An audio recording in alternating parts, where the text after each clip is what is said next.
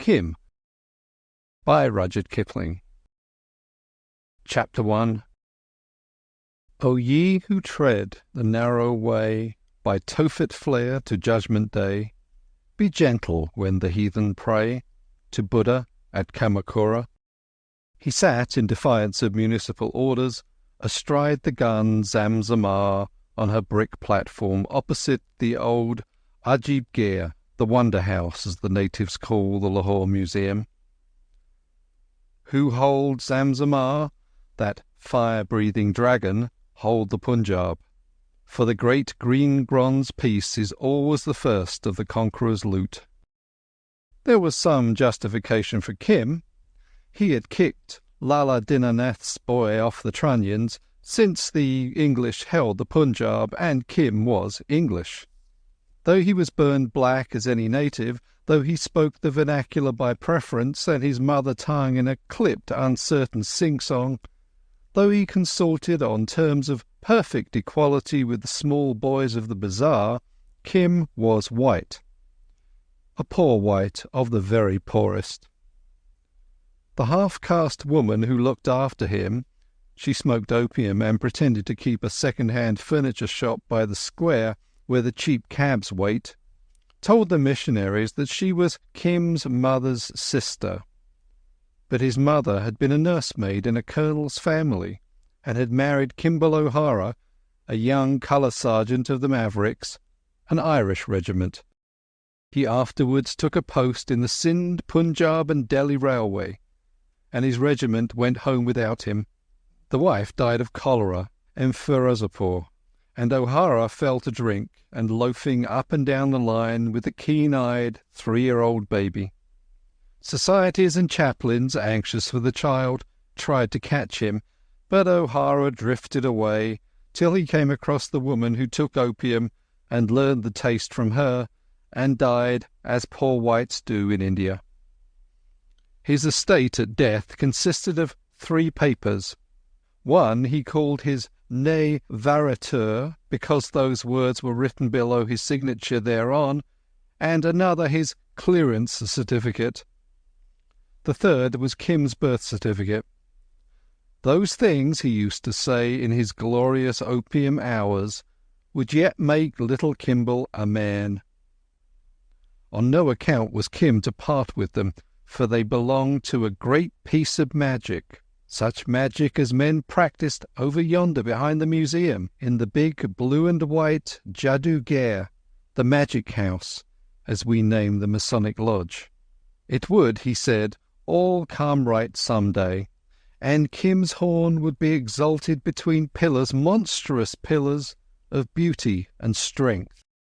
The colonel himself, riding on a horse at the head of the finest regiment in the world, would attend to Kim, little Kim that should have been better off than his father.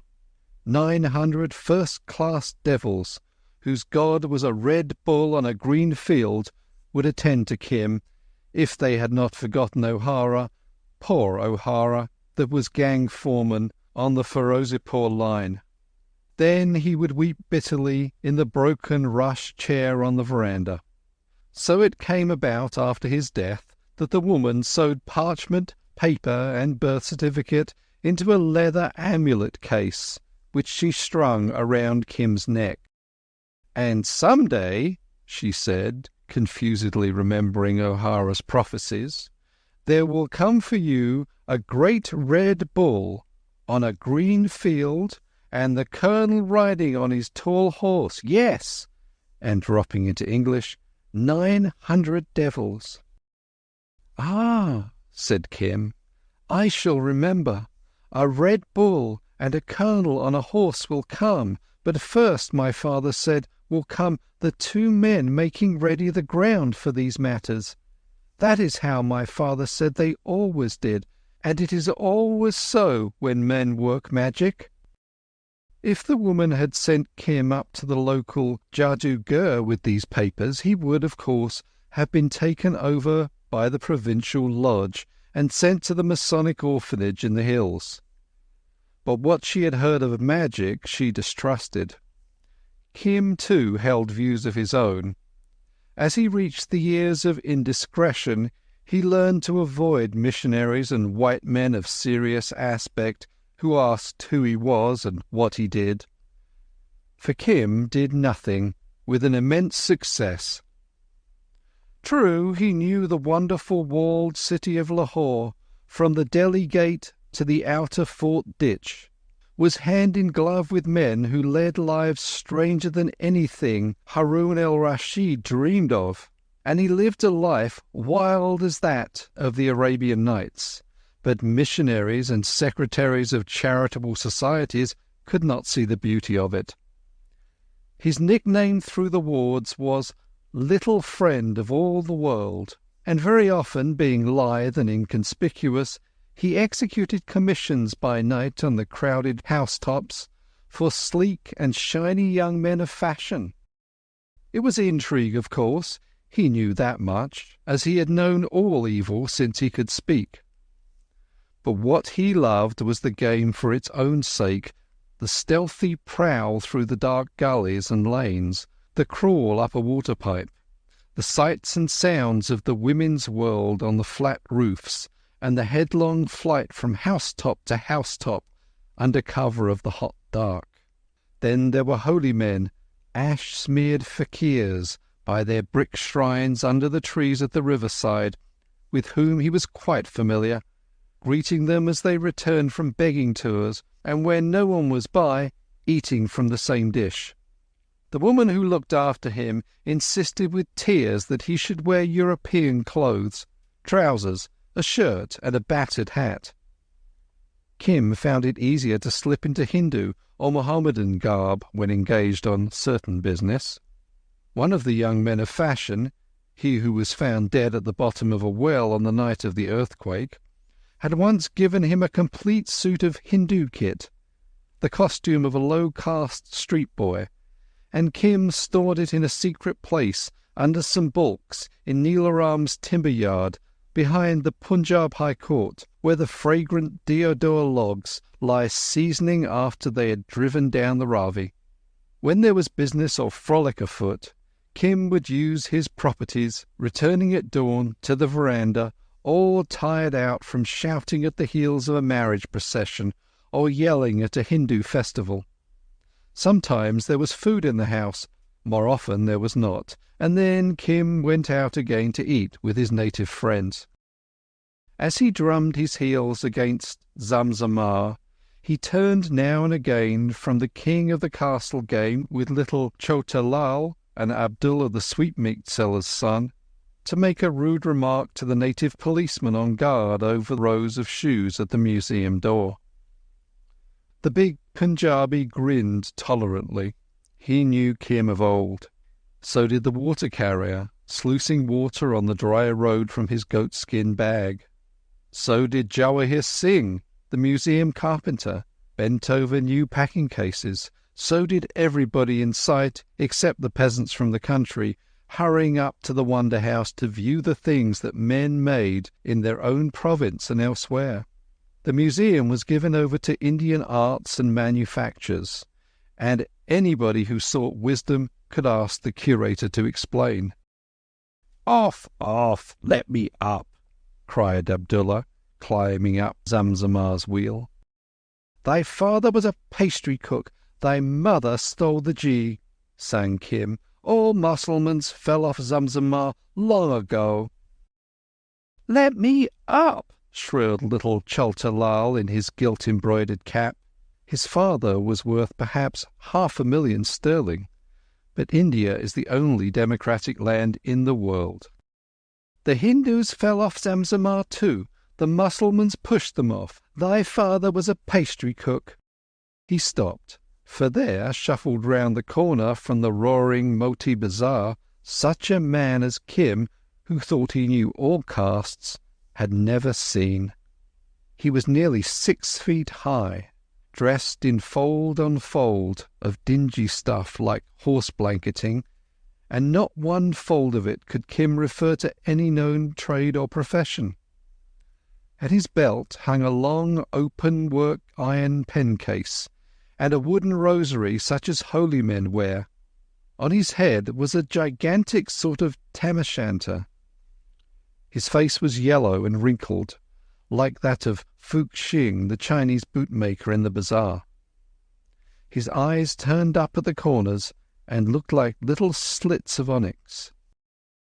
"Who is that?" said Kim to his companions. "Perhaps it is a man," said Abdullah, finger in mouth, staring. "Without doubt," returned Kim, "but he is no man of India that I have ever seen." "A priest, perhaps," said Chota Lal, spying the rosary. "See, he goes into the wonder house." "Nay, nay," said the policeman, shaking his head. "I do not understand your talk." The constable spoke Punjabi. "O friend of all the world, what does he say?" "Send him hither," said Kim, dropping from Zamzamar, flourishing his bare heels. "He is a foreigner, and thou art a buffalo." The man turned helplessly and drifted toward the boys. He was old, and his woolen gabardine still reeked of the stinking artemisia of the mountain passes. "Oh, children, what is that big house?" he said in very fair Urdu. "Abjib Gher, the Wonder House." Kim gave him no title such as Lala or Mayan. He could not divine the man's creed. "Ah, the Wonder House. Can any enter?" "It is written above the door, all can enter." "Without payment?" "I go in and out. I am no banker," laughed Kim. "Alas, I am an old man. I did not know." Then, fingering his rosary, he half turned to the museum. "What is your caste? Where is your house? Have you come far?" Kim asked. "I came by Kulu, from beyond the Kailas. But what know you? From the hills where," he sighed, "the air and water are fresh and cool." "Aha, a Kite, a Chinaman," said Abdullah proudly. Fuxin had once chased him out of his shop for spitting at the joss above the boots. "Pahari, a hillman," said little Chota Lal. "Aye, child, a hillman from hills thou'll never see. Didst hear of Bhotiyal, Tibet? I am no Kite, but a Bhotiyal, a Tibetan. Since you must know, a Lama, or say a Guru in your tongue." "A Guru from Tibet?" said Kim. "I have not seen such a man. They be Hindus in Tibet, then?" "We be followers of the middle way, living in peace in our lamaseries, and I go to see the 4 holy places before I die. Now do you, who are children, know as much as I do who am old." He smiled benignantly on the boys. "Hast thou eaten?" He fumbled in his bosom and drew forth a worn wooden begging bowl. The boys nodded. All priests of their acquaintance begged. "I do not wish to eat yet." He turned his head like an old tortoise in the sunlight. "Is it true that there are many images in the Wonder House of Lahore?" He repeated the last words as one making sure of an address. "That is true," said Abdullah. "It is full of heathen boots. Thou also art an idolater." "Never mind him," said Kim. "That is the government's house, and there is no idolatry in it, but only a sahib with a white beard. Come with me, and I will show." "Strange priests eat boys," whispered Chota Lal. "And he is a stranger and a Bhut-parasat, an idolater," said Abdullah, the Mohammedan. Kim laughed. "He is new. Run to your mother's laps and be safe. Come." Kim clicked round the self-registering turnstile. The old man followed and halted, amazed. In the entrance hall stood the larger figures of the Greco-Buddhist sculptures done, savants know how long since, by forgotten workmen whose hands were feeling, and not unskilfully, for the mysteriously transmitted Grecian touch. There were hundreds of pieces, friezes of figures in relief, fragments of statues and slabs crowded with figures that had encrusted the brick walls of the Buddhist stupas and viharas of the North Country, and now, dug up and labelled, made the pride of the museum. In open-mouthed wonder, the Lama turned to this and that, and finally checked in rapt attention before a large alto relief representing a coronation or apotheosis of the Lord Buddha. The master was represented seated on a lotus, the petals of which were so deeply undercut as to show almost detached. Round him was an adoring hierarchy of kings, elders, and old-time Buddhas. Below were lotus-covered waters with fishes and water-birds. 2 butterfly-winged duas held a wreath over his head. Above them another pair supported an umbrella, surmounted by the jewelled headdress of the Bodhisattva. The Lord, it is Sakyamuni himself, the Lama half-sobbed, and under his breath began the wonderful Buddhist invocation. To him the way, the law apart, whom Maya held beneath her heart, Ananda's Lord, the Bodhisattva. And it is he, the most excellent law is here also. My pilgrimage is well begun. And what work! Yonder is the Sahib, said Kim, and dodged sideways among the cases of the Arts and Manufactures wing. A white-bearded Englishman was looking at the Lama, who gravely turned and saluted him, and after some fumbling drew forth a notebook and a scrap of paper. "Yes, that is my name," smiling at the clumsy childish print. "One of us who made pilgrimage to the holy places. He is now abbot of the Lung Cho monastery. Gave it to me," stammered the Lama. "He spoke of these." His lean hand moved tremulously round. "Welcome, then, O Lama from Tibet. Here be the images, and I am here," he glanced at the Lama's face, "to gather knowledge. Come to my office a while." The old man was trembling with excitement. The office was but a little wooden cubicle partitioned off from the sculpture-lined gallery. Kim laid himself down, his ear against a crack in the heat-split cedar door, and, following his instinct, stretched out to listen and watch. Most of the talk was altogether above his head. The Lama, haltingly at first, spoke to the curator of his own lamasery, the Such Sen opposite the Painted Rocks, 4 months' march away. The curator brought out a huge book of photos and showed him that very place, perched on its crag, overlooking the gigantic valley of many-hued strata. Aye. The Lama mounted a pair of horn-rimmed spectacles of Chinese work. "Here is the little door through which we bring wood before winter. And thou, the English know of these things? He who is now abbot of Lung Cho told me, but I did not believe. The Lord, the Excellent One, he has honour here too, and his life is known. It is all carven upon the stones. Come and see if thou art rested." Out shuffled the Lama to the main hall, and the curator beside him went through the collection with the reverence of a devotee and the appreciative instinct of a craftsman.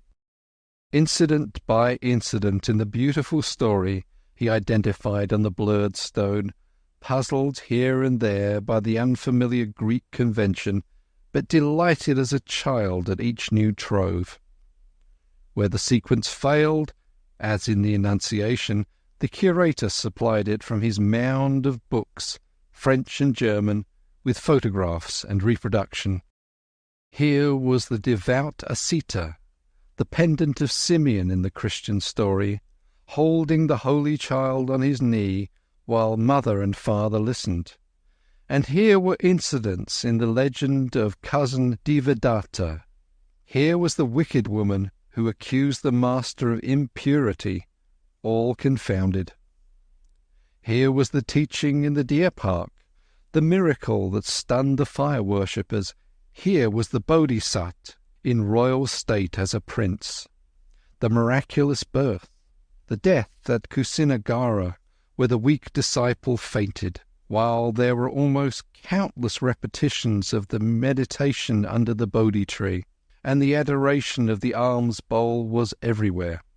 In a few minutes the curator saw that his guest was no mere bead-telling mendicant, but a scholar of parts, and they went at it all over again, the Lama taking snuff, wiping his spectacles, and talking at railway speed in a bewildering mixture of Urdu and Tibetan. He had heard of the travels of the Chinese pilgrims Fu Haiyuan and Huan Seng, and was anxious to know if there was any translation of their record. He drew in his breath as he turned helplessly over the pages of Beale and Stanislaus Julian. "'Tis all here, a treasure locked." Then he composed himself reverently to listen to fragments hastily rendered into Urdu. For the first time he heard of the labours of European scholars who, by the help of these and 100 other documents, have identified the holy places of Buddhism. Then he was shown a mighty map, spotted and traced with yellow. The brown finger followed the curator's pencil from point to point.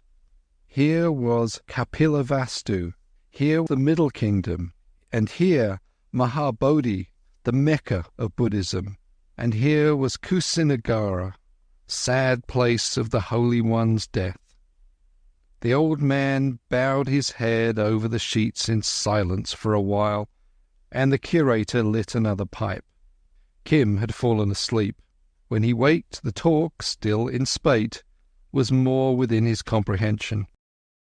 "And thus it was, O fountain of wisdom, that I decided to go to the holy places which his foot had trod, to the birthplace, even to Kapila, then to Mahabodhi, which is Buddhagai, to the monastery, to the deer park, to the place of his death." The Lama lowered his voice. "And I come here alone. For 5, 7, 18, 40 years it was in my mind that the old law was not well followed, being overlaid, as thou knowest, with devildom, charms, and idolatry, even as the child outside said but now. Aye, even as the child said, with Budparatsi. So it comes with all faiths. Think'st thou? The books of my lamasery I read, and they were dried pith. And the later ritual, with which we of the reformed law have cumbered ourselves, that too had no worth to these old eyes. Even the followers of the Excellent One are at feud on feud with one another. It is all illusion, aye, Maya, illusion. But I have another desire." The seamed yellow face drew within 3 inches of the curator, and the long forefinger nail tapped on the table. "Your scholars by these books have followed the blessed feet in all their wanderings, but there are things which they have not sought out. I know nothing, nothing do I know, but I go to free myself from the wheel of things by a broad and open road." He smiled with most simple triumph. "As a pilgrim to the holy places, I acquire merit, but there is more. Listen to a true thing. When our gracious Lord, being as yet a youth, sought a mate, men said in his father's court that he was too tender for marriage. Thou knowest?" The curator nodded, wondering what would come next. So they made a triple trial of strength against all comers. And at the test of the bow, our Lord, first breaking that which they gave him, called for such a bow as none might bend. Thou knowst? It is written, I have read. And overshooting all other marks, the arrow passed far and far beyond sight. At last it fell, and where it touched earth, there broke out a stream, which presently became a river, whose nature, by our Lord's beneficence, and that merit he acquired ere he freed himself, is that whoso bathes in it washes away all taint and speckle of sin. So it is written, said the curator sadly. The Lama drew a long breath. Where is that river? Fountain of wisdom, where fell the arrow? Alas, my brother, I do not know, said the curator. Nay, if it please thee to forget the one thing only that thou hast not told me, surely thou must know. See, I am an old man. I asked with my head between my feet, O fountain of wisdom. We know he drew the bow. We know the arrow fell. We know the stream gushed. Where then is the river? My dream told me to find it, so I came. I am here, but where is the river? If I knew, think you I would not cry it aloud? By it one attains freedom from the wheel of things, the Lama went on, unheeding. The river of the arrow, think again, some little stream maybe, dried in the heats. But the Holy One would never so cheat an old man. I do not know. I do not know. The Lama brought his 1,000-wrinkled face once more a hand's breadth from the Englishman's. I see thou dost not know. Not being of the law, the matter is hid from thee. Aye, hidden. We are both bound, thou and I, my brother. But I— he rose with a sweep of the soft, thick drapery. I go to cut myself free. Come also. I am bound, said the curator. But whither goest thou? First to Kashi, Benares. Where else?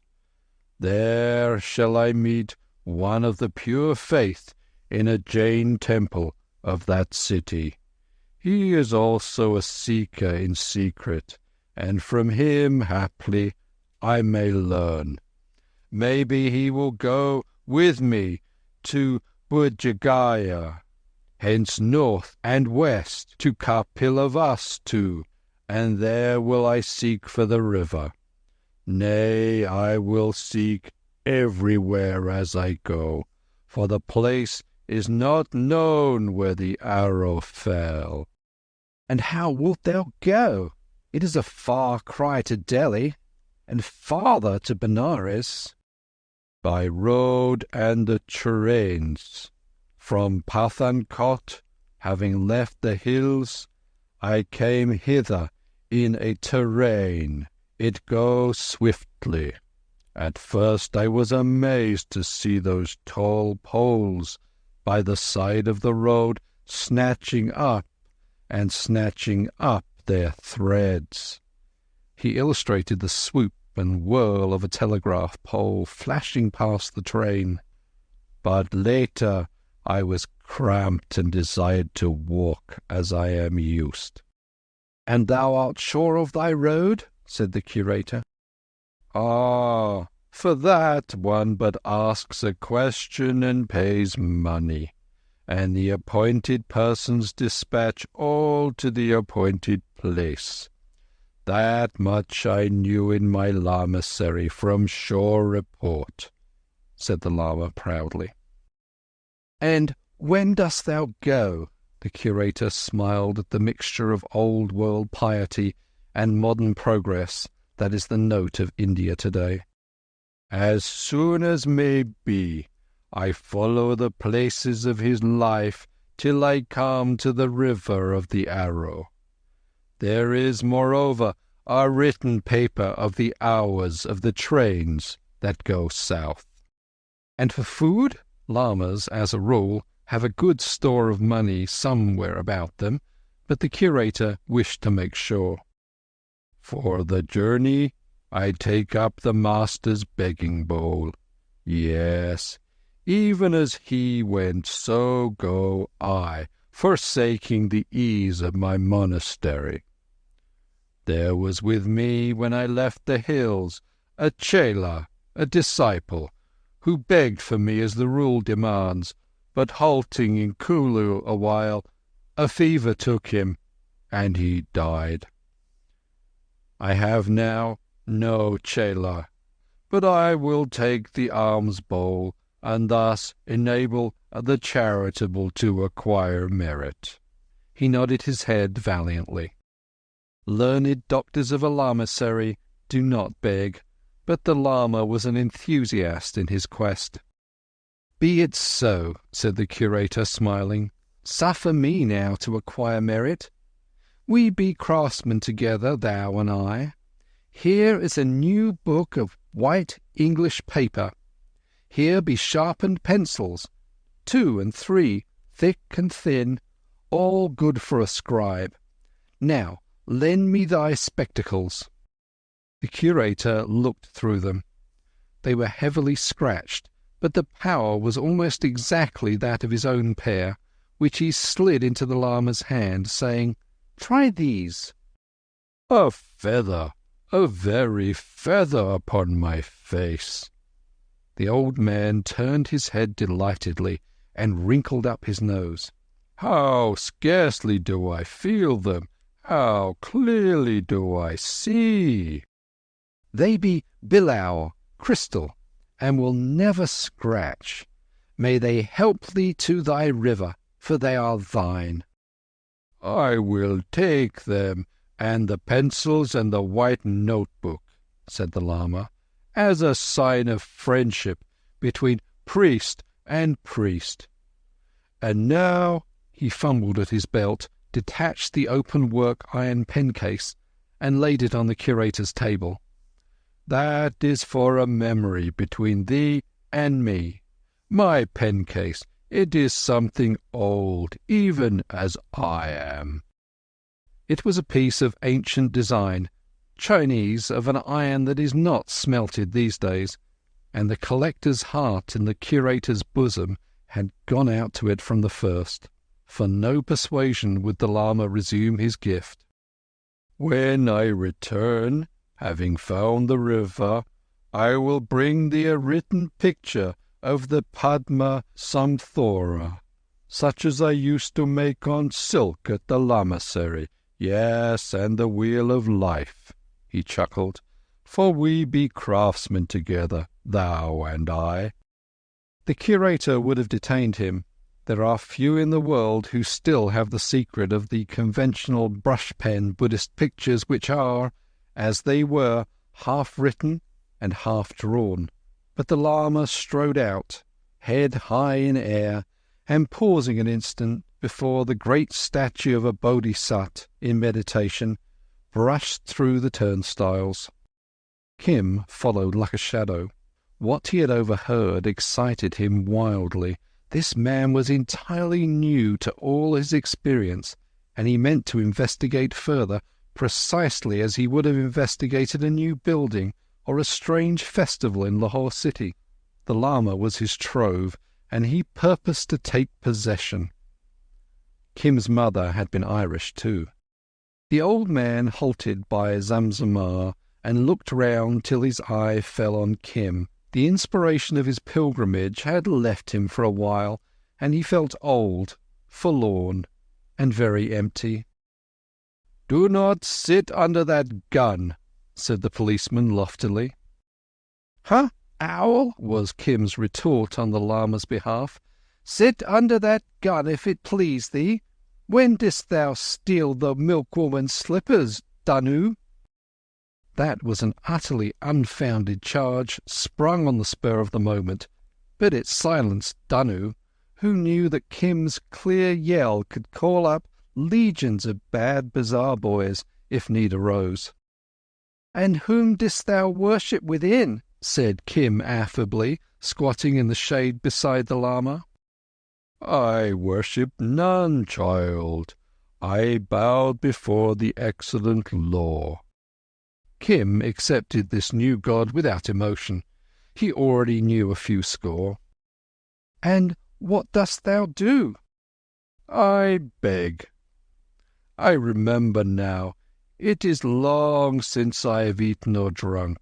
What is the custom of charity in this town? In silence, as we do of Tibet, or speaking aloud?" "Those who beg in silence starve in silence," said Kim, quoting a native proverb. The Lama tried to rise, but sank back again, sighing for his disciple, dead in faraway Kulu. Kim watched, head to one side, considering and interested. "Give me the bowl. I know the people of this city, all who are charitable. Give, and I will bring it back filled." Simply as a child, the old man handed him the bowl. "Rest thou. I know the people." He trotted off to the open shop of a kundri, a low-caste vegetable seller, which lay opposite the Belt tramway line down at the Moti Bazaar. She knew Kim of old. "Oho! Hast thou turned yogi with thy begging bowl?" she cried. "Nay," said Kim proudly. "There is a new priest in the city, a man such as I have never seen." "Old priest, young tiger," said the woman angrily. "I'm tired of new priests. They settle on our wares like flies. Is the father of my son a well of charity to give to all who ask?" "No," said Kim. "Thy man is rather yagi, bad-tempered, than yogi, a holy man. But this priest is new. The Sahib in the Wonder House has talked to him like a brother. Oh, my mother, fill me this bowl. He waits." "That bowl indeed, that cow-bellied basket. Thou hast as much grace as the holy bull of Shiv. He has taken the best of a basket of onions already this morn, and forsooth, I must fill thy bowl. He comes here again." The huge, moose-coloured Brahmini bull of the ward was shouldering his way through the many-coloured crowd, a stolid plantain hanging out of his mouth. He headed straight for the shop, well knowing his privileges as a sacred beast, lowered his head, and puffed heavily along the line of baskets ere making his choice. Up flew Kim's hard little heel and caught him on his moist blue nose. He snorted indignantly and walked away across the tram rails, his hump quivering with rage. "See, I have saved more than the bowl will cost thrice over. Now, mother, a little rice and some dried fish atop, yes, with some vegetable curry." A growl came out of the back of the shop where a man lay. "He drove away the bull," said the woman in an undertone. "It's good to give to the poor." She took the bowl and returned it full of hot rice. "But my yogi is not a cow," said Kim gravely, making a hole with his fingers in the top of the mound. "A little curry is good, and a fried cake and a morsel of conserve would please him, I think." "It is a hole as big as thy head," said the woman fretfully.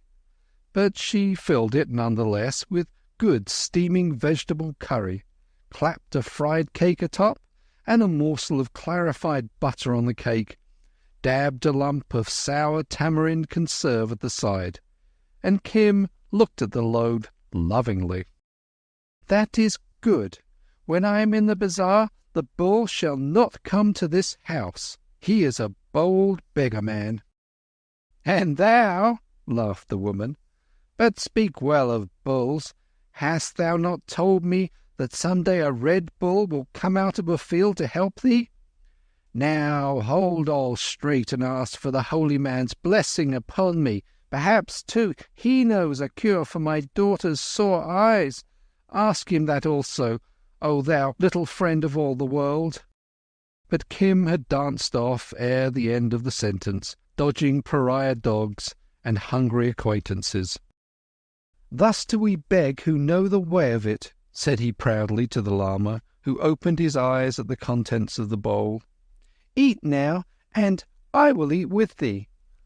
Oh, hey, beastie!" he called to the water-carrier, sluicing the crotons by the museum.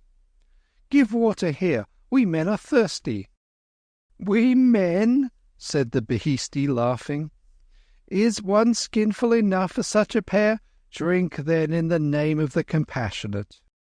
He loosed a thin stream into Kim's hands, who drank native fashion, but the Lama must needs pull out a cup from his inexhaustible upper draperies and drink ceremonially. "Pardesi, a foreigner," Kim explained as the old man delivered in an unknown tongue what was evidently a blessing. They ate together in great content, clearing the begging bowl. Then the Lama took snuff from a portentous wooden snuff-gourd, fingered his rosary a while, and so dropped into the easy sleep of age as the shadow of Zamzamar grew long. Kim loafed over to the nearest tobacco seller, a rather lively young Mohammedan woman, and begged a rank cigar of the brand that they sell to students of the Punjab University who copy English customs. Then he smoked and thought, knees to chin, under the belly of the gun, and the outcome of his thoughts was a sudden and a stealthy departure in the direction of Neela Ram's timber yard. The Lama did not wake till the evening life of the city had begun with lamp-lighting and the return of white-robed clerks and subordinates from the government offices. He stared dizzily in all directions, but none looked at him, save a Hindu urchin in a dirty turban and Isabella-coloured clothes. Suddenly he bowed his head on his knees and wailed. "What is this?" said the boy, standing before him. "Hast thou been robbed?"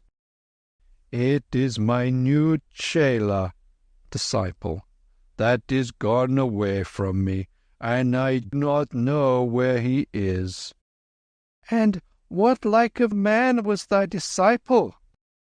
"It was a boy who came to me in place of him who died on account of the merit which I had gained when I bowed before the law within there." He pointed towards the museum. "He came upon me to show me a road which I had lost. He led me into the wonder house, and by his talk emboldened to speak to the keeper of the images, so that I was cheered and made strong. But when I was faint with hunger, he begged for me, as would a chela for his teacher. Suddenly was he sent. Suddenly has he gone away. It was in my mind to have taught him the law upon the road to Benares." Kim stood amazed at this, because he had overheard the talk in the museum and knew that the old man was speaking the truth, which is a thing a native on the road seldom presents to a stranger. "But I see now that he was but sent for a purpose. But this I know, that I shall find a certain river for which I seek." "The river of the arrow?" said Kim with a superior smile. "Is this yet another sending?" cried the Lama. "To none have I spoken of my search, save to the priest of the images. Who art thou?" "Thy chela," said Kim simply, sitting on his heels. "I have never seen anyone like to thee in all this my life. I go with thee to Benares, and too I think that so old a man as thou, speaking the truth to chance-met people at dusk, is in great need of a disciple." "But the river of the Arrow." "Oh, that I heard when thou wert speaking to the Englishman. I lay against the door." The Lama sighed. "I thought thou hadst been a guide permitted. Such things fall sometimes, but I am not worthy. Thou dost not then know the river?" "Not I," Kim laughed uneasily. "I go to look for a bull, a red bull, on a green field, who shall help me." Boy-like, if an acquaintance had a scheme, Kim was quite ready with one of his own, and boy-like he had really thought for as much as 20 minutes at a time of his father's prophecy. "To what, child?" said the Lama. "God knows, but so my father told me. I heard thy talk in the Wonder House of all those new strange places in the hills, and if one so old and so little, so used to truth-telling, may go out for the small matter of a river, it seemed to me that I too must go a-travelling. If it is our fate to find those things, we shall find them, thou thy river, and I my bull, and the strong pillars, and some other matters that I forget." "It is not pillars, but a wheel, from which I would be free," said the Lama. "That is all one. Perhaps they will make me a king," said Kim, serenely prepared for anything. "I will teach thee other and better desires upon the road," the Lama replied in the voice of authority. "Let us go to Benares." "Not by night. Thieves are abroad. Wait till the day." "But there is no place to sleep." The old man was used to the order of his monastery, and though he slept on the ground as the rule decrees, preferred a decency in these things. "We shall get good lodging at the Kashmir Serai," said Kim, laughing at his perplexity. "I have a friend there. Come." The hot and crowded bazaars blazed with light as they made their way through the press of all the races of Upper India, and the Lama mooned through it like a man in a dream. It was his first experience of a large manufacturing city, and the crowded tram-car with its continually squealing brakes frightened him. Half pushed, half towed, he arrived at the high gate of the Kashmir Serai, that huge open square over against the railway station, surrounded with arched cloisters, where the camel and the horse caravans put up on their return from Central Asia. Here were all manner of northern folk, tending tethered ponies and kneeling camels, loading and unloading bales and bundles, drawing water for the evening meal at the creaking well windlasses, piling grass before the shrieking wild-eyed stallions, cuffing the surly caravan dogs, paying off camel drivers, taking on new grooms, swearing, shouting, arguing and chafing in the packed square. The cloisters, reached by 3 or 4 masonry steps, made a haven of refuge around this turbulent sea. Most of them were rented to traders, as we rent the arches of a viaduct, the space between pillar and pillar being bricked or boarded off into rooms, which were guarded by heavy wooden doors and cumbrous native padlocks. Locked doors showed that the owner was away, and a few rude, sometimes very rude, chalk or paint scratches told where he had gone. Thus, "Lutaf Ullah is gone to Kurdistan," below in coarse verse, "O Allah, who sufferest lice to live on the coat of a Kabuli, why hast thou allowed this louse Lutaf to live so long?" Kim, fending the Lama between excited men and excited beasts, sidled along the cloisters to the far end, nearest the railway station, where Mahbub Ali, the horse-trader, lived when he came in from that mysterious land beyond the passes of the north. Kim had had many dealings with Mahbub in his little life, especially between his 10th and his 13th year, and the big burly Afghan, his beard dyed scarlet with lime, for he was elderly and did not wish his grey hairs to show, knew the boy's value as a gossip. Sometimes he would tell Kim to watch a man who had nothing whatever to do with horses, to follow him for one whole day, and report every soul with whom he talked.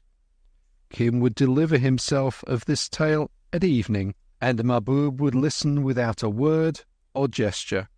It was intrigue of some kind, Kim knew, but its worth lay in saying nothing whatever to anyone except Mahbub, who gave him beautiful meals all hot from the cook-shop at the head of the Sarai, and once as much as 8 annas in money. "Here he is," said Kim, hitting a bad-tempered camel on the nose. "Oh, hey, Mahbub Ali!" He halted at a dark arch and slipped behind the bewildered lama. The horse-trader, his deep embroidered Bukhariot belt unloosed, was lying on a pair of silk carpet saddlebags, pulling lazily at an immense silver hookah. He turned his head very slightly at the cry, and seeing only the tall, silent figure, chuckled in his deep chest. "Allah! A lama! A red lama! It is far from Lahore to passes. What dost thou do here?" The lama held out the begging bowl mechanically. "God curse on all unbelievers," said Mahbub. "I do not give to a lousy Tibetan, but ask my Baltis over yonder behind the camels. They may value your blessings. Ho, horse boys! Here's a countryman of yours. See if he be hungry." A shaven, crouching Balti, who had come down with the horses, and who was nominally some sort of degraded Buddhist, fawned upon the priest, and in thick gutturals besought the Holy One to sit at the horseboy's fire. "Go," said Kim, pushing him lightly, and the lama strode away, leaving Kim at the edge of the cloister. "Go," said Mahbub Ali, returning to his hookah. "Little Hindu, run away. God's curse on all unbelievers. Beg from those of my tale who are of thy faith." "Maharaj," whined Kim, using the Hindu form of address, and thoroughly enjoying the situation, "my father is dead, my mother is dead, my stomach is empty." "Beg from my men among the horses, I say. There must be some Hindus in my tale." "Oh, Mahbub Ali, but am I a Hindu?" said Kim in English. The trader gave no sign of astonishment, but looked under shaggy eyebrows. "Little friend of all the world," he said, "what is this?" "Nothing. I am now that holy man's disciple, and we go a pilgrimage together to Benares, he says. He's quite mad, and I am tired of Lahore city. I wish new air and water." "But for whom dost thou work? Why come to me?" The voice was harsh with suspicion. "To whom else should I come? I have no money. It is not good to go about without money.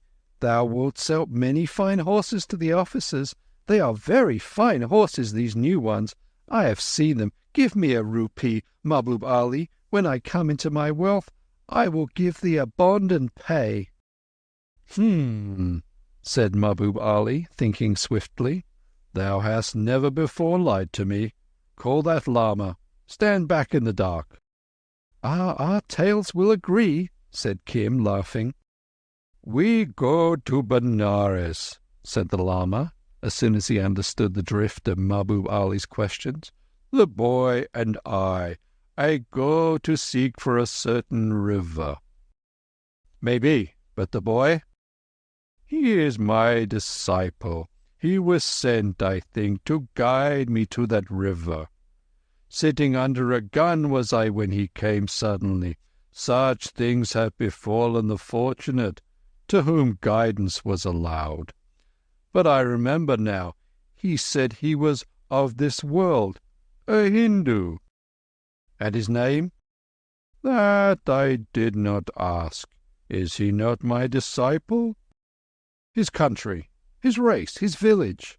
Mussulman, Sikh, Hindu, Jain, low caste or high. Why should I ask? There is neither high nor low in the middle way. If he is my chela, can anyone take him from me? For, look you, without him I shall not find my river. He wagged his head solemnly. None shall take him from thee. Go sit among my Baltis, said Mahbub Ali, and the Lama drifted off, soothed by the promise. Is he not quite mad? Said Kim, coming forward to the light again. Why should I lie to thee, Haji? Mahbub puffed his hookah in silence. Then he began, almost whispering, Umballa is on the way to Benares, if indeed ye two go there. Tut! I tell you, he does not know how to lie, as we two know. And if thou wilt carry a message for me as far as Umballa, I will give thee money. It concerns a horse, a white stallion which I have sold to an officer upon the last time I returned from the passes. But then, stand nearer and hold up hands as begging. The pedigree of the white stallion is not fully established, and that officer, who is now at Umballa, bade me made it clear. Mahbub here described the house and the appearance of the officer. So the message to that officer will be, the pedigree of the white stallion is fully established. By this he will know that thou comest from me.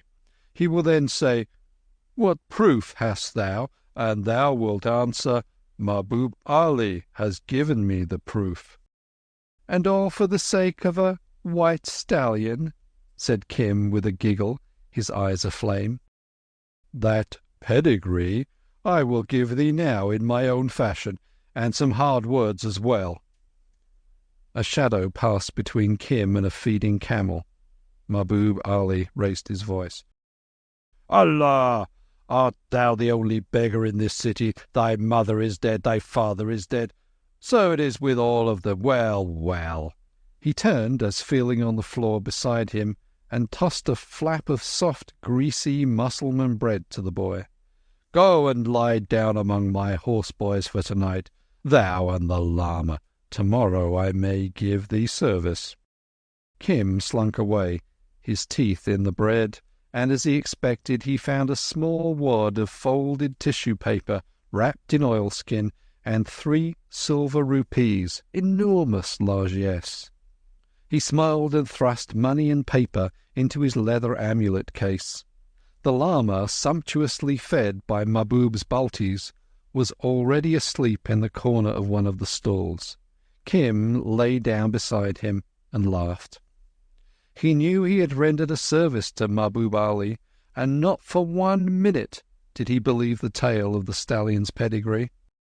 But Kim did not suspect that Mahbub Ali, known as one of the best horse dealers in the Punjab, a wealthy and enterprising trader whose caravans penetrated far and far into the back of beyond, was registered in one of the locked books of the Indian Survey Department as C251B. Twice or thrice yearly, C25 would send in a little story, badly told but most interesting, and generally it was checked by the statements of R17 and M4, quite true. It concerned all manner of out-of-the-way mountain principalities, explorers of nationalities other than English, and the gun trade. Was, in brief, a small portion of the vast mass of information received on which the Indian government acts. But recently 5 confederated kings who had no business to confederate had been informed by a kindly northern power that there was a leakage of news from their territories into British India. So those kings' prime ministers were seriously annoyed and took steps after the Oriental fashion. They suspected, among others, the bullying, red-bearded horse-dealer whose caravans ploughed through their fastnesses belly-deep in snow. At least his caravan that season had been ambushed and shot at twice on the way down, when Mahbub's men accounted for 3 strange ruffians who might or might not have been hired for the job.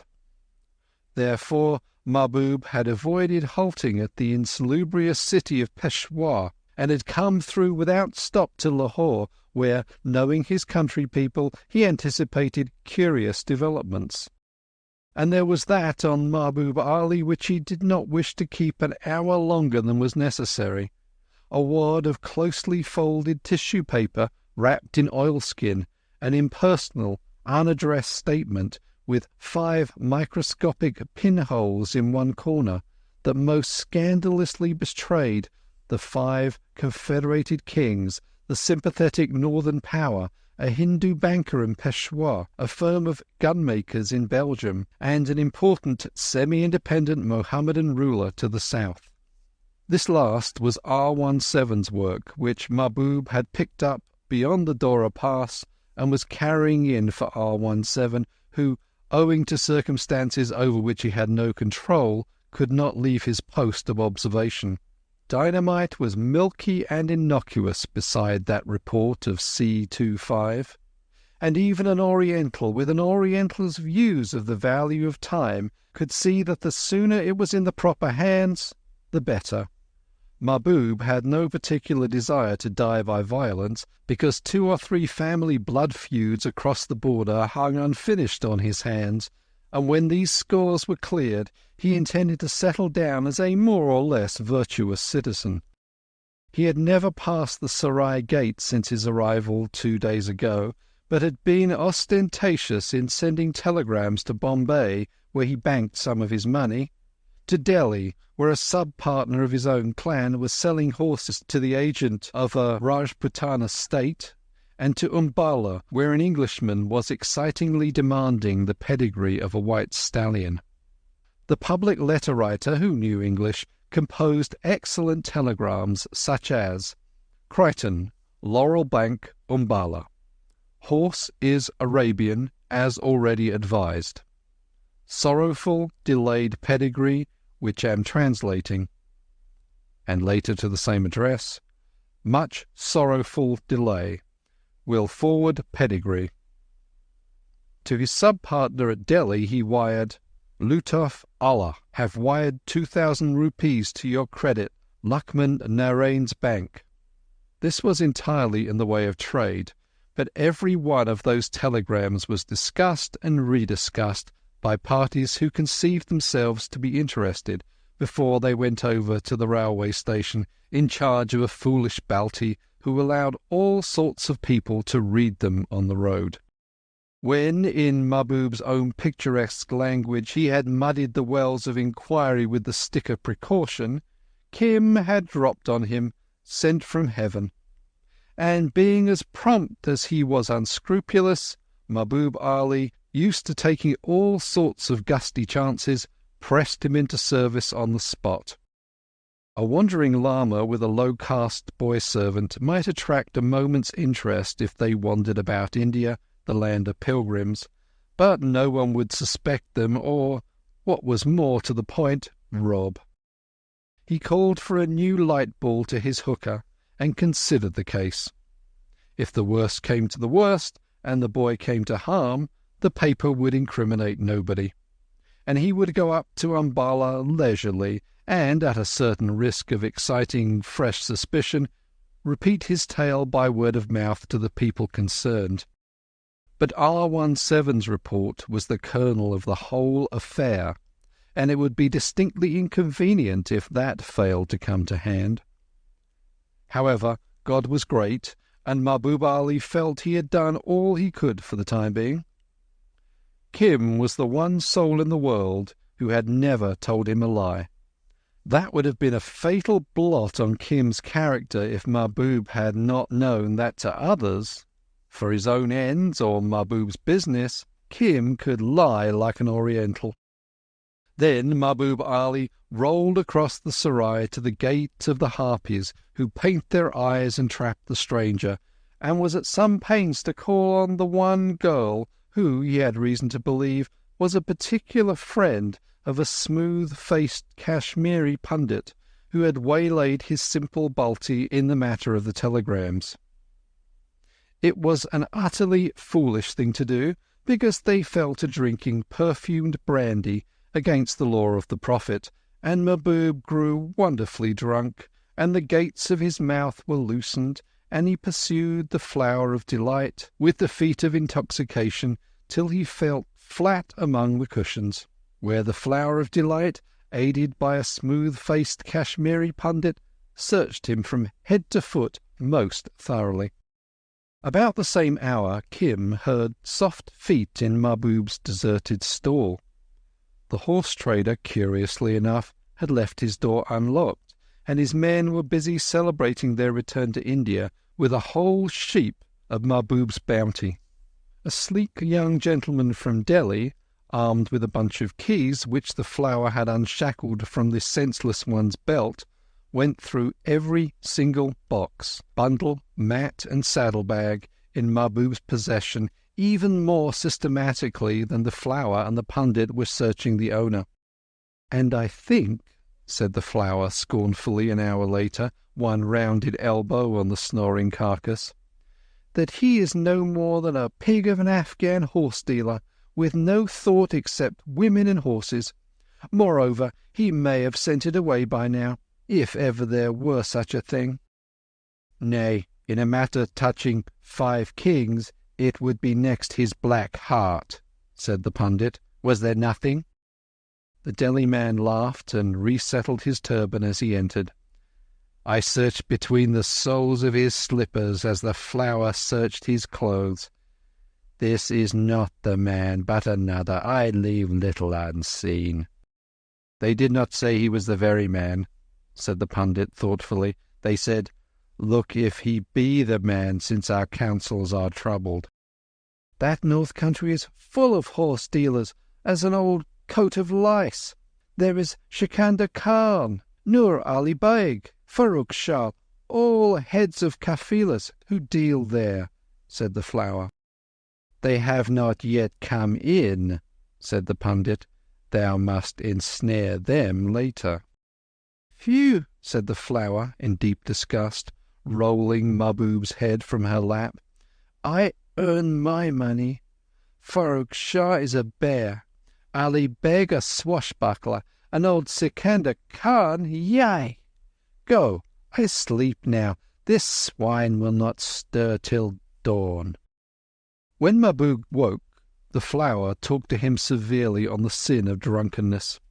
Asiatics do not wink when they have outmanoeuvred an enemy, but as Mahbub Ali cleared his throat, tightening his belt, and staggered forth under the early morning stars, he came very near to it.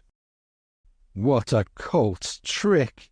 he said to himself, "as if every girl in Peshawar did not use it, but 'twas prettily done.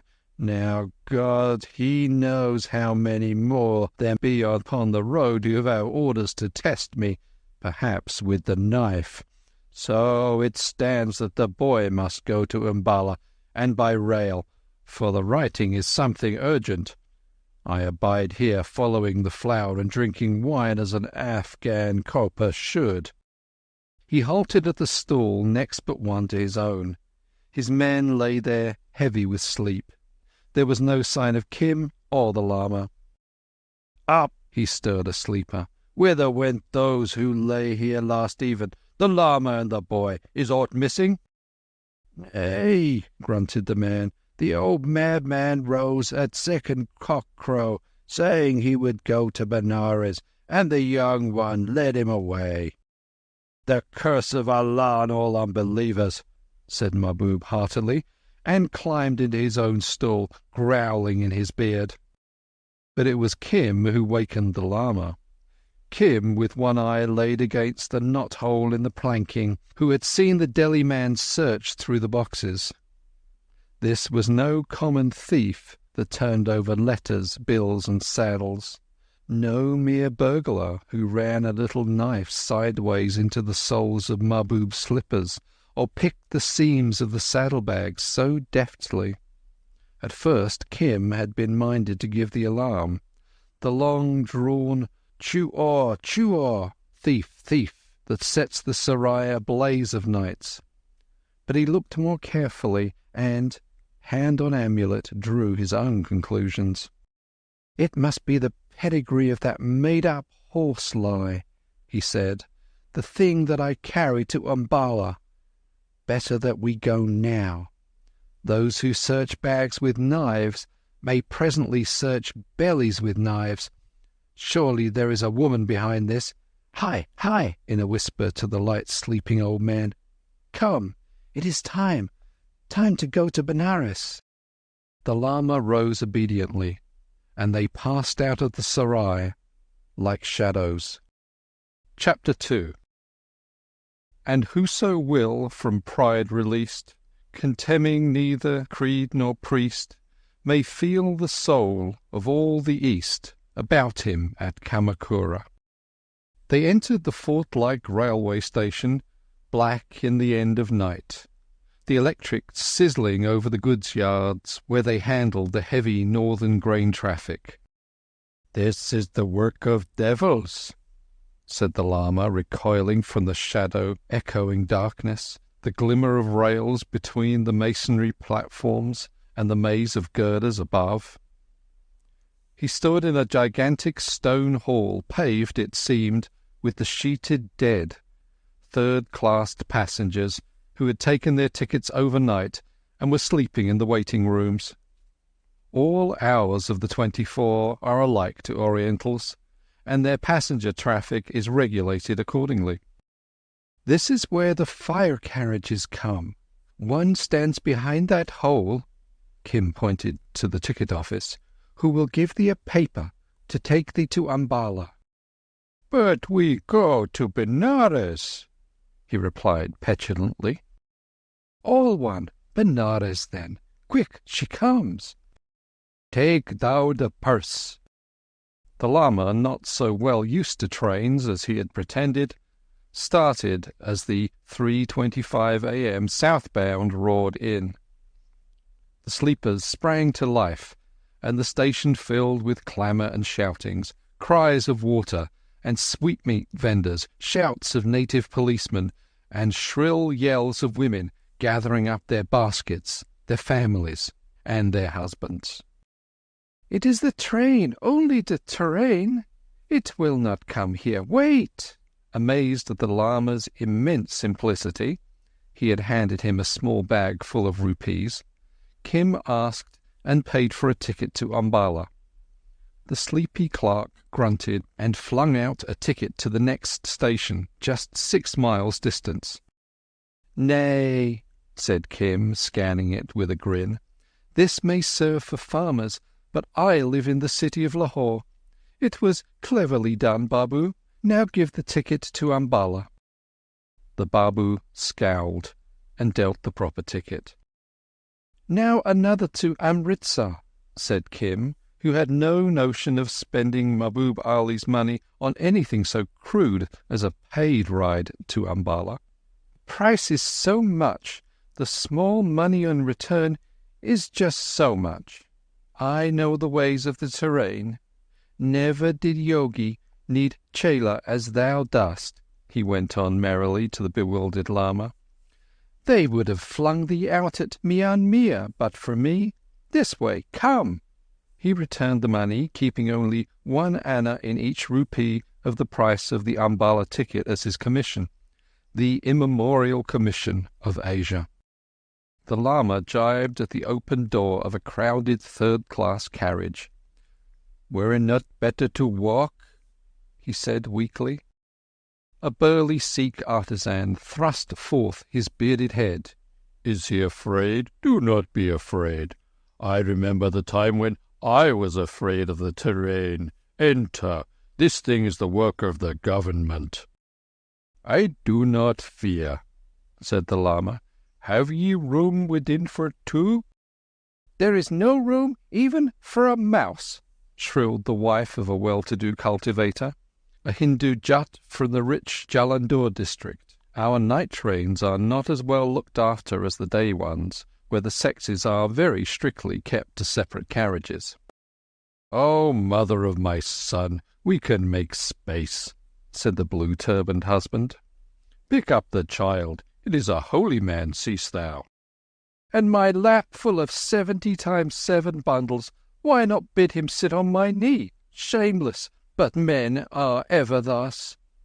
She looked round for approval. An Amritsar courtesan near the window sniffed behind her head drapery. "Enter, enter!" cried a fat Hindu moneylender, his folded account-book in a cloth under his arm, with an oily smirk. "It is well to be kind to the poor." "I at 7% a month with a mortgage on the unborn calf," said a young Dogra soldier going south on leave, and they all laughed. "Will it travel to Benares?" said the Lama. "Assuredly. Else why should we come? Enter, or we are left," cried Kim. "See!" shrilled the Amritsar girl. "He has never entered a train. Oh, see!" "Nay, help!" said the cultivator, putting out a large brown hand and hauling him in. "Thus is it done, father." But I sit on the floor. It is against the rule to sit on a bench," said the Lama. "Moreover, it cramps me." "I say," began the moneylender, pursing his lips, "that there is not one rule of right living with which these terrains do not cause us to break. We sit, for example, side by side with all castes and peoples." "Yea, and with the most outrageously shameless ones," said the wife, scowling at the Amritsar girl, making eyes at the young sepoy. "I said we might have gone by cart along the road," said the husband, "and thus saved some money." "Yes, and spent twice over what we saved on food by the way. That was talked out 10,000 times. "Aye, by 10,000 tongues," grunted he. "The gods help us poor women, if we may not speak. Oh, no! He is of that sort which may not look at or reply to a woman," for the Lama, constrained by his rule, took not the faintest notice of her. "And his disciple is like him?" "Nay, mother," said Kim most promptly, "not when the woman is well-looking and, above all, charitable to the hungry." "A beggar's answer," said the Sikh, laughing. "Thou hast brought it upon thyself, sister." Kim's hands were crooked in supplication. "And whither goest thou?" said the woman, handing him the half of a cake from a greasy package. "Even to Benares." "Jugglers, belike," the young soldier suggested. "Have ye any tricks to pass the time? Why does not that yellow man answer?" "Because," said Kim stoutly, "he is holy, and thinks upon matters hidden from thee." "That may be well. We of the Ludhiana Sikhs," he rolled it out sonorously, "do not trouble our heads with doctrine. We fight." "My sister's brother's son is a naik (corporal) in that regiment," said the Sikh craftsman quietly. "There are also some Dogra companies there." The soldier glared, for a Dogra is of another caste than a Sikh, and the banker tittered. "They are all one to me," said the Amritsar girl. "That we believe," snorted the cultivator's wife malignantly. "Nay, but all who serve the Sirkar with weapons in their hands are, as it were, one brotherhood. There is one brotherhood of the caste, but beyond that again—" She looked round timidly. "The bond of the Pulton, the regiment, eh?" "My brother is in a Jat regiment," said the cultivator. "Dogras be good men." "Thy Sikhs at least were of that opinion," said the soldier with a scowl at the placid old man in the corner. "Thy Sikhs thought so when our 2 companies came to aid them at the Pirzai Kotal in the face of 8 Afridi standards on the ridge not 3 months gone." He told the story of a border action in which the Dogra companies of the Ludhiana Sikhs had acquitted themselves well. The Amritsar girl smiled, for she knew the tale was to win her approval. "Alas," said the cultivator's wife at the end, "so their villages were burned and their little children were made homeless. They had marked our dead. They paid a great payment after we of the Sikhs had schooled them. So it was. Is this Amritsar?" "Aye, and here they cut our tickets," said the banker, fumbling at his belt. The lamps were paling in the dawn when the half-caste guard came round. Ticket collecting is a slow business in the East, where people secrete their tickets in all sorts of curious places. Kim produced his and was told to get out. "But I go to Umballa," he protested. "I go with this holy man." "Thou canst go to Jahannam for all I care. This ticket is only to Amritsar. Out!" Kim burst into a flood of tears, protesting that the Lama was his father and his mother, that he was the prop of the Lama's declining years, and that the Lama would die without his care.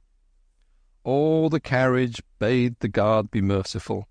The banker was especially eloquent here, but the guard hauled Kim onto the platform. The Lama blinked.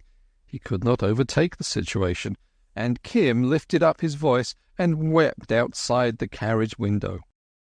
"I am very poor.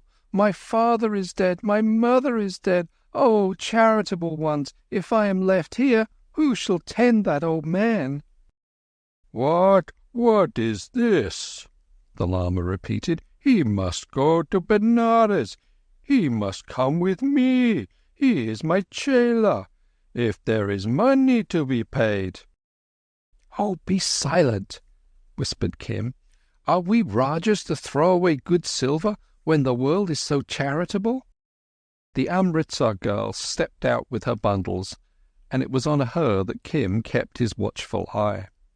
Ladies of that persuasion, he knew, were generous. "A ticket, a little ticket, to Umballa, O breaker of hearts!" She laughed. "Hast thou no charity? Does the holy man come from the north?" "From far and far in the north he comes," cried Kim. "From among the hills." "There is snow among the pine trees in the north. In the hills there is snow. My mother was from Kulu. Get thee a ticket. Ask him for a blessing." 10,000 blessings!" shrilled Kim. "Oh, Holy One, a woman has given us in charity so that I can come with thee. A woman with a golden heart. I run for the ticket." The girl looked up at the Lama, who had mechanically followed Kim to the platform. He bowed his head that he might not see her, and muttered in Tibetan as she passed on with the crowd. "Light come, light go," said the cultivator's wife viciously. "She has acquired merit," returned the Lama. "Beyond doubt it was a nun. There be 10,000 such nuns in Amritsar alone. Return, old man, or the terrain may depart without thee," cried the banker. "Not only was it sufficient for the ticket, but for a little food also," said Kim, leaping to his place. "Now eat, Holy One. Look, day comes." Golden, rose, saffron, and pink, the morning mist smoked away across the flat green levels. All the rich Punjab lay out in the splendour of the keen sun. The Lama flinched a little as the telegraph posts swung by. "Great is the speed of the terrain," said the banker with a patronizing grin. "We have gone farther since Lahore than thou couldst walk in 2 days. At even we shall enter Umballa." "And that is still far from Benares," said the Lama wearily, mumbling over the cakes that Kim offered. They all unloosed their bundles and made their morning meal. Then the banker, the cultivator, and the soldier prepared their pipes and wrapped the compartment in choking, acrid smoke, spitting and coughing and enjoying themselves. The Sikh and the cultivator's wife chewed pan. The Lama took snuff and told his beads, while Kim, cross-legged, smiled over the comfort of a full stomach. "What rivers have ye by Benares?" said the Lama of a sudden to the carriage at large. "We have Ganga," returned the banker, when the little titter had subsided. "What others?" "What other than Ganga?" "Nay, but in my mind was the thought of a certain river of healing." "That is Ganga. Who bathes in her is made clean and goes to the gods. Thrice have I made pilgrimage to Ganga." He looked round proudly.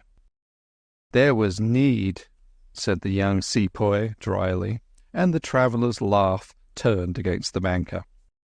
"Clean, to return again to the gods," the Lama muttered, "and to go forth on the round of lives anew, still tied to the wheel." He shook his head testily. "But maybe there is a mistake. Who then made Ganga in the beginning?" "The gods. Of what known faith art thou?" the banker said, appalled. "I follow the law, the most excellent law. So it was the gods that made Ganga. What like of gods were they?" The carriage looked at him in amazement. It was inconceivable that anyone should be ignorant of Ganga. "What is thy god?" said the money-lender at last. "Hear," said the Lama, shifting the rosary to his hand. "Hear, for I speak of him. Now, the people of Hind, listen." He began in Urdu the tale of the Lord Buddha, but, borne by his own thoughts, slid into Tibetan, and long droned a text from a Chinese book of the Buddha's life. The gentle, tolerant folk looked on reverently. All India is full of holy men, stammering gospels in strange tongues, shaken and consumed in the fires of their own zeal, dreamers, babblers, and visionaries, as it has been from the beginning and will continue to the end. Said the soldier of the Ludhiana Sikhs. "There was a Mohammedan regiment lay next to ours at Pirzai Kotal, and a priest of theirs, he was, as I remember, a Naik, when the fit was on him, spake prophecies. But the mad are all in God's keeping. His officers overlooked much in that man." The Lama fell back on Urdu, remembering that he was in a strange land. "Hear the tale of the arrow which our Lord loosed from the bow," he said. This was much more to their taste, and they listened curiously while he told it. "Now, O people of Hind, I go to seek the river. Know ye aught that may guide me? For we be all men and women in evil case." "There is Ganga, and Ganga alone, who washes away sin," ran the murmur round the carriage. "Though past question we have good gods, Jalandhar away," said the cultivator's wife, looking out of the window. "See how they have blessed the crops." "To search every river in the Punjab is no small matter," said her husband. "For me, a stream that leaves good silt on my land suffices, and I thank Bahumya, the god of the homestead." He shrugged one knotted bronzed shoulder. "Think you our Lord came so far north?" said the Lama, turning to Kim. "It may be," Kim replied soothingly as he spat red pan juice on the floor. "The last of the great ones," said the Sikh with authority, "was Sikandar Khan, Alexander the Great. He paved the streets of Jalandhar and built a great tank near Ambala. That pavement holds to this day, and the tank is there also. I've never heard of thy god." "Let thy hair grow long and talk Punjabi," said the young soldier jestingly to Kim, quoting a northern proverb. "That is all that makes a Sikh." But he did not say this very loud.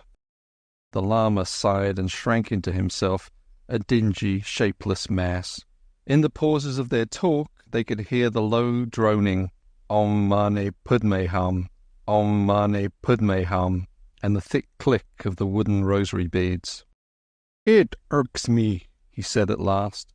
"The speed and the clatter irk me. Moreover, my chela, I think that maybe we have overpassed that river." "Peace, peace," said Kim. "Was not the river near Benares? We are yet far from the place." "But if our Lord came north, it may be any one of these little ones that we have run across." "I do not know." "But thou wast sent to me. Wast thou sent to me? For the merit I had acquired over yonder at Suchsen. From beside the cannon didst thou come, bearing 2 faces and 2 garbs." "Peace. One must not speak of these things here," whispered Kim. "There was but one of me. Think again, and thou wilt remember. A boy, a Hindu boy, by the great green cannon." "But was there not also an Englishman with a white beard, holy among images, who himself made more sure my assurance of the river of the arrow?" We went to Ajib Gir in Lahore to pray before the gods there," Kim explained to the openingly listening company. "And the Sahib of the Wonder House talked to him. Yes, this is truth, as a brother. He is a very holy man, from far beyond the hills. Rest thou. In time we come to Umballa." "But my river, the river of my healing." "And then, if it please thee, we will go hunting for that river on foot, so that we miss nothing, not even a little rivulet in a field side." "But thou hast a search of thy own." The Lama, very pleased that he remembered so well, sat bolt upright. "Aye," said Kim, humouring him. The boy was entirely happy to be out chewing pan and seeing new people in the great good-tempered world. "It was a bull, a red bull that shall come and help thee, and carry thee whither? I have forgotten. A red bull on a green field, was it not?" "Nay, it will carry me nowhere," said Kim. "It is but a tale I told thee." "What is this?" The cultivator's wife leaned forward, her bracelets clinking on her arm. "Do ye both dream dreams? A red bull on a green field that shall carry thee to the heavens, or what? Was it a vision? Did one make a prophecy?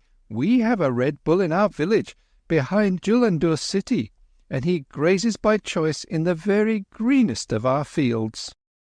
"Give a woman an old wife's tale and a weaver bird a leaf and a thread.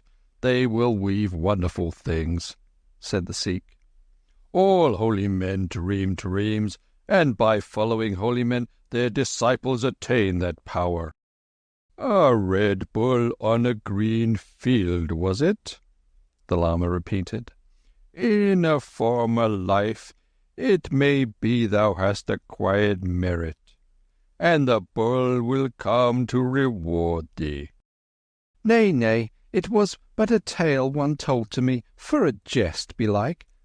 But I will seek the bull about Umballa, and thou canst look for thy river and rest from the clatter of the train." "It may be that the bull knows that he is sent to guide us both," said the Lama, hopefully as a child. Then to the company, indicating Kim, "This one was sent to me but yesterday. He is not, I think, of this world." "Beggars aplenty have I met, and holy men to boot, but never such a yogi, nor such a disciple," said the woman. Her husband touched his forehead lightly with one finger and smiled. But the next time the Lama would eat, they took care to give him of their best. And at last, tired, sleepy and dusty, they reached Umballa city station. "We abide here upon a lawsuit," said the cultivator's wife to Kim. We lodge with my man's cousin's younger brother. There is room also in the courtyard for thy yogi and for thee. Will he give me a blessing? O holy man, a woman with a heart of gold gives us lodging for the night. It is a kindly land, this land of the south. See how we have been helped since the dawn." The Lama bowed his head in benediction. "To fill my cousin's younger brother's house with wastrels," the husband began as he shouldered his heavy bamboo staff. "Thy cousin's younger brother owes my father's cousin something yet on his daughter's marriage feast," said the woman crisply. "Let him put their food to that account. The yogi will beg, I doubt not." I beg for him," said Kim, anxious only to get the Lama under shelter for the night, that he might seek Mahbub Ali's Englishman and deliver himself of the white stallion's pedigree. "Now," said he, when the Lama had come to anchor at the inner courtyard of a decent Hindu house behind the cantonments, "I go away for a while to buy us victual in the bazaar. Do not stray abroad till I return." "Thou wilt return? Thou wilt surely return?" The old man caught at his wrist. "And thou wilt return in this very same shape? It is too late to look tonight for the river." "Too late and too dark. Be comforted. Think how far thou art on the road, 100 miles from Lahore already." "Yea, and farther from my monastery. Alas, it is a great and terrible world." Kim stole out and away, as unremarkable a figure as ever carried his own and a few score thousand other folks' fate slung round his neck. Mahbub Ali's directions left him little doubt of the house in which his Englishman lived, and a groom bringing a dog-cart home from the club made him quite sure. It remained only to identify his man, and Kim slipped through the garden hedge and hid in a clump of plumed grass close to the veranda. The house blazed with lights, and servants moved about tables dressed with flowers, glass, and silver. Presently forth came an Englishman, dressed in black and white, humming a tune. It was too dark to see his face, so Kim, beggar-wise, tried an old experiment. "Protector of the poor." The man backed toward the voice. "Mahbub Ali says." "Ha! What says Mahbub Ali?" He made no attempt to look for the speaker, and that showed Kim that he knew. "The pedigree of the white stallion is fully established." "What proof is there?" The Englishman switched at the rose hedge in the side of the drive. "Mahbub Ali has given me this proof." Kim flipped the wad of folded paper into the air, and it fell on the path beside the man, who put his foot on it as a gardener came round the corner. When the servant passed, he picked it up, dropped a rupee, Kim could hear the clink, and strode into the house, never turning around. Swiftly Kim took up the money, but for all his training, he was Irish enough by birth to reckon silver the least part of any game. What he desired was the visible effect of action. So instead of slinking away, he lay close in the grass and wormed nearer to the house. He saw, Indian bungalows are open through and through, the Englishman return to a small dressing-room in a corner of the veranda that was half office, littered with papers and dispatch boxes, and sit down to study Mahbub Ali's message. His face, by the full ray of the kerosene lamp, changed and darkened, and Kim, used as every beggar must be to watching countenances, took good note.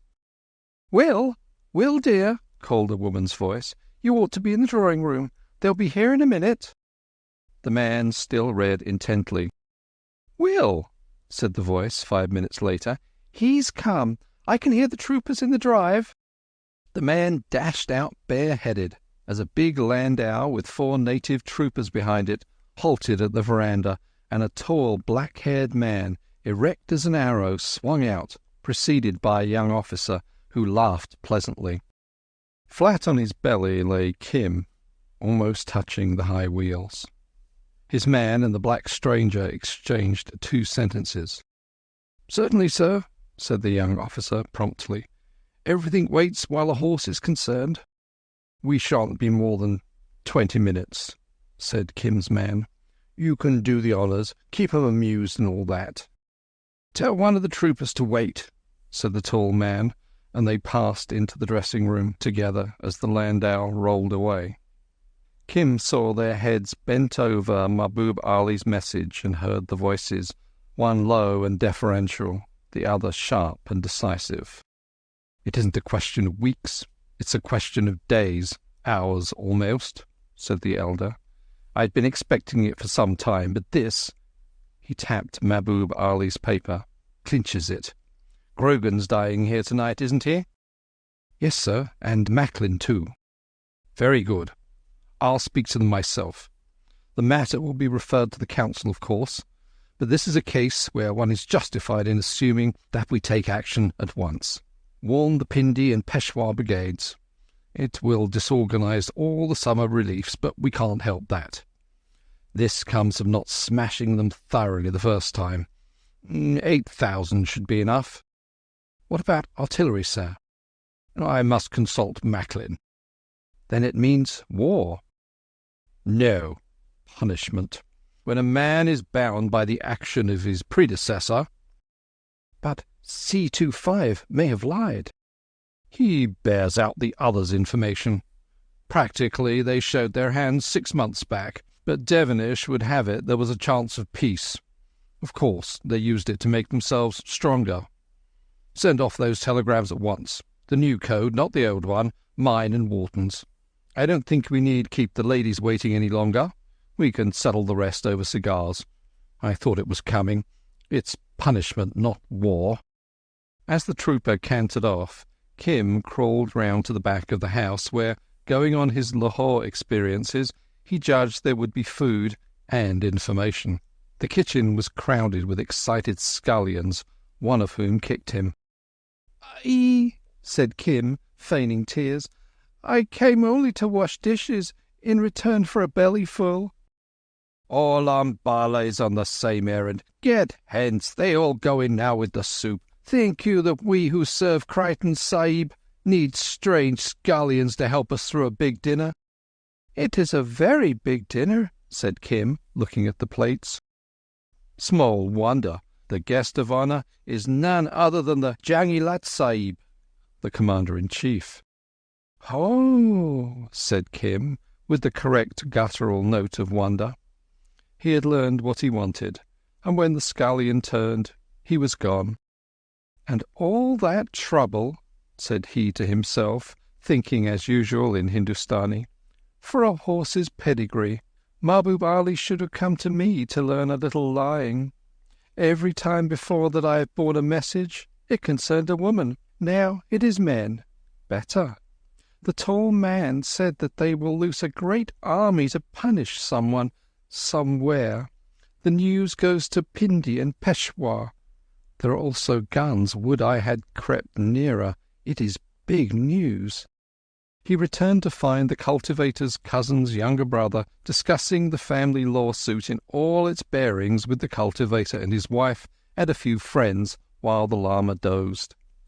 After the evening meal, someone passed him a water pipe, and Kim felt very much of a man as he pulled at the smooth coconut shell, his legs spread abroad in the moonlight, his tongue clicking in remarks from time to time. His hosts were most polite, for the cultivator's wife had told them of his vision of the Red Bull and of his probable descent from another world. Moreover, the lama was a great and venerable curiosity. The family priest, an old, tolerant Sarsut Brahmin, dropped in later and naturally started a theological argument to impress the family. By creed, of course, they were all on their priest's side, but the lama was the guest and the novelty. His gentle kindliness and his impressive Chinese quotations that sounded like spells delighted them hugely, and in this sympathetic, simple air he expanded like the Bodhisattva's own lotus, speaking of his life in the great hills of Sutsen, before, as he said, "I rose up to seek enlightenment.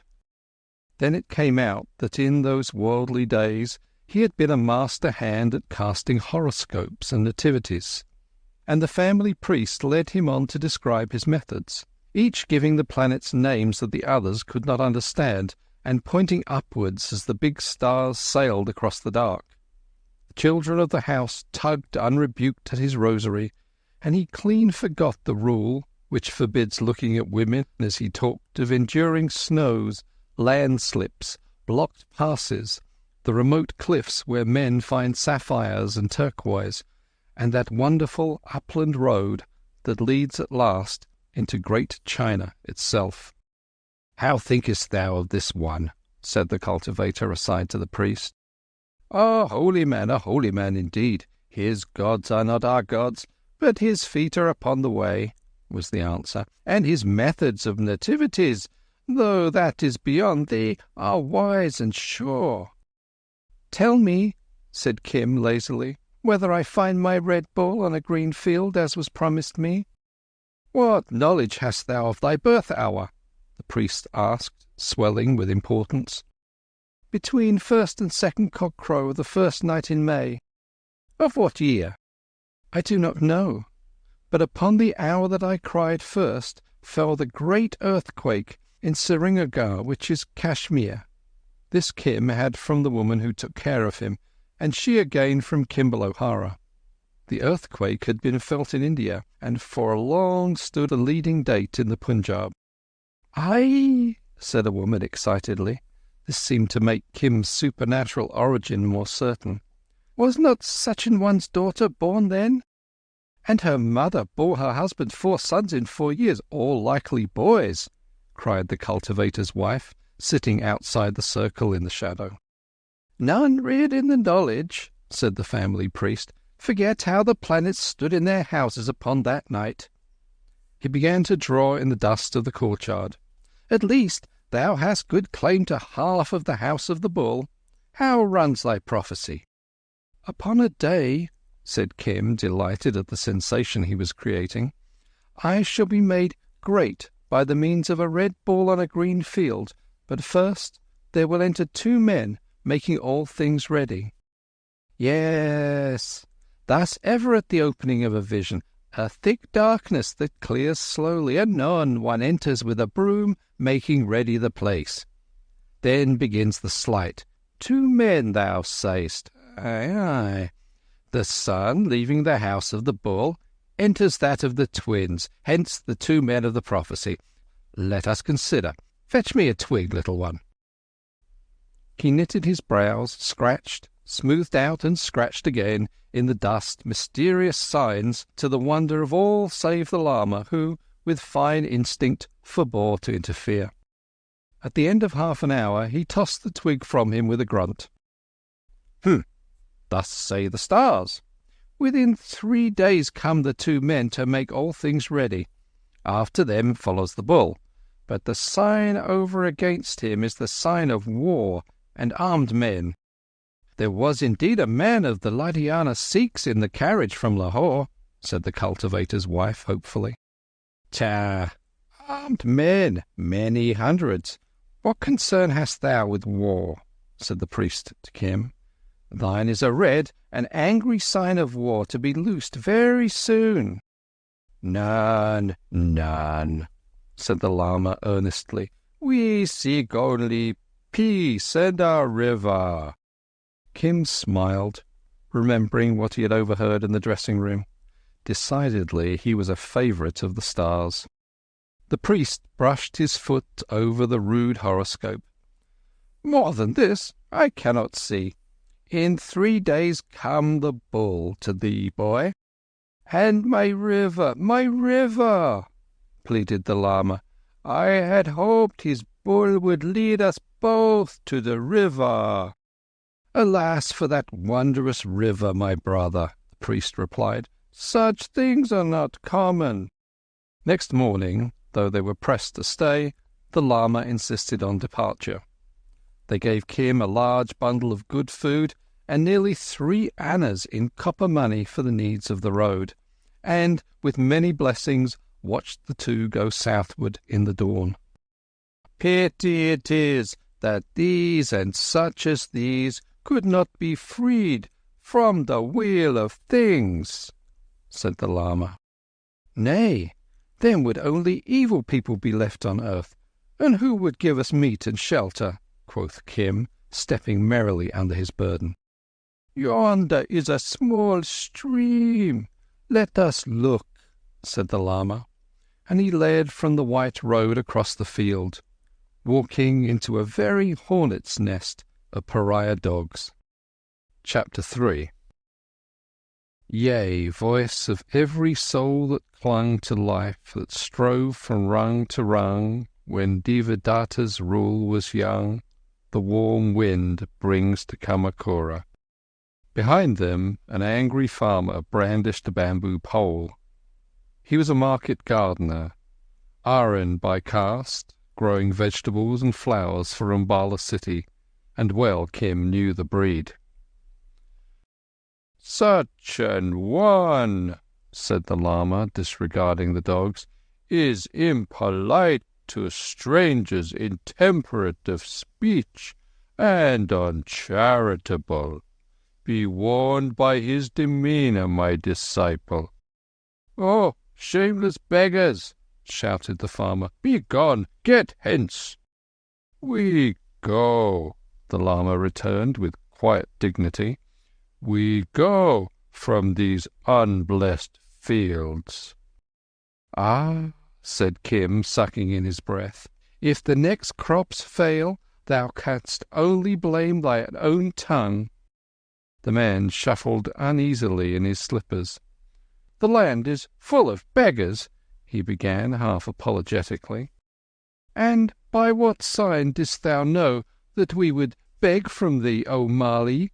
said Kim tartly, using the name that a market gardener least likes. "All we sought was to look at that river beyond the field there." "River, forsooth!" the man snorted. "What city do you hail from, not to know a canal cut? It runs as straight as an arrow, and I pay for the water as though it were molten silver. There is a branch of a river beyond, but if ye need water, I can give that, and milk." "Nay, we will go to the river," said the Lama, striding out. "Milk and meal," the man stammered as he looked at the strange, tall figure. I would not draw evil upon myself or my crops, but beggars are so many in these hard days." "Take notice," the Lama turned to Kim. "He was led to speak harshly by the red mist of anger. That, clearing from his eyes, he becomes courteous and of an affable heart. May his fields be blessed. Beware not to judge men too hastily, O farmer." "I have met holy ones who would have cursed thee from hearthstone to byre," said Kim to the abashed man. "Is he not wise and holy? I am his disciple." He cocked his nose in the air loftily and stepped across the narrow field borders with great dignity. "There is no pride," said the Lama after a pause. "There is no pride among such as follow the middle way." "But thou hast said he was low caste and discourteous." "Low caste I did not say, for how can that be which is not? Afterwards he amended his discourtesy. I forgot the offence. Moreover, he is as we are, bound upon the wheel of things, and he does not tread the way of deliverance." He halted at a little runlet among the fields and considered the hoof-pitted bank. "Now, how wilt thou know thy river?" said Kim, squatting in the shade of some tall sugar-cane. "When I find it, an enlightenment will surely be given. This, I feel, is not the place. O littlest among the waters, if only thou couldst tell me where runs my river, and be thou blessed to make the fields bare." "Look, look!" Kim sprang to his side and dragged him back. A yellow and brown streak glided from the purple rustling stems to the bank, stretched its neck to the water, drank, and lay still. A big cobra with fixed, lidless eyes. "I have no stick, I have no stick," said Kim. "I will get me one and break his back." "Why, he is upon the wheel as we are, a life ascending or descending, very far from deliverance. Great evil must the soul have done that is cast into this shape." "I hate all snakes," said Kim. No native training can quench the white man's horror of the serpent. "Let him live out his life." The coiled thing hissed and half opened its hood. "May thy release come soon, brother," the Lama continued placidly. "Hast thou knowledge by chance of my river?" "Never have I seen such a man as thou art," Kim whispered, overwhelmed. "Do the very snakes understand thy talk?"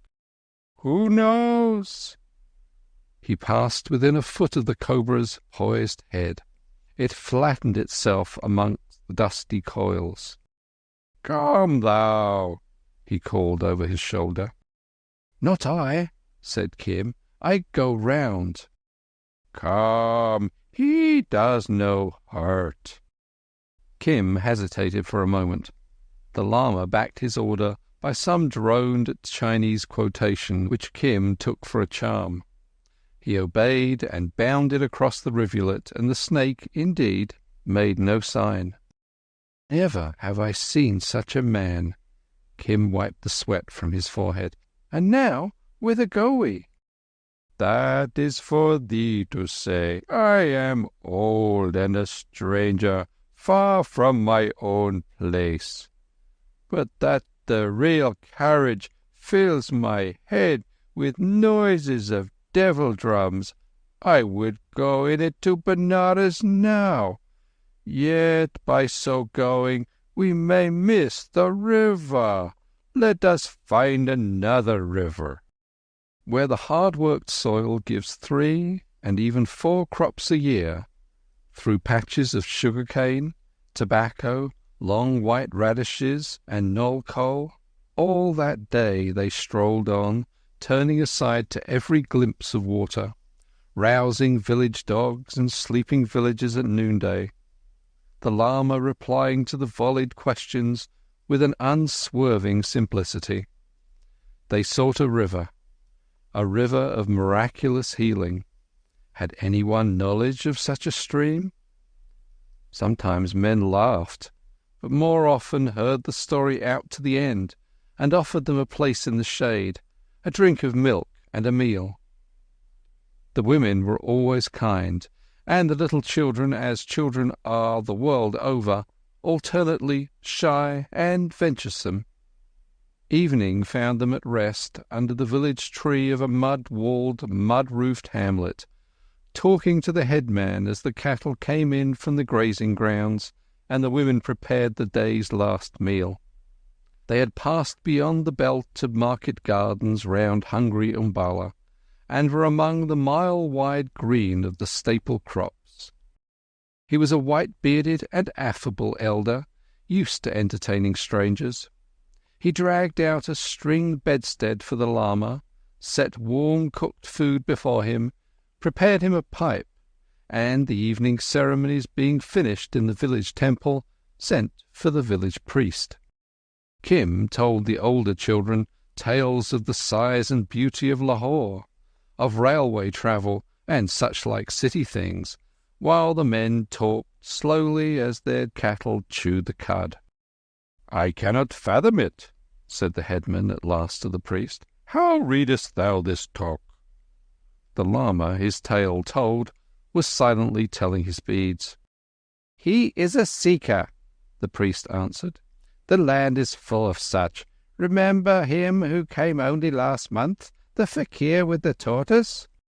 "Aye, but that man had right and reason, for Krishna himself appeared in a vision, promising him paradise without the burning pyre if he journeyed to Prayag. This man seeks no God who is within my knowledge." "Peace, he is old. He comes from far off, and he is mad," the smooth-shaven priest replied.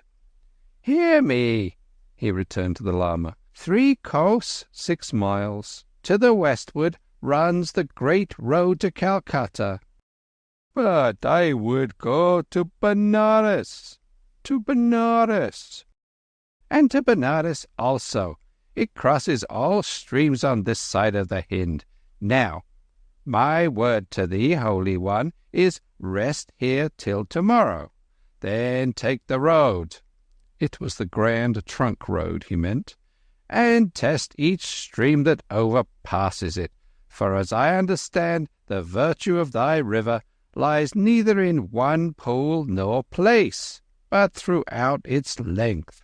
Then, if thy gods will, be assured that thou wilt come upon thy freedom." "That is well said." The Lama was much impressed by the plan. "We will begin tomorrow, and a blessing on thee for showing old feet such a near road." A deep sing-song Chinese half-chant closed the sentence. Even the priest was impressed, and the headman feared an evil spell, but none could look at the Lama's simple, eager face and doubt him long. "Seest thou my chela?" he said, diving into his snuff-gourd with an important sniff. It was his duty to repay courtesy with courtesy. "I see and hear." The headman rolled his eye where Kim was chatting to a girl in blue as she laid crackling thorns on a fire. "He also has a search of his own. No river, but a bull. Yea, a red bull on a green field will some day raise him to honour. He is, I think, not altogether of this world. He was sent of a sudden to aid me in this search. His name is Friend of all the World." The priest smiled. "Oh, there, Friend of all the World," he cried across the sharp-smelling smoke. "What art thou?" "This Holy One's disciple," said Kim. "He says thou art a Bhut, a spirit." "Can Bhuts eat?" said Kim with a twinkle. "For I am hungry." "It is no jest," cried the Lama. "A certain astrologer of that city whose name I have forgotten—" "That is no more than the city of Umballa, where we slept last night," Kim whispered to the priest. "Aye, Umballa was it. He cast a horoscope and declared that my chela should find his desire within 2 days. But what said he of the meaning of the stars, Friend of all the World?" Kim cleared his throat and looked around at the village greybeards. "The meaning of my star is war," he replied pompously. Somebody laughed at the little tattered figure strutting on the brickwork plinth under the great tree. Where a native would have laid down, Kim's white blood set him on his feet. "Aye, war," he answered. "That is a sure prophecy," rumbled a deep voice, "for there is always war along the border, as I know." It was an old, withered man who had served the government in the days of the mutiny as a native officer in a newly raised cavalry regiment. The government had given him a good holding in the village, and though the demands of his sons, now grey-bearded officers on their own account, had impoverished him, he was still a person of consequence. English officials, deputy commissioners even, turned aside from the main road to visit him, and on those occasions he dressed himself in the uniform of ancient days and stood up like a ramrod.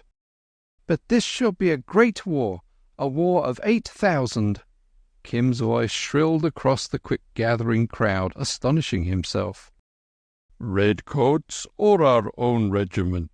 the old man snapped, as though he were asking an equal. His tone made men respect Kim. "Redcoats?" said Kim at a venture. "Redcoats and guns." "But the astrologer said no word of this," cried the Lama, snuffing prodigiously in his excitement. "But I know, the word has come to me, who am this Holy One's disciple. There will rise a war of 8,000 redcoats. From Pindi and Peshawar they will be drawn. This is sure." "The boy has heard bazaar talk," said the priest. "But he was always by my side," said the Lama. "How should he know? I did not know." "He will make a clever juggler when the old man is dead," muttered the priest to the headman. "What new trick is this?" "A sign! Give me a sign!" thundered the old soldier suddenly. "If there were war, my sons would have told me." "When all is ready, thy sons, doubt not, will be told. But it is a long road from thy sons to the man in whose hands these things lie." Kim warmed to the game, for it reminded him of experiences in the letter-carrying line, when, for the sake of a few pice, he pretended to know more than he knew. But now he was playing for larger things, the sheer excitement and the sense of power. He drew a new breath and went on. "Old man, give me a sign. Do underlings order the goings of 8,000 redcoats and guns?" "No." Still the old man answered as though Kim were an equal. "Dost thou know who he is, then, that gives the order?" "I have seen him." "To know again?"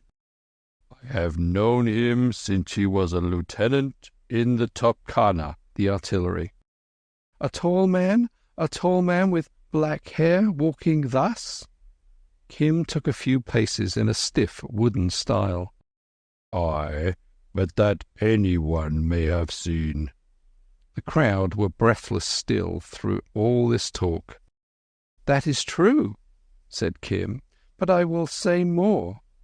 Look now, first the great man walks thus, then he thinks thus." Kim drew a forefinger over his forehead and downwards till it came to rest by the angle of the jaw. Anon he twitches his fingers thus. Anon he thrusts his hat under his left armpit. Kim illustrated the motion and stood like a stork. The old man groaned, inarticulate with amazement, and the crowd shivered. So, but what does he when he is about to give an order?" "He rubs the skin at the back of his neck thus. Then falls one finger on the table, and he makes a small sniffing noise through his nose, and he speaks, saying, 'Loose such and such a regiment, call out such guns.'" The old man rose stiffly and saluted. "For," Kim translated into the vernacular the clinching sentences he had heard in the dressing-room at Umballa. "For," says he, "we should have done this long ago. It is not war, it is a chastisement." "Enough. I believe. I have seen him thus in the smoke of battle. Seen and heard. It is he." "I saw no smoke." Kim's voice shifted to the rapt sing-song of the wayside fortune-teller. "I saw this in darkness. First came a man to make things clear, then came horsemen, then came he standing in a ring of light. The rest followed as I have said. Old man, have I spoken truth?" "It is he. Past doubt, it is he." The crowd drew a long, quavering breath, staring alternately at the old man, still at attention, and ragged Kim against the purple twilight. Said I not he was from the other world?" cried the Lama proudly. "He is the friend of all the world. He is the friend of the stars." "At least it does not concern us," a man cried. "O thou young soothsayer, if the gift abides with thee at all seasons, I have a red-spotted cow. She may be the sister to thy bull for all I know." "Or I care," said Kim. "My stars do not concern themselves with thy cattle." "Nay, but she is very sick," a woman struck in. "My man is a buffalo, or he would have chosen his words better. Tell me if she recover." Had Kim been at all an ordinary boy, he would have carried on the play. But one does not know Lahore city, and least of all the fakirs by the Taksali Gate for 13 years, without also knowing human nature. The priest looked at him sideways, something bitterly, a dry, belighting smile. "Is there no priest, then, in the village? I thought I had seen a great one, even now," cried Kim. "Aye, but—" the woman began. "But thou and thy husband hope to get the cow cured for a handful of thanks?" The shot told. They were notoriously the closest-fisted couple in the village. "It is not well to cheat the temples. Give a young calf to thine own priest, and, unless thy gods are angry past recall, she will give milk within a month." "A master beggar art thou," purred the priest approvingly. "Not the cunning of 40 years could have done better. Surely thou hast made the old man rich." "A little flour, a little butter, and a mouthful of cardamoms," Kim retorted, flushed with the praise, but still cautious. "Does one grow rich on that? And, as thou canst see, he is mad. But it serves me while I learn the road at least." He knew what the fakirs of the Taksali Gate were like when they talked among themselves, and copied the very inflection of their lewd disciples. "Is his search, then, truth, or a cloak to other ends? It may be treasure." "He is mad, many times mad. There is nothing else." Here the old soldier hobbled up and asked if Kim would accept his hospitality for the night. The priest recommended him to do so, but insisted that the honour of entertaining the Lama belonged to the temple, at which the Lama smiled guilelessly. Kim glanced from one face to the other and drew his own conclusions. "Where is the money?" he whispered, beckoning the old man off into the darkness. "In my bosom. Where else?" "Give it me, quietly and swiftly. Give it me." "But why? Here is no ticket to buy." "Am I thy chela, or am I not? Do I not safeguard thy old feet about the ways? Give me the money, and at dawn I will return it." He slipped his hand above the Lama's girdle and brought away the purse. "Be it so, be it so." The old man nodded his head. "This is a great and terrible world. I never knew there were so many men alive in it." Next morning the priest was in a very bad temper, but the Lama was quite happy, and Kim had enjoyed a most interesting evening with the old man, who brought out his cavalry sabre, and, balancing it on his dry knees, told tales of the mutiny and young captains 30 years in their graves, till Kim dropped off to sleep. "Certainly the air of this country is good," said the Lama. "I sleep lightly, as do all old men, but last night I slept unwaking till broad day. Even now I am heavy." "Drink a draught of hot milk," said Kim, who had carried not a few such remedies to opium smokers of his acquaintance. "It is time to take the road again." "The long road that overpasses all the rivers of Hind," said the Lama gaily. "Let us go. But how thinkest thou, O Chela, to recompense these people, and especially the priest, for their great kindness?" Truly they are good parast, but in other lives maybe they will receive enlightenment. A rupee to the temple, the thing which is no more than stone and red paint, but the heart of man we must acknowledge when and where it is good. Holy One, hast thou ever taken the road alone? Kim looked up sharply, like the Indian crows so busy about the fields. Surely, child, from Kulu to Pathankote, from Kulu, where my first jailer died. When men were kind to us, we made offerings, and all men were well disposed throughout all the hills. It is otherwise in Hind, said Kim dryly. Their gods are many-armed and malignant. Let them alone. I would set thee on thy road for a little, friend of all the world, thou and thy yellow man. The old soldier ambled up the village street, all shadowy in the dawn, on a gaunt scissor-hocked pony. Last night broke up the fountains of remembrance in my so-dried heart, and it was a blessing to me. Truly there is war abroad in the air. I smell it. See, I have brought my sword. He sat long-legged on the little beast, with the big sword at his side, hand dropped on the pommel, staring fiercely over the flat lands towards the north. Tell me again how he showed in thy vision. Come up and sit behind me. The beast will carry two. I am this Holy One's disciple, said Kim as they cleared the village gate. The villagers seemed almost sorry to be rid of them, but the priest's farewell was cold and distant. He had wasted some opium on a man who carried no money. I am not much used to holy men, but respect is always good. There is no respect in these days, not even when a commissioner sahib comes to see me. But why should one whose star leads him to war follow a holy man? But he is a holy man, said Kim earnestly, in truth and in talk and in act holy. He is not like the others. I have never seen such an one.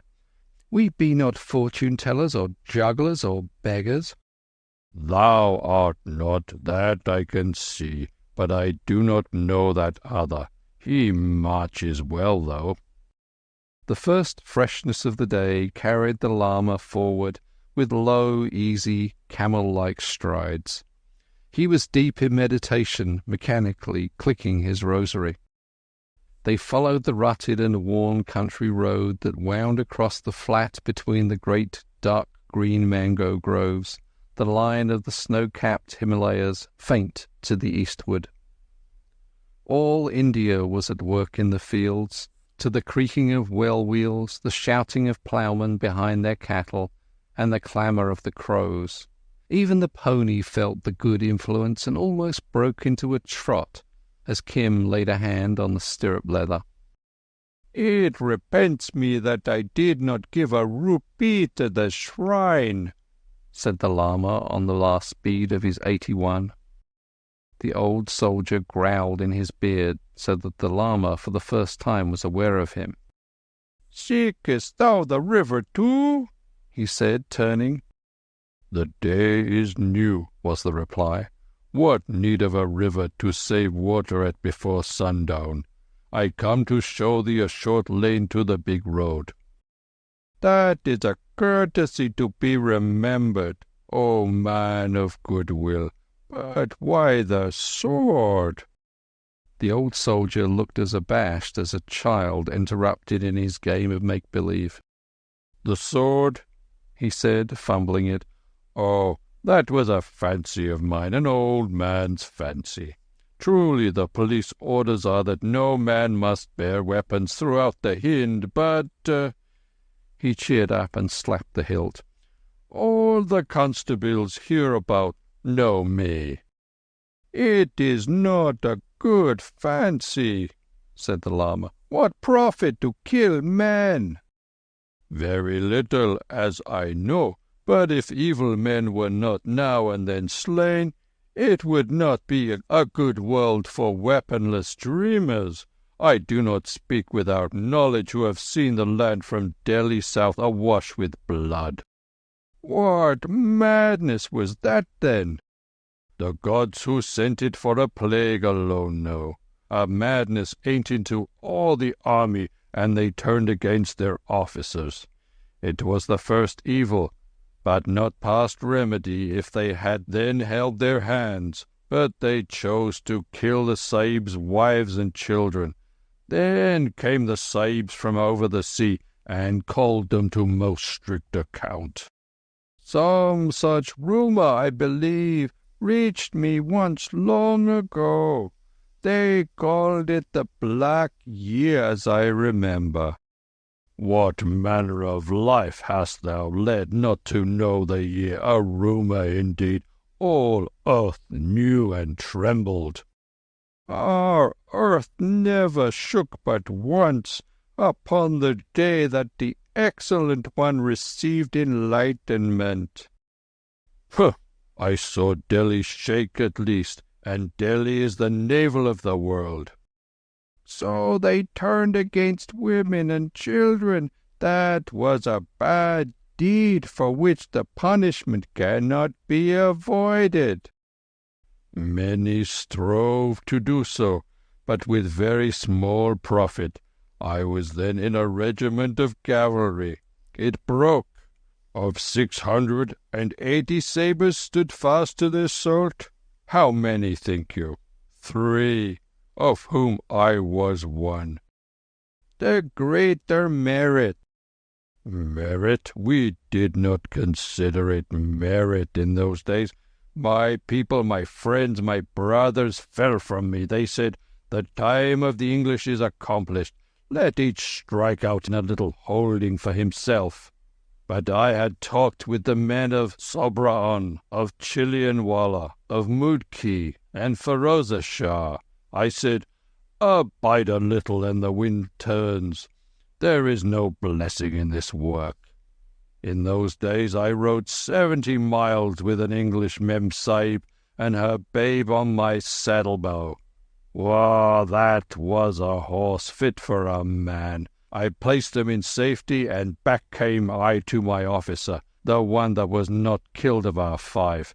Give me work, said I, for I am an outcast among my own kin, and my cousin's blood is wet on my sabre. Be content, he said. There is great work forward.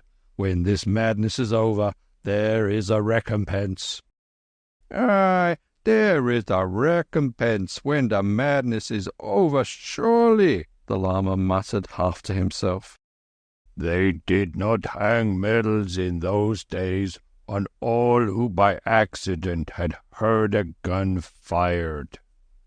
In 19 pitched battles was I, in 46 skirmishes of horse, and in small affairs without number. 9 wounds I bear, a medal and 4 clasps, and the medal of an order, for my captains, who are now generals, reminded me when the Kesari-Hind had accomplished 50 years of her reign, and all the land rejoiced. They said, give him the order of British India. I carry it upon my neck now.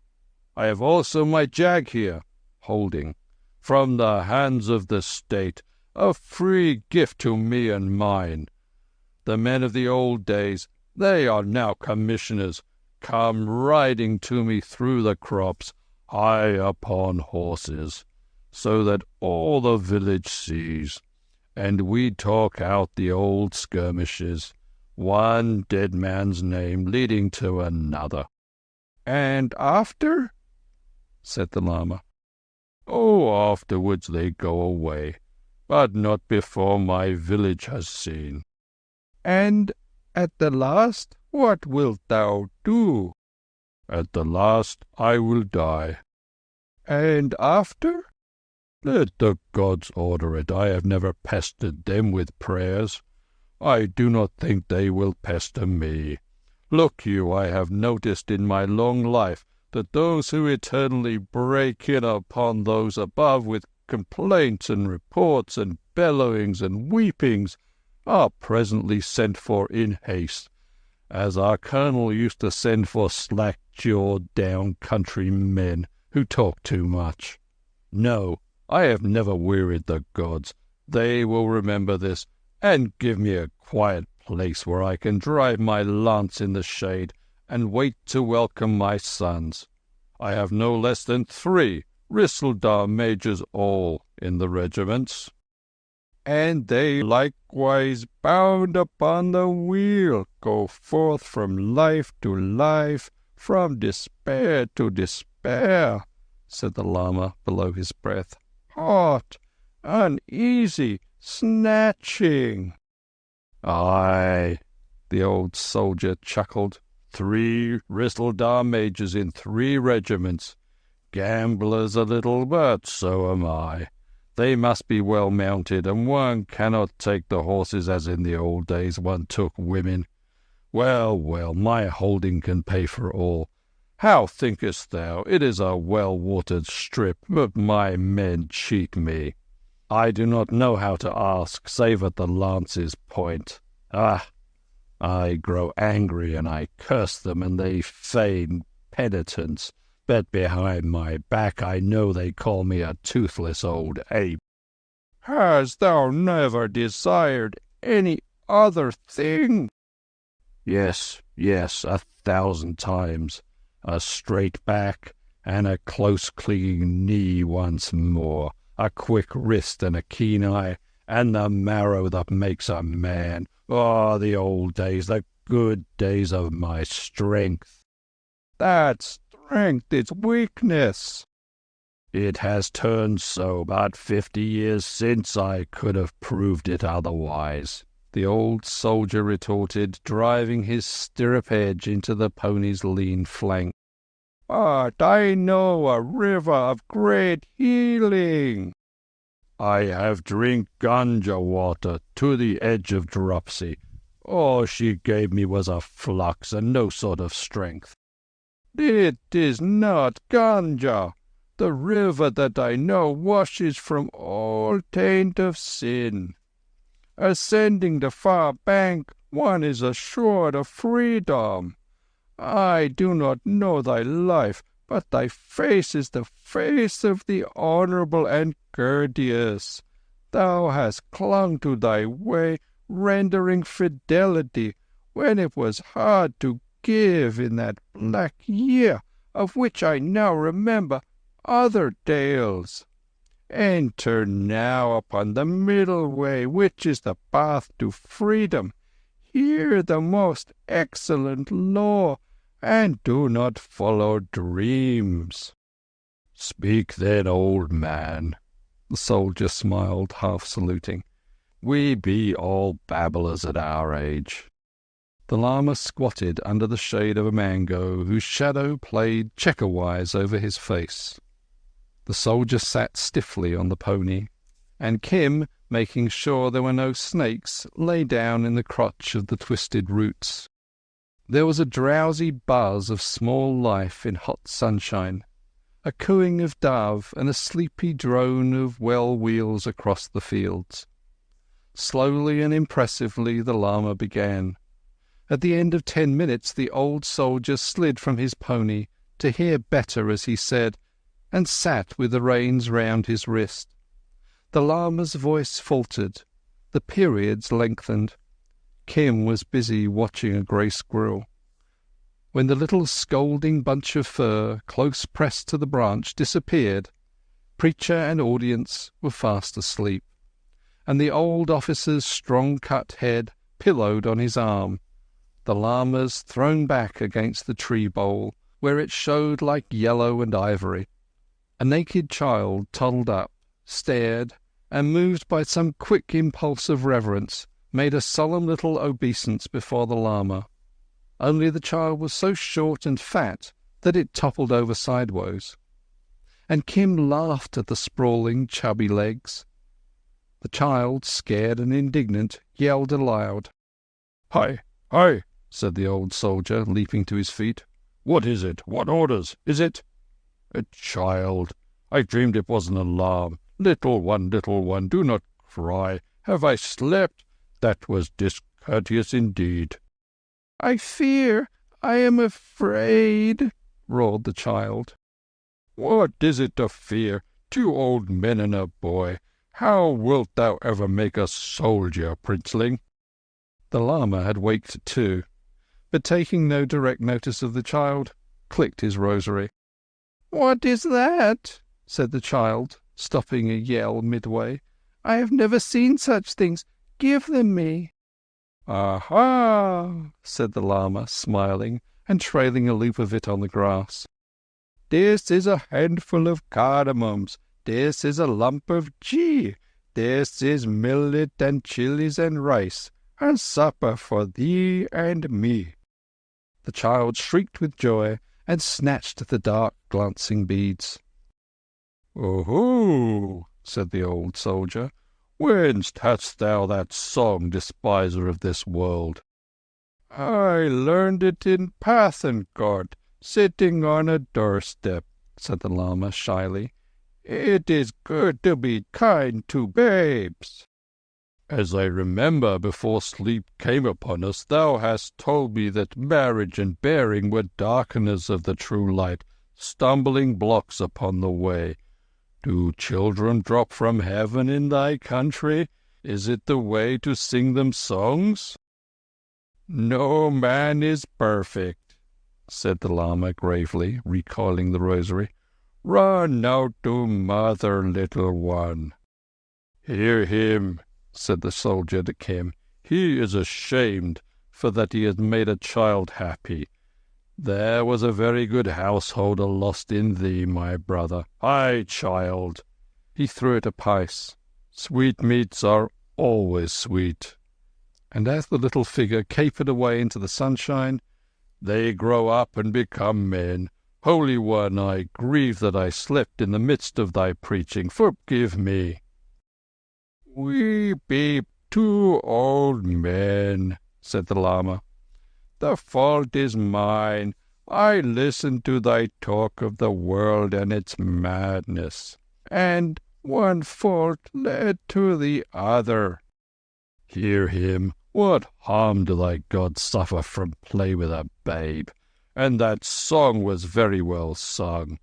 Let us go, and I will sing thee the song of Nikhil Sain before Delhi, the old song."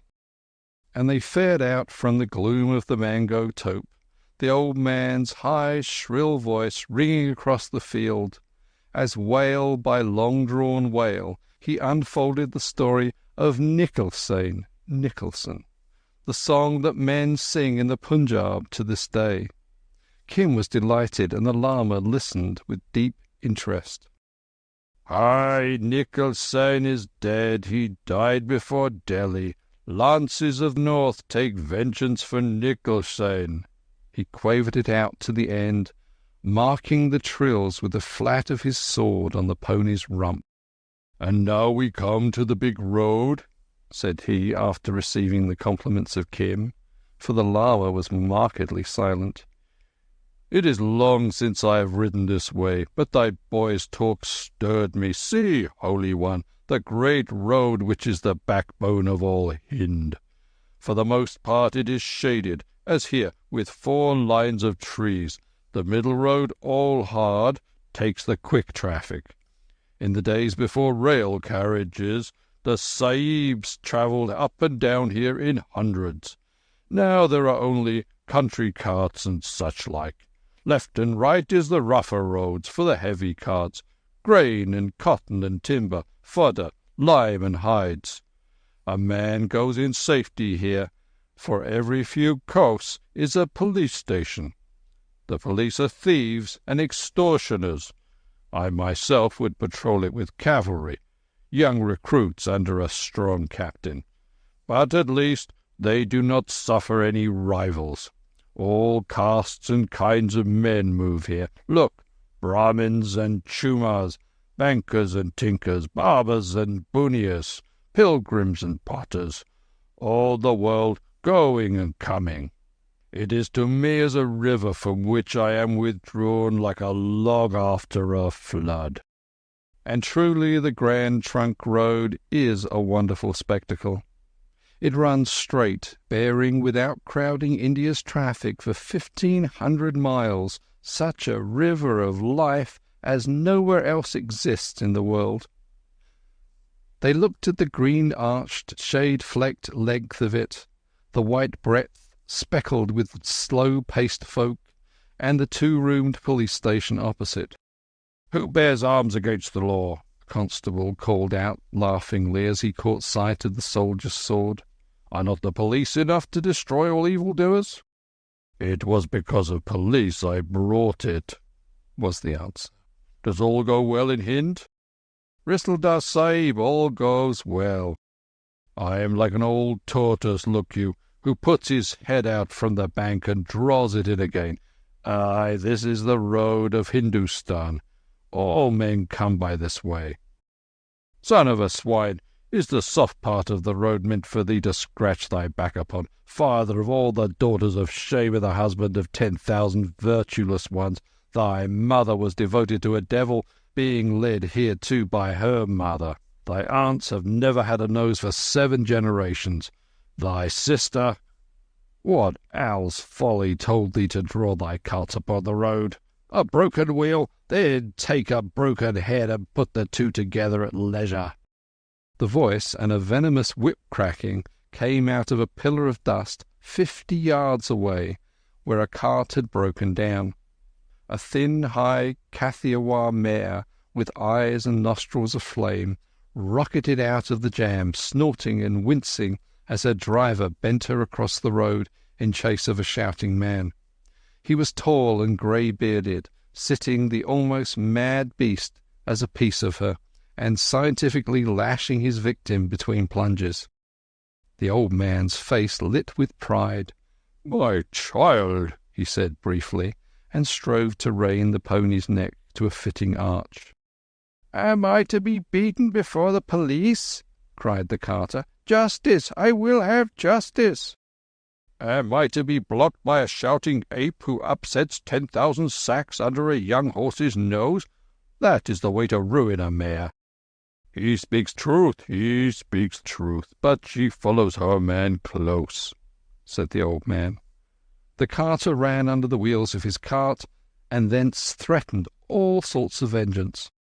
"They are strong men, thy sons," said the policeman, serenely picking his teeth. The horseman delivered one last vicious cut with his whip, and came on at a canter. "My father!" He reined back 10 yards and dismounted.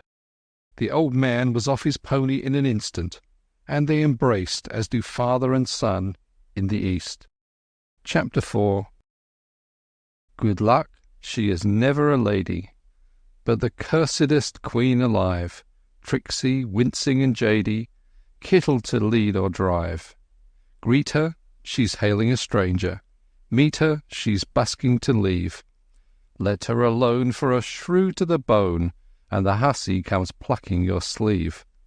Largesse, largesse, O fortune, give or hold at your will. If I've no care for fortune, fortune must follow me still. The Wishing Caps. Then, lowering their voices, they spoke together. Kim came to rest under a tree, but the Lama tugged impatiently at his elbow. "Let us go on. The river is not here." "Hai mai, have we not walked enough for a little? Our river will not run away. Patience, and he will give us a dole."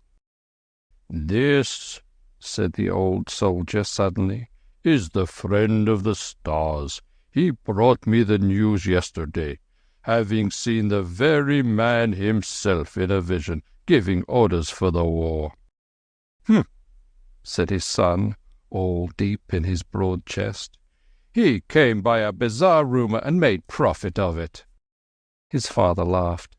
"At least he did not write to me begging for a new charger, and the gods know how many rupees. Are thy brother's regiments also under orders?" "I do not know. I took leave and came swiftly to thee in case. In case they ran before thee to beg, oh, gamblers and spendthrifts all! But thou hast never yet ridden in a charge. A good horse is needed there truly. A good follower and a good pony also for the marching. Let us see, let us see. He thrummed on the pommel. This is no place to cast accounts in, my father. Let us go to thy house. At least pay the boy then. I have no pice with me, and he brought auspicious news. Oh, friend of all the world, a war is towards as thou hast said. Nay, as I know, the war, returned Kim composedly. Eh? Said the Lama, fingering his beads, all eager for the road. My master does not trouble the stars for hire. We brought the news, bear witness, we brought the news, and now we go. Kim half crooked his hand at his side. The sun tossed a silver coin through the sunlight, grumbling something about beggars and jugglers. It was a 4 anna piece, and would feed them well for some days. The Lama, seeing the flash of metal, droned a blessing. Go thy way, friend of all the world, piped the old soldier, wheeling his scrawny mount. For once in all my days I have met a true prophet who was not in the army. Father and son swung round together, the old man sitting as erect as the younger. A Punjabi constable in yellow linen trousers slouched across the road. He had seen the money pass. "Halt!" he cried in impressive English. "Know ye not that there is a takas of 2 annas a head, which is 4 annas, on those who enter the road from this side road? It is the order of the Sirkar, and the money is spent for the planting of trees and the beautification of the ways." "And the bellies of the police," said Kim, skipping out of arm's reach. "Consider for a while, man with a mud head. Think you we came from the nearest pond like the frog, thy father-in-law? Hast thou ever heard the name of thy brother?" "And who was he? Leave the boy alone," cried a senior constable, immensely delighted, as he squatted down to smoke his pipe in the veranda. "He took a label from the bottle of Bilati Pani, soda water, and affixing it to a bridge, collected taxes for a month from those who passed, saying it was the Sirkar's order. Then came an Englishman and broke his head. Ah, brother, I am a town crow, not a village crow." The policeman drew back abashed, and Kim hooted at him all down the road. "Was there ever such a disciple as I?" he cried merrily to the Lama. "All earth would have picked thy bones within 10 miles of Lahore city if I had not guarded thee." "I consider in my own mind whether thou art a spirit sometimes, or sometimes an evil imp," said the Lama, smiling slowly. "I am thy chela." Kim dropped into step at his side, that indescribable gait of the long-distance tramp all the world over. "Now let us walk," muttered the Lama, and to the click of his rosary they walked in silence, mile upon mile. The Lama, as usual, was deep in meditation, but Kim's bright eyes were open wide. This broad, smiling river of life, he considered, was a vast improvement on the cramped and crowded Lahore streets. There were new people and new sights at every stride, castes he knew and castes that were altogether out of his experience. They met a troop of long-haired, strong-scented Sansis, with baskets of lizards and other unclean food on their backs, their lean dogs sniffing at their heels. These people kept their own side of the road, moving at a quick, furtive jog-trot, and all other castes gave them ample room, for the Sansi is deep pollution. Behind them, walking wide and stiffly across the strong shadows, the memory of his leg iron still on him, strode one newly released from the jail, his full stomach and shiny skin to prove that the government fed its prisoners better than most honest men could feed themselves. Kim knew that walk well, and made broad jest of it as they passed. then an Akali, a wild-eyed, wild-haired Sikh devotee in the blue-checked clothes of his faith, with polished steel quoits glistening in the cone of his tall blue turban, stalked past, returning from a visit to one of the independent Sikh states, where he had been singing the ancient glories of the Khalsa to college-trained princelings in top boots and white cord breeches. Kim was careful not to irritate that man, for the Akali's temper was short and his arm quick. Here and there they met or were overtaken by the gaily dressed crowds of whole villages turning out to some local fair. The women with their babes on their hips walking behind the men, the older boys prancing on sticks of sugar cane, dragging rude brass models of locomotives such as they sell for a halfpenny, or flashing the sun into the eyes of their betters from cheap toy mirrors. One could see at a glance what each had brought, and if there were any doubt it needed only to watch the wives comparing, brown arm against brown arm, the newly purchased dull glass bracelets that come from the northwest. These merrymakers stepped slowly, calling one to the other and stopping to haggle with sweetmeat sellers, or to make a prayer before one of the wayside shrines, sometimes Hindu, sometimes Mussulman, which the low caste of both creeds share with beautiful impartiality. A solid line of blue, rising and falling like the back of a caterpillar in haste, would swing up through the quivering dust and trot past to a chorus of quick cackling. That was a gang of Changars, the women who have taken all the embankments of all the northern railways under their charge, a flat-footed, big-bosomed, strong-limbed, blue-petticoated clan of earth-carriers, hurrying north on news of a job and wasting no time by the road. They belong to the caste whose men do not count, and they walked with squared elbows, swinging hips and heads on high, as suits women who carry heavy weights. A little later a marriage procession would strike into the Grand Trunk, with music and shoutings, and a smell of marigold and jasmine stronger even than the reek of the dust. One could see the bride's litter, a blur of red and tinsel, staggering through the haze, while the bridegroom's bewreathed pony turned aside to snatch a mouthful from a passing fodder cart. Then Kim would join the Kentish fire of good wishes and bad jokes, wishing the couple 100 sons and no daughters, as the saying is.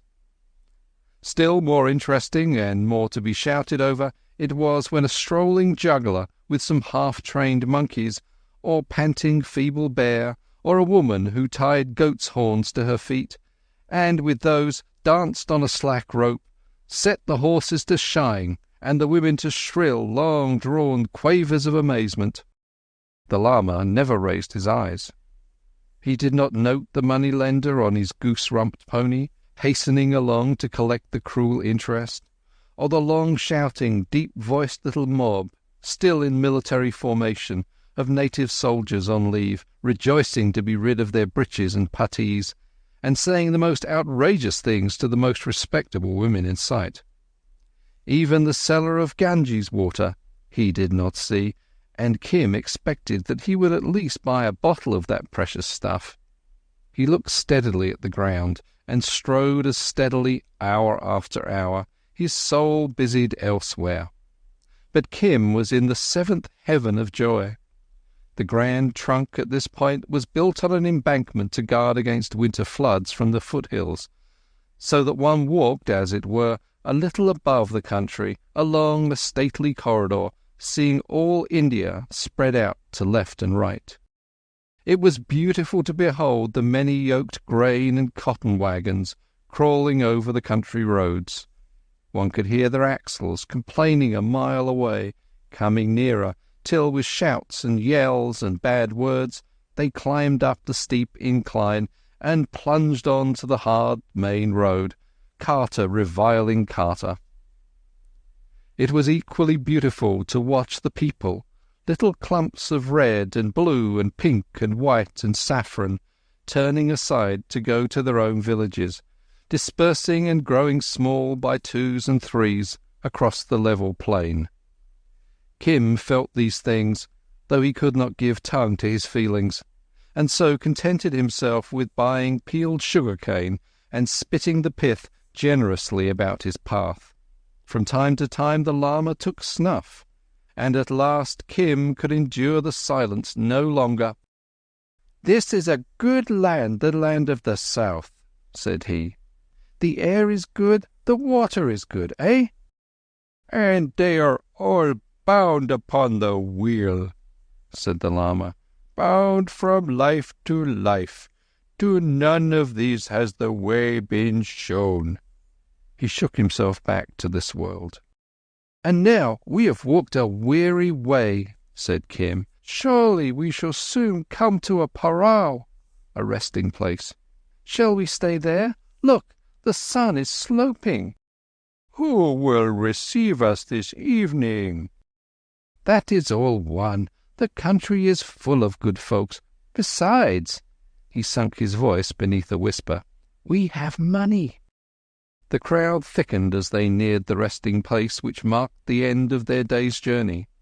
A line of stalls selling very simple food and tobacco, a stack of firewood, a police station, a well, a horse trough, a few trees, and under them some trampled ground dotted with the black ashes of old fires, are all that mark a parao on the Grand Trunk, if you except the beggars and the crows, both hungry. By this time the sun was delving broad golden strokes through the lower branches of the mango trees. The parakeets and doves were coming home in their hundreds. The chattering, grey-backed seven sisters, talking over the day's adventures, walked back and forth in twos and threes, almost under the feet of the travellers, and the shufflings and scufflings in the branches showed that the bats were ready to go out on the night picket. Swiftly the light gathered itself together, painted for an instant the faces and the cartwheels and the bullocks' horns as red as blood. Then the night fell, changing the touch of the air, drawing a low, even haze like a gossamer veil of blue across the face of the country, and bringing out keen and distinct the smell of wood smoke and cattle and the good scent of wheaten cakes cooked on ashes. The evening patrol hurried out of the police station with important coughings and reiterated orders, and a live charcoal ball in the cup of a wayside carter's hookah glowed red, while Kim's eyes mechanically watched the last flicker of the sun on the brass tweezers. The life of the parao was like that of the Kashmir Sarai on a small scale. Kim dived into the happy Asiatic disorder which, if you only allow time, will bring you everything that a simple man needs. His wants were few, because, since the Lama had no caste scruples, cooked food from the nearest stall would serve. But, for luxury's sake, Kim brought a handful of dung cakes to build a fire. All about, coming and going round the little flames, men cried for oil or grain or sweetmeats or tobacco, jostling one another while they waited their turn at the well. And under the men's voices you heard from halted, shuttered carts the high squeals and giggles of women whose faces should not be seen in public. Nowadays well-educated natives are of opinion that when their womenfolk travel, and they visit a good deal, it is better to take them quickly by rail in a properly screened compartment, and that custom is spreading. But there are always those of the old rock who hold by the use of their forefathers, and above all there are always the old women, more conservative than the men, who toward the end of their days go on a pilgrimage. They, being withered and undesirable, do not, under certain circumstances, object to unveiling. After their long seclusion, during which they have always been in business touch with 1,000 outside interests, they love the bustle and stir of the open road, the gatherings at the shrines, and the infinite possibilities of gossip with like-minded dowagers. Very often it suits a long-suffering family that a strong-tongued, iron-willed old lady should disport herself about India in this fashion, for certainly pilgrimage is grateful to the gods. So all about India, in the most remote places as in the most public, you find some knot of grizzled servitors in nominal charge of an old lady who is more or less curtained and hid away in a bullock cart. Such men are staid and discreet, and when a European or high-caste native is near, will net their charge with most elaborate precautions. But in the ordinary haphazard chances of pilgrimage, the precautions are not taken. The old lady is, after all, intensely human, and lives to look upon life. Kim marked down a gaily ornamented Ruth, or family bullock cart, with a broidered canopy of 2 domes, like a double-humped camel, which had just been drawn into the parole.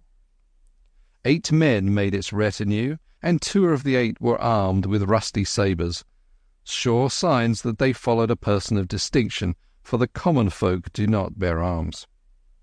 An increasing cackle of complaints, orders, and jests, and what to a European would have been bad language, came from behind the curtain. Here was evidently a woman used to command. Kim looked over the retinue critically. Half of them were thin-legged, grey-beard Auras from down country. The other half were duffel-clad, felt-hatted hillmen of the north, and that mixture told its own tale, even if he had not overheard the incessant sparring between the 2 divisions. The old lady was going south on a visit, probably to a rich relative, most probably to a son-in-law who had sent up an escort as a mark of respect. The hillmen would be of her own people, Kulu or Kangra folk. It was quite clear that she was not taking her daughter down to be wedded, or the curtains would have been laced home, and the guard would have allowed no one near the car. A merry and high-spirited dame, thought Kim, balancing the dung cake in one hand, the cooked food in the other, and piloting the llama with a nudging shoulder. Something might be made out of the meeting. The llama would give no help, but as a conscientious chela, Kim was delighted to beg for 2. He built his fire as close to the cart as he dared, waiting for one of the escort to order him away. The llama dropped wearily to the ground, much as a heavy fruit-eating bat cowers, and returned to his rosary. "Stand farther off, beggar." The order was shouted in broken Hindustani by one of the hillmen. "Ha! It is only a pahari, a hillman," said Kim over his shoulder. "Since when have the hill asses owned all Hindustan?" The retort was a swift and brilliant sketch of Kim's pedigree for 3 generations. "Ah!" Kim's voice was sweeter than ever as he broke the dung cake into fit pieces. "In my country we call that the beginning of love talk." A harsh, thin cackle behind the curtains put the hillman on his mettle for a second shot. "Not so bad, not so bad," said Kim with calm. "But have a care, my brother, lest we, I say, be minded to give a curse or so in return. And our curses have the knack of biting home." The Oryas laughed. The hillman sprang forward threateningly. The llama suddenly raised his head, bringing his huge tam-o'-shanter hat into the full light of Kim's new-started fire. "What is it?" said he. The man halted as though struck to stone. "I am safe from a great sin," he stammered. "The foreigner has found him a priest at last," whispered one of the Oryas. "Aye! Why is that beggar brat not well beaten?" the old woman cried. The hillman drew back to the cart and whispered something to the curtain. There was dead silence, then a muttering. "This goes well," thought Kim, pretending neither to see nor hear. When he has eaten," the hillman fawned on Kim, it is requested that the Holy One will do the honour to talk to one who would speak to him. After he has eaten, he will sleep," Kim returned loftily. He could not quite see what new turn the game had taken, but stood resolute to profit by it. "Now I will get him his food." The last sentence, spoken loudly, ended with a sigh of faintness. I myself, and the others of my people will look to that, if it is permitted." "It is permitted," said Kim more loftily than ever. "Holy One, these people will bring us food." "The land is good. All the country of the south is good. A great and terrible world," mumbled the Lama drowsily. "Let him sleep," said Kim, "but look to it that we are well fed when he awakes. He is a very holy man." Again, one of the warriors said something contemptuously. "He is not a fakir. He is not a down-country beggar," Kim went on severely, addressing the stars. "He is the most holy of holy men. He is above all castes. I am his chela." "Come here," said the flat, thin voice behind the curtain, and Kim came, conscious that eyes he could not see were staring at him. One skinny brown finger, heavy with rings, lay on the edge of the cart, and the talk went this way. "Who is that one?" "An exceedingly holy one. He comes from far off. He comes from Tibet." "Where in Tibet?" "From behind the snows, from a very far place. He knows the stars. He makes horoscopes. He reads nativities. He does not do this for money. He does it for kindness and great charity. I am his disciple. I am called also the friend of the stars." "Thou art no hillman." "Ask him. He will tell thee. I was sent to him from the stars to show him an end to his pilgrimage." "Consider, brat, that I am an old woman and not altogether a fool. Lamas I know, and to these I give reverence. But thou art no more a lawful chela than this my finger is the pole of this wagon. Thou art a casteless Hindu, a bold and unblushing beggar, attached belike to the Holy One for the sake of gain." "Do we not all work for gain?" Kim changed his tone promptly to match that altered voice. "I have heard," this was a bow drawn at a venture, "I have heard—" "What hast thou heard?" she snapped, rapping with the finger. "Nothing that I well remember, but some talk in the bazaars, which is doubtless a lie, that even Rajas, small hill Rajas—" "But none the less of good Rajput blood?" "Assuredly of good blood, that these even sell the more comely of their womenfolk for gain. Down south they sell them to zemindars and such all of Ouda." "If there be one thing in the world that the small hill Rajas deny, it is just this charge. But it happens to be one thing that the bazaars believe, when they discuss the mysterious slave traffics of India." The old lady explained to Kim, in a tense, indignant whisper, precisely what manner and fashion and malignant liar he was. Had Kim hinted this when she was a girl, he would have been pommelled to death that same evening by an elephant. This was perfectly true. I am only a beggar's brat, as the Eye of Beauty has said," he wailed in extravagant terror. "Eye of Beauty, forsooth! Who am I, that thou shouldst fling beggar endearments at me?" And yet she laughed at the long-forgotten word. 40 years ago that might have been said, and not without truth. 30 years. But it is the fault of this gadding up and down Hind that a king's widow must jostle all the scum of the land and be made a mock by beggars." "Great Queen," said Kim promptly, for he heard her shaking with indignation. "I am even what the Great Queen says I am, but none the less is my master holy. He has not yet heard the Great Queen's order that—" "Order? I order a holy one, a teacher of the law, to come and speak to a woman? Never!" "Pity my stupidity. I thought it was given as an order." "It was not. It was a petition. Does this make all clear?" A silver coin clicked on the edge of the cart. Kim took it and salaamed profoundly. The old lady recognized that, as the eyes and ears of the Lama, he was to be propitiated. "I am but the Holy One's disciple. When he has eaten, perhaps he will come." "Oh, villain and shameless rogue!"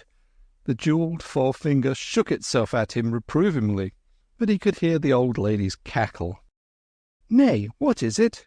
he said, dropping into his most caressing and confidential tone, the one he well knew that few could resist. Is there any need of a son in thy family? Speak freely, for we priests—" That last was a direct plagiarism from a fakir by the Taksali gate. "We priests?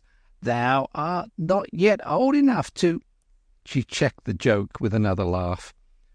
"Believe me, now and again, we women, O priest, think of other matters than sons. Moreover, my daughter has borne her man-child." "2 arrows in the quiver are better than 1, and 3 are better still." Kim quoted the proverb with a meditative cough, looking discreetly earthward. "True, oh true, but perhaps that will come.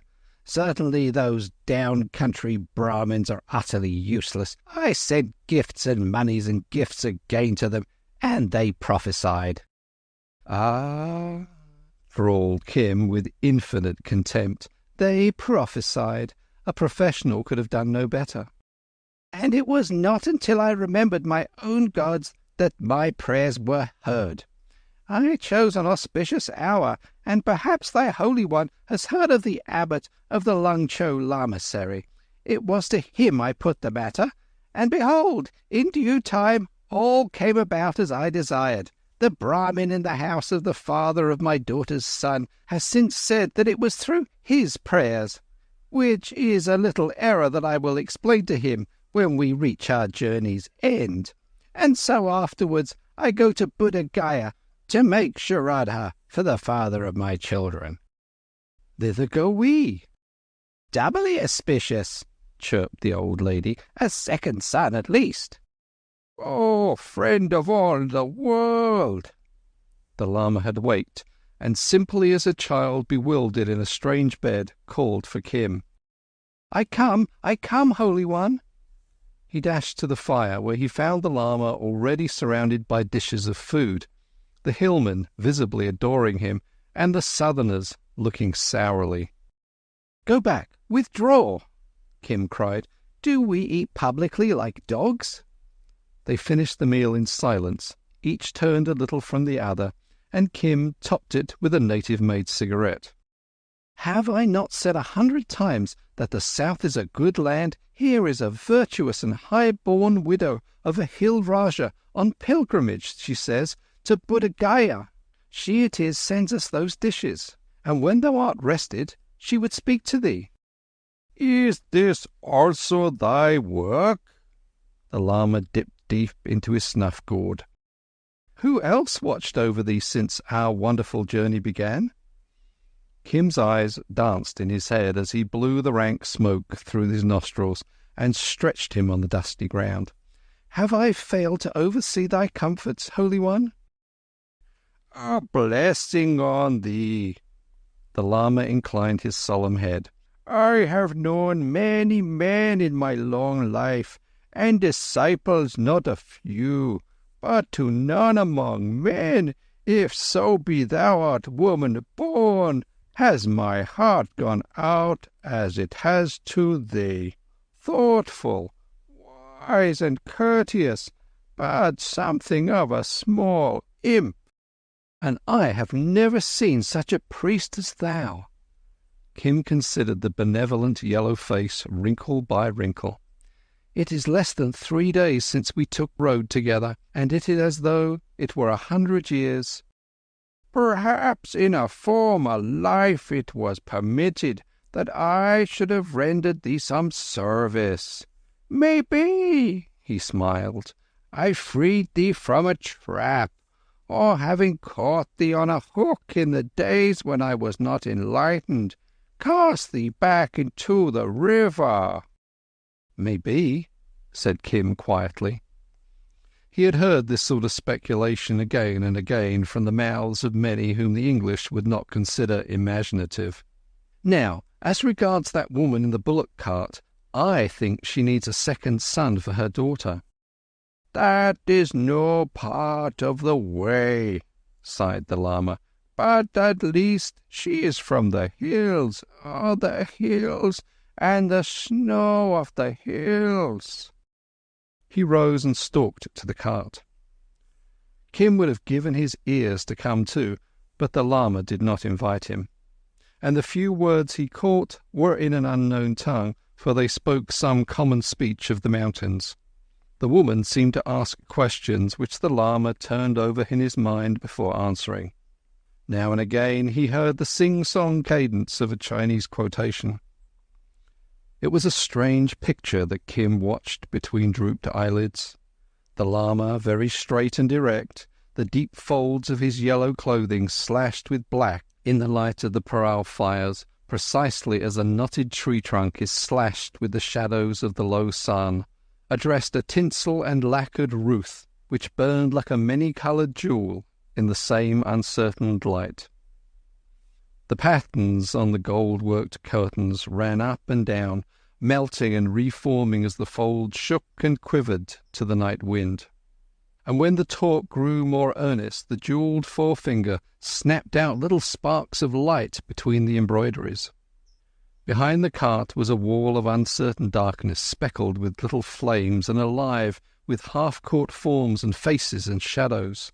The voices of early evening had settled down to one soothing hum, whose deepest note was the steady chomping of the bullocks above their chopped straw, and whose highest was the tinkle of a Bengali dancing girl's sitar. Most men had eaten, and pulled deep at their gurgling, grunting hookahs, which in full blast sound like bullfrogs. At last the Lama returned. A hillman walked behind him with a wadded cotton quilt and spread it carefully by the fire. "She deserves 10,000 grandchildren," thought Kim. "None the less, but for me these gifts would not have come." "A virtuous woman and a wise one." The Lama slackened off, joint by joint, like a slow camel. "The world is full of charity to those who follow the way." He flung a fair half of the quilt over Kim. "And what said she?" Kim rolled up in his share of it. "She asked me many questions and propounded many problems, the most of which were idle tales, which she had heard from devil-serving priests who pretended to follow the way. Some I answered, and some I said were foolish. Many wear the robe, but few keep the way." "True, that is true." Kim used the thoughtful, conciliatory tone of those who wish to draw confidences. "But by her lights she is most right-minded. She desires greatly that we should go with her to Buddha Gaya, her road being ours, as I understand, for many days' journey to the southward." "And?" "Patience a little. To this I said that my search came before all things. She had heard many foolish legends, but this great truth of my river she had never heard. Such are the priests of the lower hills. She knew the abbot of Lung Cho, but she did not know of my river, nor the tale of the arrow." "And?" "I spoke, therefore, of the search, and of the way, and of matters that were profitable, she desiring only that I should accompany her and make prayer for a second son." "Aha! "We women do not think of anything save children," said Kim sleepily. "Now, since our roads run together for a while, I do not see that we in any way depart from our search. If so, we accompany her, at least as far as— I have forgotten the name of the city." "Oh, hey," said Kim, turning and speaking in a sharp whisper to one of the Oreas a few yards away. "Where is your master's house?" "A little behind Saranpur, among the fruit gardens." He named the village. "That was the place," said the Lama. "So far, at least, we can go with her." "Flies go to carrion," said the Oriya in an abstracted voice. "For the sick cow, a crow. For the sick man, a Brahmin." Kim breathed the proverb impersonally to the shadow tops of the trees overhead. The Oriya grunted and held his peace. "So then, we go with her, Holy One?" "Is there any reason against? I can still step aside and try all the rivers that the road overpasses. She desires that I should come. She very greatly desires it." Kim stifled a laugh in the quilt. When once that imperious old lady had recovered from her natural awe of the Lama, he thought it probable that she would be worth listening to. He was nearly asleep when the Lama suddenly quoted a proverb: "The husbands of the talkative have a great reward hereafter." Then Kim heard him snuff thrice and dozed off, still laughing.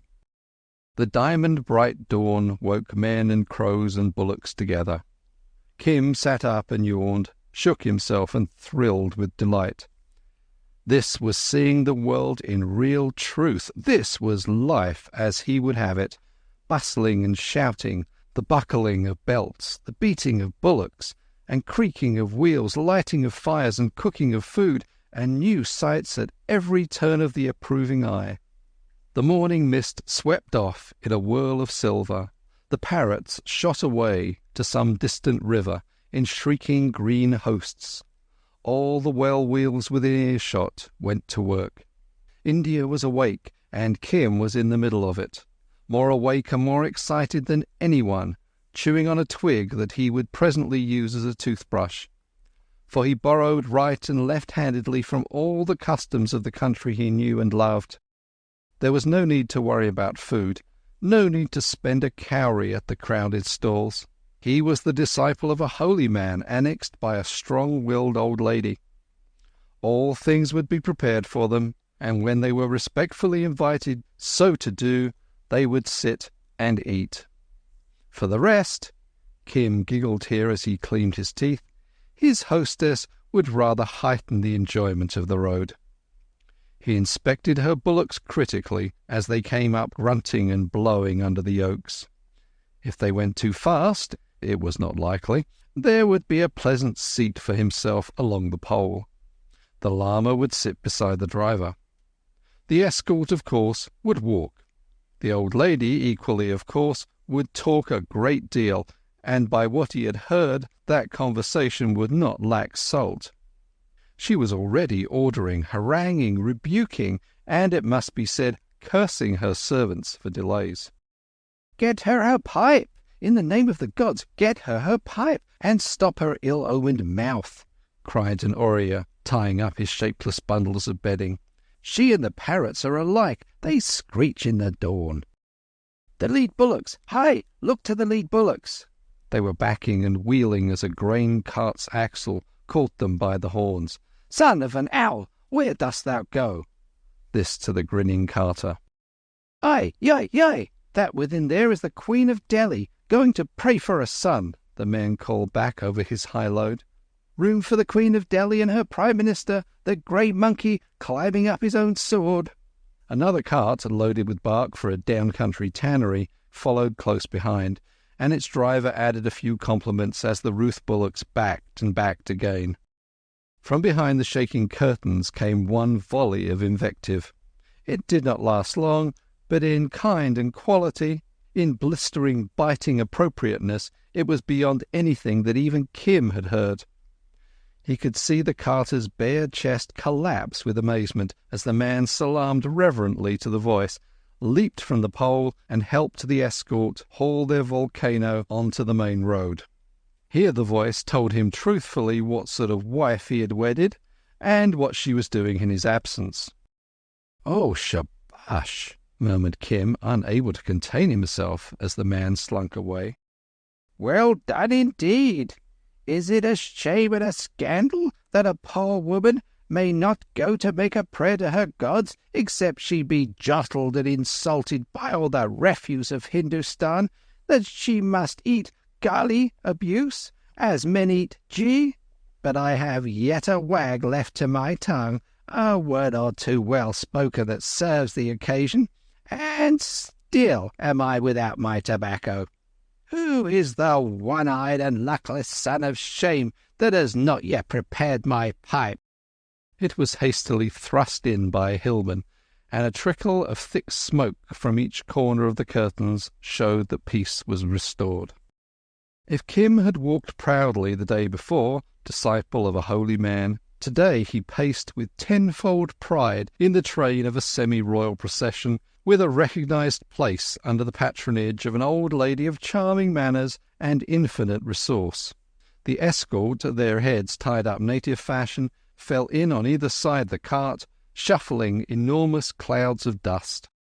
The Lama and Kim walked a little to one side, Kim chewing his stick of sugar-cane and making way for no one under the status of a priest. They could hear the old lady's tongue clack as steadily as a rice-husker. She bade her escort tell her what was going on the road, and so soon as they were clear of the parao, she flung back the curtains and peered out, her veil a third across her face. Her men did not eye her directly when she addressed them, and thus the proprieties were more or less observed. A dark, sallowish district superintendent of police, faultlessly uniformed, an Englishman, trotted by on a tired horse, and seeing from her retinue what manner of a person she was, chaffed her. "Oh, mother," he cried, "do they do this in the zenanas? Suppose an Englishman came by and saw that thou hadst no nose." "What?" she shrilled back. "Thine own mother has no nose? Why say so then in the open road?" It was a fair counter. The Englishman threw up his hand with the gesture of a man hit at sword-play. She laughed and nodded. "Is this a face to tempt virtue aside?" She withdrew all her veil and stared at him. It was by no means lovely, but as the man gathered up his reins, he called it a moon of paradise, a disturber of integrity, and a few other fantastic epithets which doubled her up with mirth. "That is a nutcut." "Rogue," she said. "All police constables are nutcuts, but the police wallahs are worse. Hi, my son, thou hast never learned all that since thou comest from Balate, Europe. Who suckled thee?" "A paharin, a hill woman of Dalhousie, my mother. Keep thy beauty under a shade, O dispenser of delights." And he was gone. "These be the sort." She took a fine judicial tone and stuffed her mouth with pan.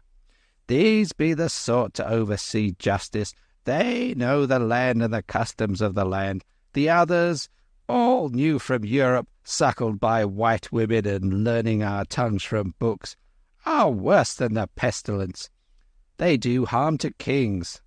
Then she told a long, long tale to the world at large of an ignorant young policeman who had disturbed some small hill Rajah, a ninth cousin of her own, in the matter of a trivial land case, winding up with a quotation from a work by no means devotional. Then her mood changed, and she bade one of the escort ask whether the Lama would walk alongside and discuss matters of religion. So Kim dropped back into the dust and returned to his sugar-cane. For an hour or more the Lama's tam o'shanter showed like a moon through the haze, and from all he heard Kim gathered that the old woman wept. One of the Oryas half apologized for his rudeness overnight, saying that he had never known his mistress of so bland a temper, and he ascribed it to the presence of the strange priest. Personally, he believed in Brahmins, though, like all natives, he was acutely aware of their cunning and their greed. Still, when Brahmins but irritated with begging demands the mother of his master's wife, and when she sent them away so angry that they cursed the whole retinue, which was the real reason of the second offside bullock going lame and of the pole breaking the night before, he was prepared to accept any priest of any other denomination in or out of India. To this Kim assented with wise nods, and bade the Oorya observe that the Lama took no money, and that the cost of his and Kim's food would be repaid 100 times in the good luck that would attend the caravan henceforward. He also told stories of Lahore city, and sang a song or two which made the escort laugh.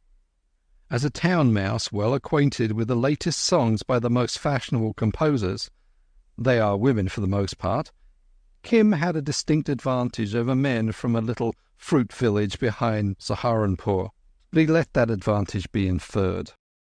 At noon they turned aside to eat, and the meal was good, plentiful, and well served on plates of clean leaves, in decency, out of drift of the dust.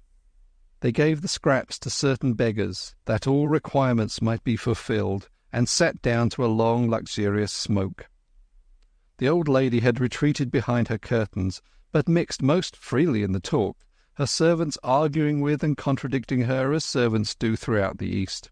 She compared the cool and the pines of the Kangra and Kulu hills with the dust and the mangoes of the south. She told a tale of some local gods at the edge of her husband's territory. She roundly abused the tobacco which she was then smoking, reviled all Brahmins, and speculated without reserve on the coming of many grandsons. Chapter 5. Here come I to my own again, fed, forgiven, and known again, claimed by bone of my bone again, and sib to flesh of my flesh. The fatted calf is dressed for me, but husks have greater zest for me. I think my pigs will be best for me, so I'm off to the styes afresh. The prodigal son.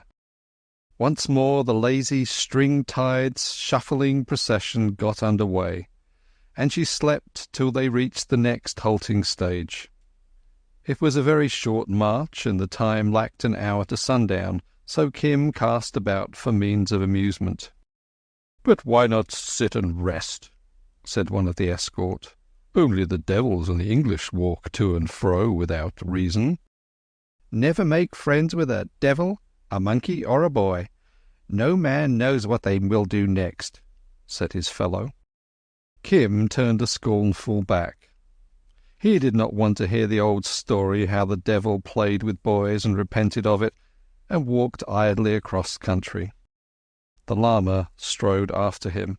All that day, whenever they passed a stream, he had turned aside to look at it, but in no case had he received any warning that he had found his river.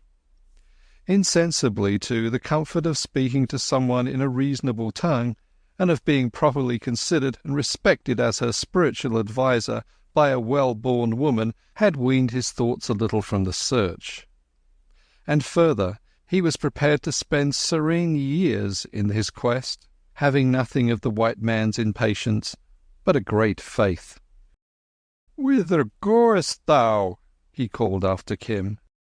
"No whither. It was a small march, and all this," Kim waved his hands abroad, "is new to me."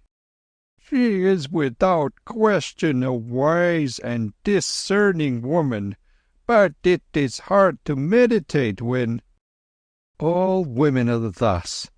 Kim spoke as might have Solomon. "Before the lamasery was a broad platform," the Lama muttered, loping up the well-worn rosary, "of stone. On that I have left the marks of my feet, pacing to and fro with these." He clicked the beads, and began the Om Mani Padme hums of his devotion, grateful for the cool, the quiet, and the absence of dust. One thing after another drew Kim's idle eye across the plain. There was no purpose in his wanderings, except that the build of the huts nearby seemed new, and he wished to investigate. They had come out on a broad tract of grazing ground, brown and purple in the afternoon light, with a heavy clump of mangoes in the centre. It struck Kim as curious that no shrine stood in so eligible a spot. The boy was observing as any priest for these things. Far across the plain walked side by side 4 men, made small by the distance. He looked intently under his curved palms, and caught the sheen of brass. "Soldiers, white soldiers," said he. "Let us see." "It is always soldiers when thou and I go out alone together, but I have never seen the white soldiers." "They do no harm except when they are drunk. Keep behind this tree." They stepped behind the thick trunks in the cool dark of the mango tope. 2 little figures halted. The other 2 came forward, uncertainly. They were the advance party of a regiment on the march, sent out, as usual, to mark the camp. They bore 5-foot sticks with fluttering flags, and called to each other as they spread over the flat earth. At last they entered the mango grove, walking heavily. "It's here or hereabouts. Officers' tents under the trees, I take it, and the rest of us can stay outside. Have they marked out for the baggage wagons yet?" They cried out again to their comrades in the distance, and the rough answer came back faint and mellowed. "Shove the flag in here, then," said one. "What do they prepare?" said the Lama, wonder-struck. "This is a great and terrible world. What is that device on the flag?" A soldier thrust a stave within a few feet of them, grunted discontentedly, pulled it up again, conferred with his companion, who looked up and down the shaded cave of greenery, and returned it. Kim stared with all his eyes, his breath coming short and sharp between his teeth. The soldiers stamped off into the sunshine. "Oh, Holy One!" he gasped. "My horoscope! The drawing in the dust by the priest at Umballa. I remember what he said. First come 2, for ashes, to make all things ready, in a dark place, as it is always at the beginning of a vision." "But this is not vision," said the Lama. "It is the world's illusion, and no more." "And after them comes the bull, the red bull on the green field. Look, it is he." He pointed to the flag that was snapping in the evening breeze not 10 feet away. It was no more than an ordinary camp-marking flag, but the regiment, always punctilious in matters of millinery, had charged it with the regimental device, the red bull, which is the crest of the Mavericks, the great red bull on a background of Irish green. "I see, and now I remember," said the Lama.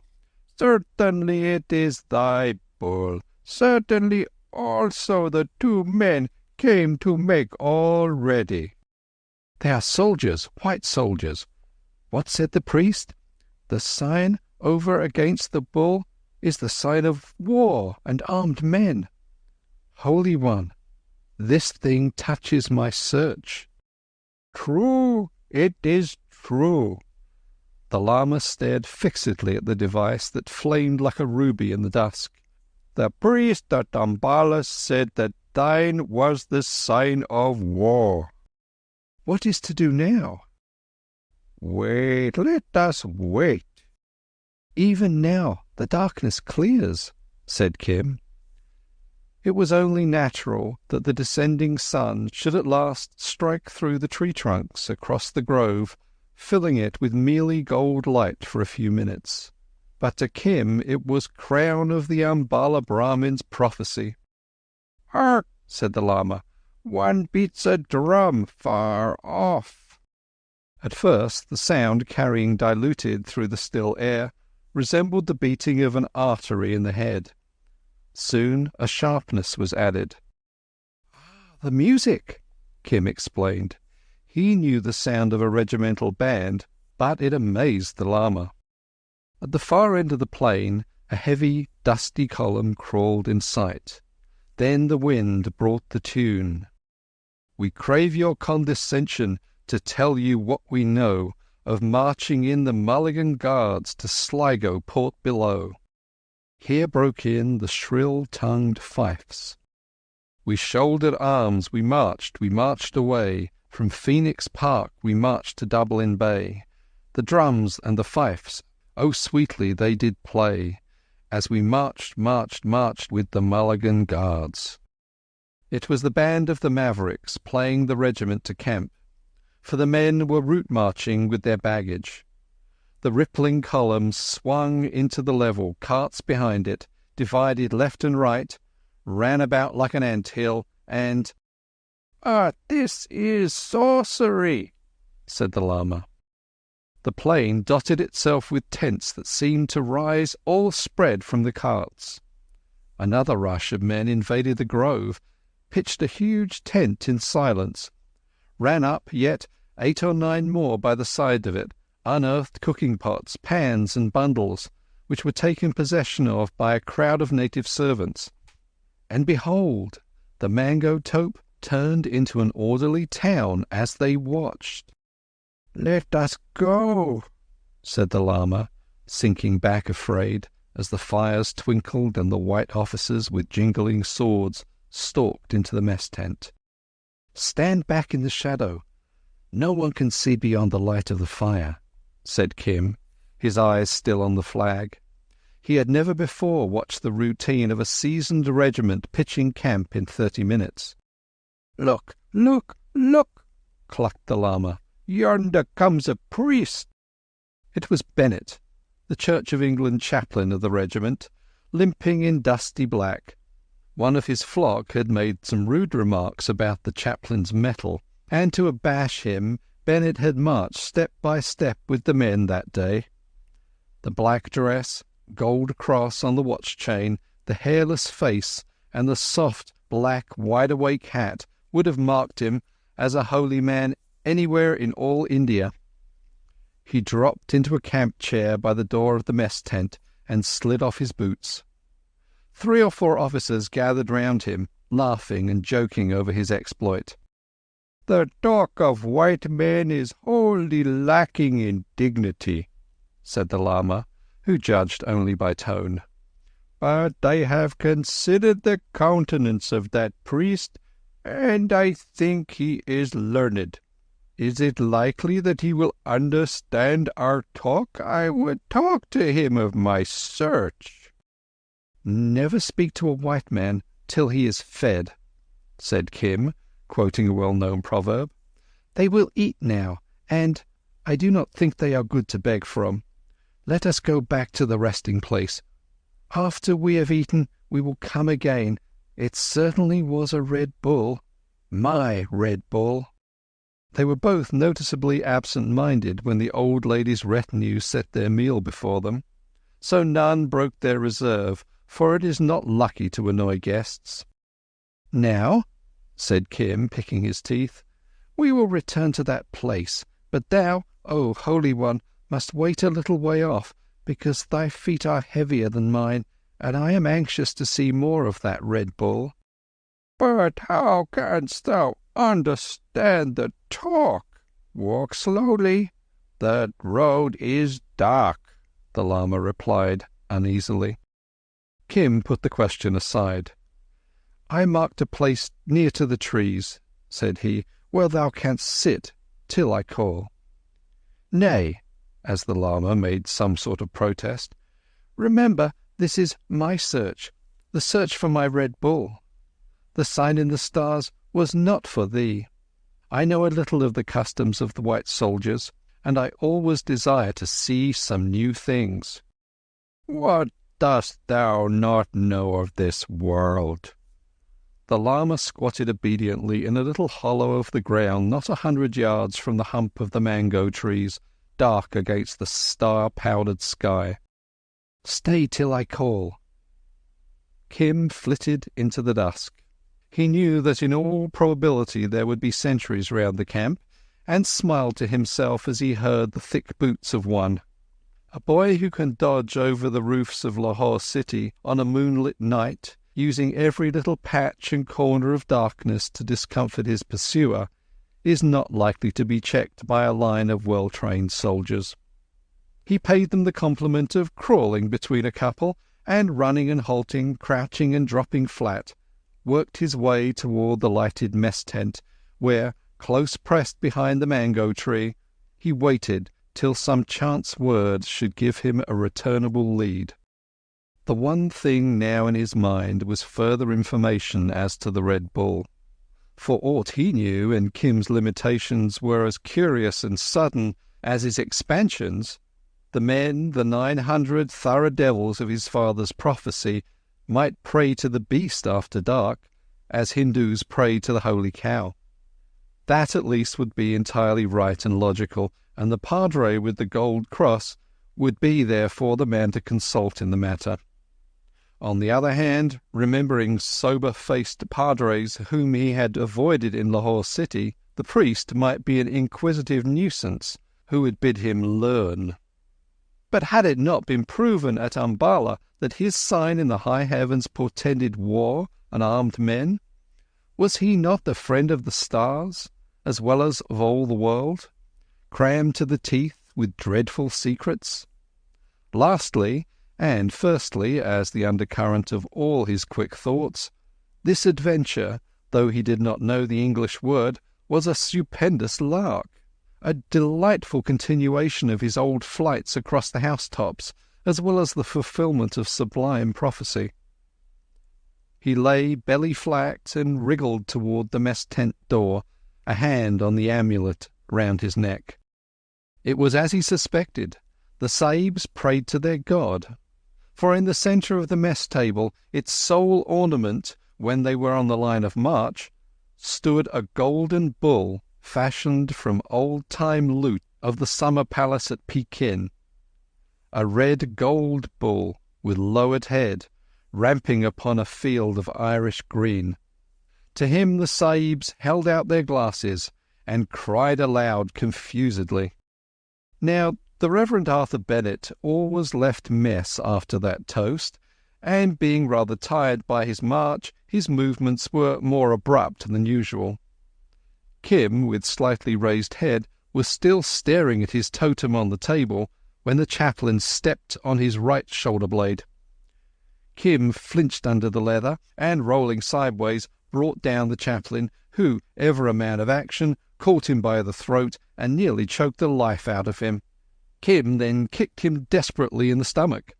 Mr. Bennett gasped and doubled up, but without relaxing his grip, rolled over again and silently hauled Kim to his own tent. The Mavericks were incurable practical jokers, and it occurred to the Englishman that silence was best till he had made complete inquiry.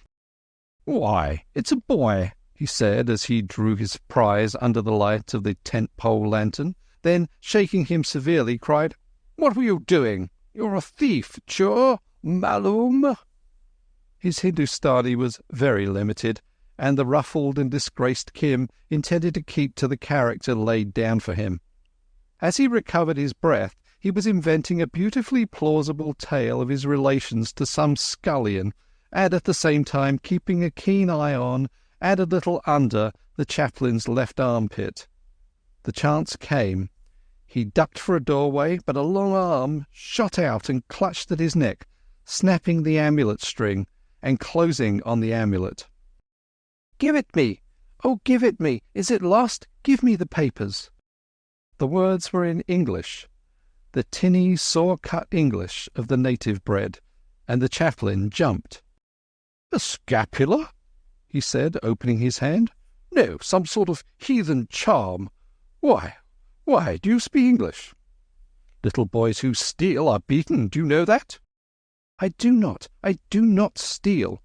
Kim danced in agony like a terrier at a lifted stick. "Oh, give it me, it is my charm, do not thieve it from me." The chaplain took no heed, but going to the tent door, called aloud. A fattish, clean-shaven man appeared. "I want your advice, Father Victor," said Bennett. "I found this boy in the dark outside the mess tent. Ordinarily I should have chastised him and let him go, because I believe him to be a thief. But it seems he talks English, and he attaches some sort of value to a charm round his neck. I thought perhaps you might help me." Between himself and the Roman Catholic chaplain of the Irish contingent lay, as Bennett believed, an unbridgeable gulf. But it was noticeable that whenever the Church of England dealt with a human problem, she was likely to call in the Church of Rome.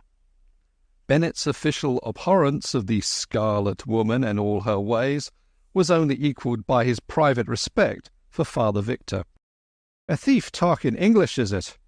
Let's look at his charm. No, it's not a scapula, Bennett." He held out his hand. "But have we any right to open it? A sound whipping." "I did not thieve," protested Kim. "You have hit me kicks all over my body. Now give me my charm, and I will go away." "Not quite so fast. We'll look first," said Father Victor, leisurely rolling out poor Kimball O'Hara's ne variatur parchment, his clearance certificate, and Kim's baptismal certificate. On this last, O'Hara, with some confused idea that he was doing wonders for his son, had scrawled scores of times, "Look after the boy. Please look after the boy," signing his name and regimental number in full. "Powers of darkness below," said Father Victor, passing all over to Mr. Bennett. "Do you know what these things are?" "Yes," said Kim. "They are mine, and I want to go away." "I do not quite understand," said Mr. Bennett. "He probably brought them on purpose. It may be a begging trick of some kind." "I never saw a beggar less anxious to stay with his company, then. There's the making of a gay mystery here. Do you believe in Providence, Bennett?" "I hope so." "Well, I believe in miracles, so it comes to the same thing. Powers of darkness, Kimball O'Hara and his son. But then he's a native, and I saw Kimball married myself to Annie Shott. How long have you had these things, boy?" "Ever since I was a little baby." Father Victor stepped forward quickly and opened the front of Kim's upper garment. "You see, Bennett, he's not very black. What's your name?" "Kim." "Or Kimball?" "Perhaps. Will you let me go away?" "What else?" "They call me Kim Rishti Ki, that is, Kim of the Rishti." "What is that, Rishti?" "Irishti. That was the regiment, my father's." "Irish. Oh, I see." "Yes, that was how my father told me. My father, he has lived." "He has lived where?" "Has lived? Of course, he's dead. Gone out." "Oh, that's your abrupt way of putting it, is it?" Bennett interrupted. "It is possible I have done the boy an injustice. He is certainly white, though evidently neglected. I'm sure I must have bruised him. I do not think spirits—" "Get him a glass of sherry, then, and let him squat on the cot. Now, Kim," continued Father Victor, "no one is going to hurt you. Drink that down, and tell us about yourself. The truth, if you've no objection." Kim coughed a little as he put down the empty glass, and considered. This seemed a time for caution and fancy.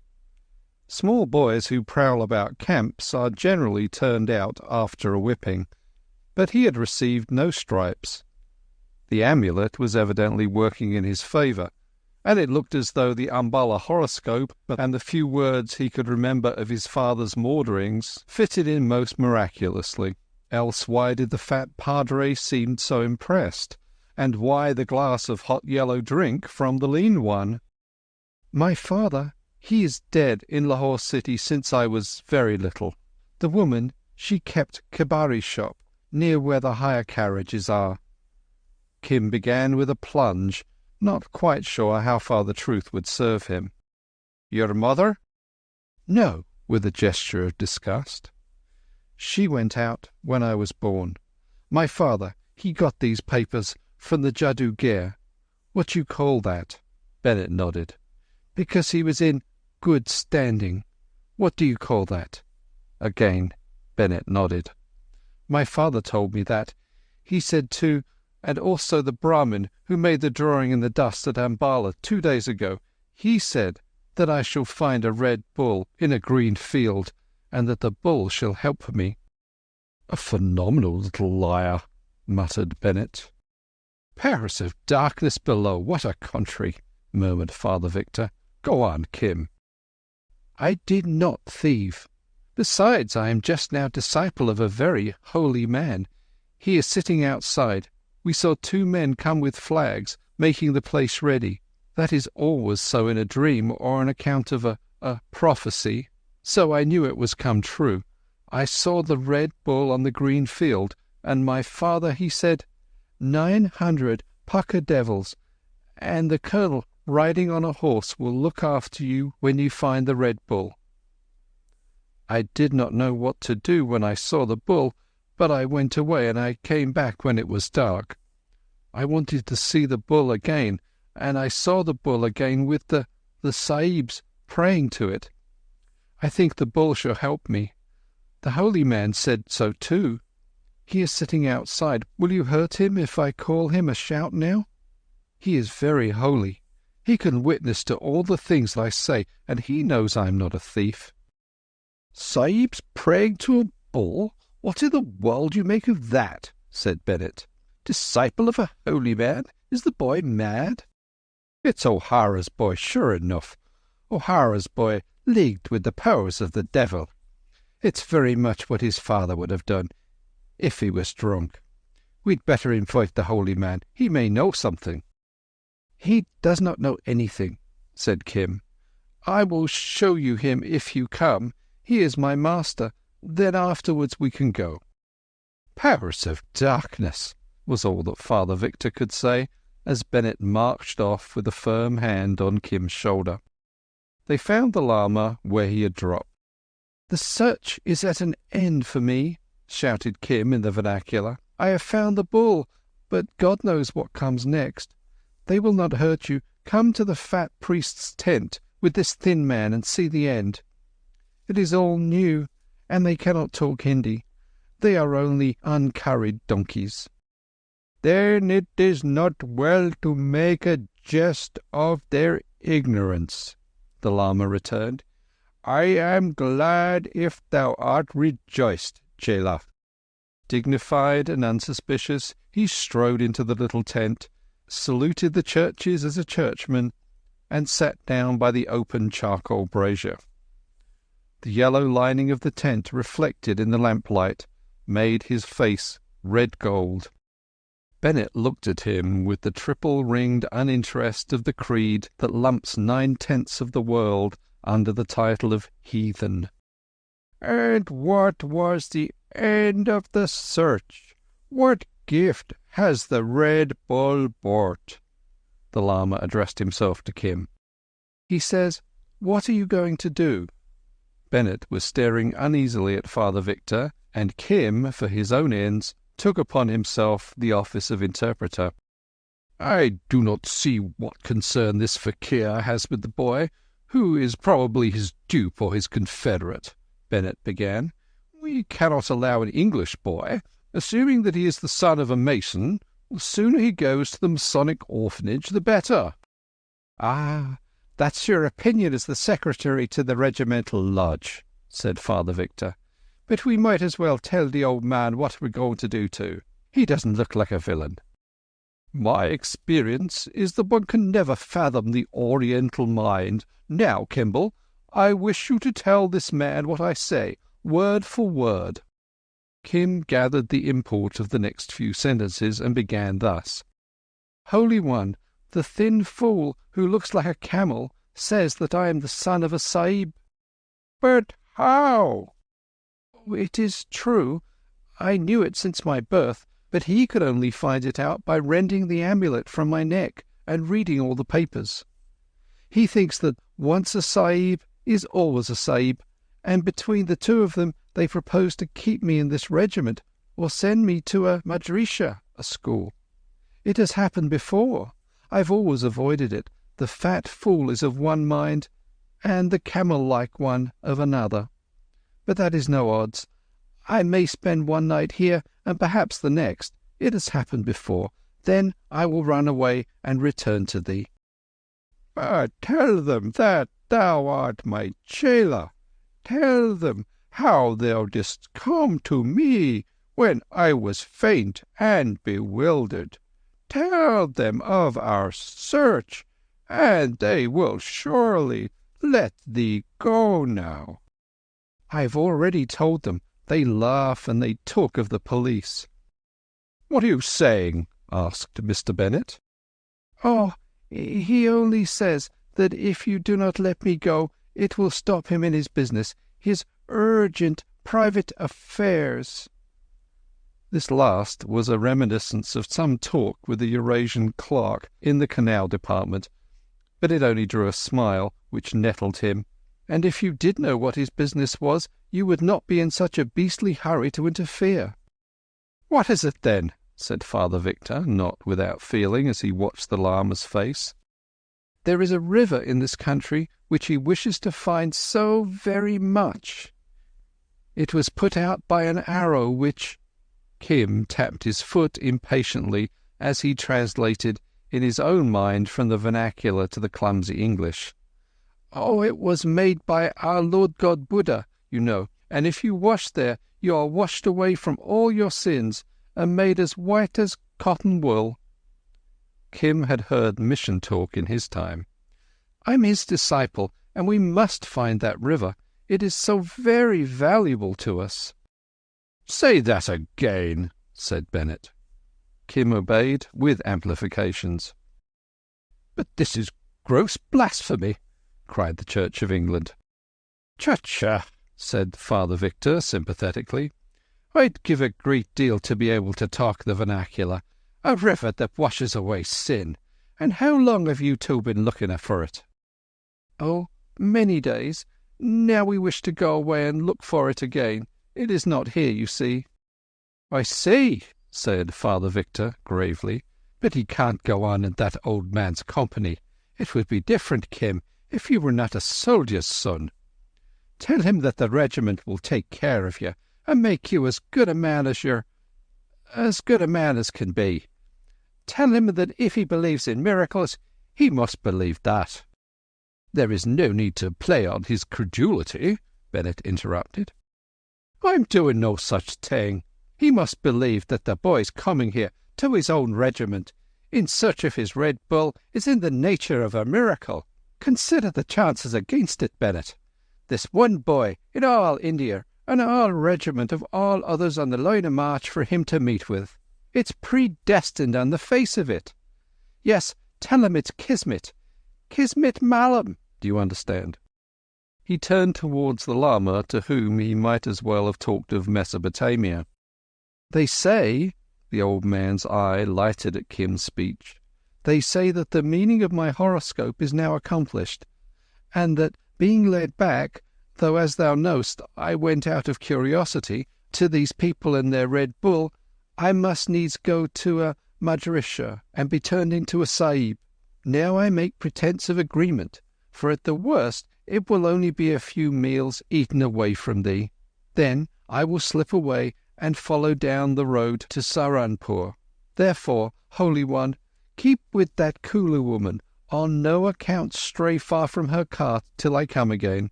Past question, my sign is of war and of armed men. See how they have given me wine to drink and set me upon a bed of honour. My father must have been some great person.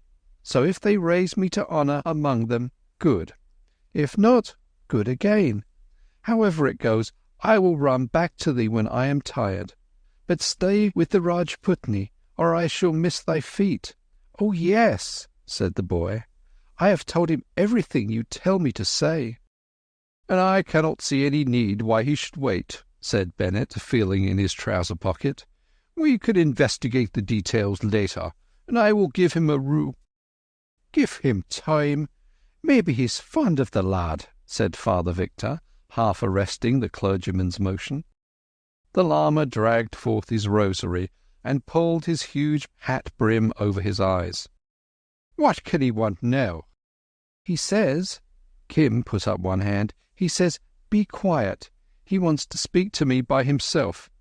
You see, you do not know one little word of what he says, and I think if you talk he will perhaps give you very bad curses. When he takes those bees like that, you see, he wants to be quiet." The two Englishmen sat overwhelmed, but there was a look in Bennett's eye that promised ill for Kim when he should be relaxed to the religious arm. "A Sahib, and the son of a Sahib." The Lama's voice was harsh with pain. "But no white man knows the land and the customs of the land as thou knowest. How comes it this is true?" "What matter, Holy One? But remember, it is only for a night or two. Remember, I can change swiftly. It will all be as it was when I first spoke to thee under Zamzamar, the great gun." "As a boy in the dress of white men, when I first went to the Wonder House, and a second time thou wast a Hindu. What shall the third incarnation be?" He chuckled drearily. "Ah, Chela, thou hast done a wrong to an old man, because my heart went out to thee." "And mine to thee. But how could I know that the Red Bull would bring me to this business?" The Lama covered his face afresh and nervously rattled the rosary. Kim squatted beside him and laid hold upon a fold of his clothing. "Now it is understood that the boy is a Sahib," he went on in a muffled tone. "Such a Sahib as was he who kept the images in the Wonder House." The Lama's experience of white men was limited. He seemed to be repeating a lesson. "So then it is not seemly that he should do other than as the Sahibs do. He must go back to his own people." "For a day and a night and a day," Kim pleaded. "No, ye don't." Father Victor saw Kim edging towards the door and interposed a strong leg.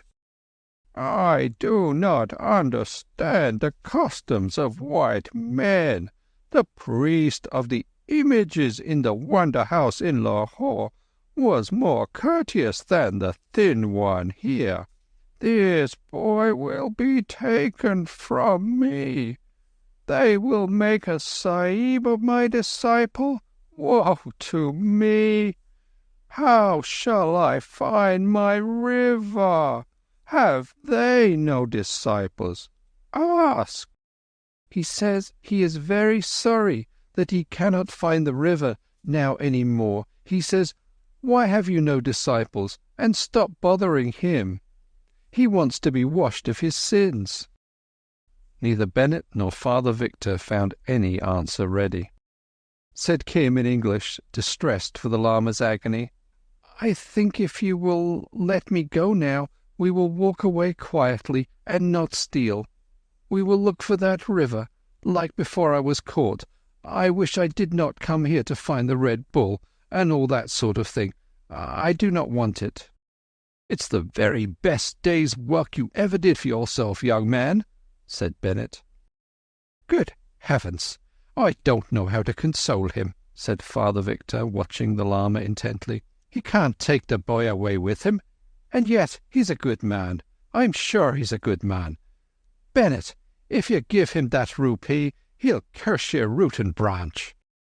They listened to each other's breathing 5 full minutes. Then the Lama raised his head and looked forth across them into space and emptiness. "And I am a follower of the way," he said bitterly. "The sin is mine and the punishment is mine.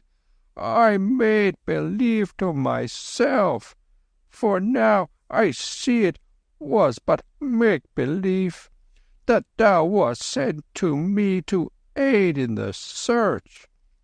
So my heart went out to thee for thy charity and thy courtesy and the wisdom of thy little years. But those who follow the way must permit not the fire of any desire or attachment, for that is all illusion. As says—" he quoted an old Chinese text, backed it with another, and reinforced these with a third. "I stepped aside from the way, my chela. It was no fault of thine. I delighted in the sight of life, the new people upon the roads, and in thy joy at seeing these things. I was pleased with thee, who should have considered my search, and my search alone. Now I am sorrowful, because thou art taken away, and my river is far from me. It is the law which I have broken." "Powers of darkness below," said Father Victor, who, wise in the confessional, heard the pain in every sentence. "I can see now that the sign of the Red Bull was a sign for me as well as for thee. All desire is red and evil. I will do penance and find my river alone." "At least go back to the Kulu woman," said Kim. "Otherwise thou wilt be lost upon the roads. She will feed thee till I run back to thee." The Lama waved a hand to show that the matter was finally settled in his mind. "Now," his tone altered as he turned to Kim, "what will they do with thee? At least I may, acquiring merit, wipe out past ill." "Make me a Sahib, so they think. The day after tomorrow I return. Do not grieve." "Of what sort? Such an one as this, or that man?" He pointed to Father Victor.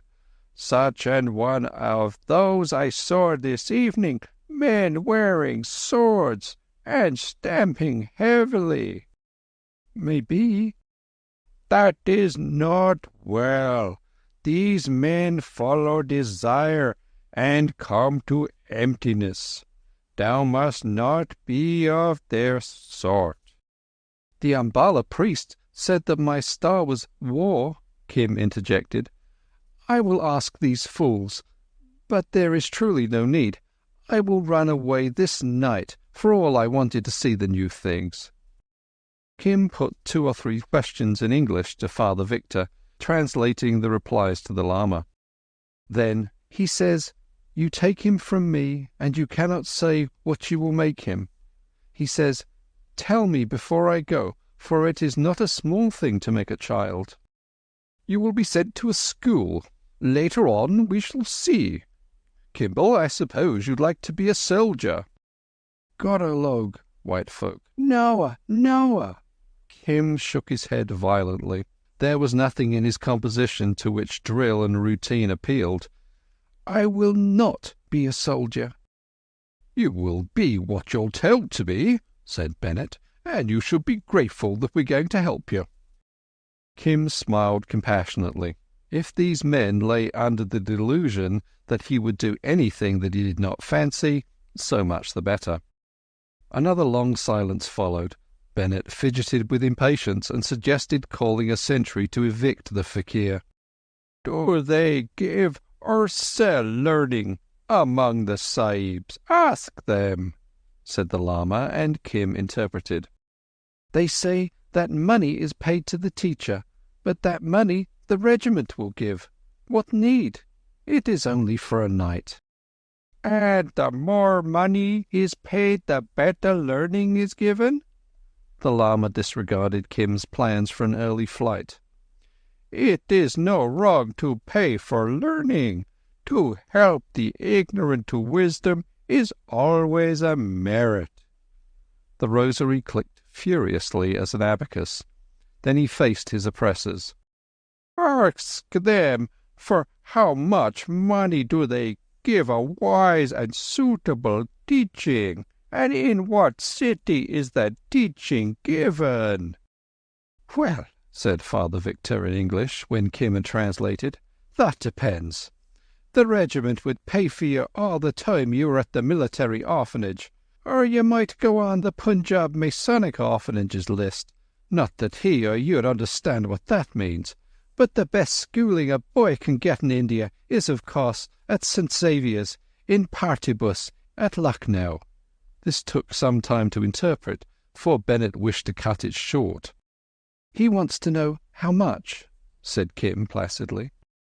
200 or 300 rupees a year." Father Victor was long past any sense of amazement. Bennett, impatient, did not understand. "He says, write that name and the money upon a paper and give it him. And he says you must write your name below, because he is going to write a letter in some days to you.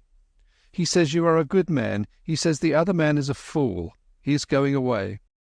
The Lama rose suddenly. "I follow my search," he cried, and was gone. "He'll run slap into the centuries," cried Father Victor, jumping up as the Lama stalked out. "But I can't leave the boy." Kim made swift motion to follow, but checked himself. There was no sound of challenge outside. The Lama had disappeared. Kim settled himself composedly on the chaplain's cot. At least the Lama had promised that he would stay with the Rajput woman from Kulu, and the rest was of the smallest importance. It pleased him that the two padres were so evidently excited. They talked long in undertones, Father Victor urging some scheme upon Mr. Bennett, who seemed incredulous. All this was very new and fascinating, but Kim felt sleepy. They called men into the tent. One of them certainly was the colonel, as his father had prophesied, and they asked him an infinity of questions, chiefly about the woman who had looked after him, all of which Kim answered truthfully. They did not seem to think the woman a good guardian. After all, this was the newest of his experiences. Sooner or later, if he chose, he could escape into great, grey, formless India, beyond tents and padres and colonels. Meanwhile, if the sahibs were to be impressed, he would do his best to impress them. He, too, was a white man. After much talk that he could not comprehend, they handed him over to a sergeant who had strict instructions not to let him escape. The regiment would go on to Umballa, and Kim would be sent up, partly at the expense of the lodge, and in part by subscription, to a place called Sanawar. "It's miraculous past all whooping, Colonel," said Father Victor, when he had talked without a break for 10 minutes. "His Buddhist friend has levanted after taking my name and address. I can't make out whether he'll pay for the boy's education or whether he's preparing some sort of witchcraft on his own account."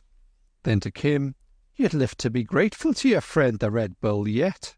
We'll make a man of you at Sanawar, even at the price of making you a Protestant." "Certainly, most certainly," said Bennett.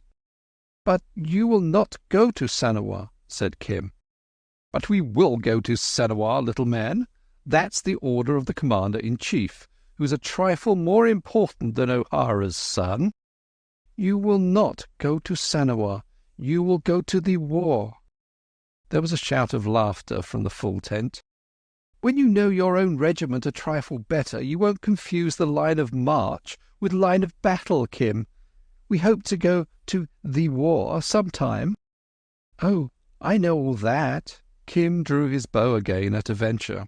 If they were not going to the war, at least they did not know what he knew of the talk on the veranda in Umballa.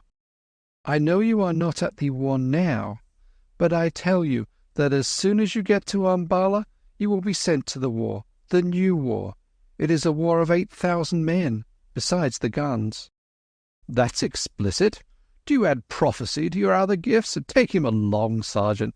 Take up suit for him from the drums, and take care he doesn't slip through your fingers. Who says the age of miracles has gone by? I think I'll go to bed. My poor mind's weakening." At the far end of the camp, silent as a wild animal, an hour later sat Kim.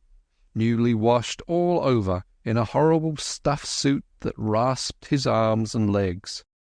"A most amazing young bird," said the sergeant. "He turns up in charge of a yellow-headed buck Brahmin priest, with his father's lodge certificates round his neck, talking God knows what of all a Red Bull.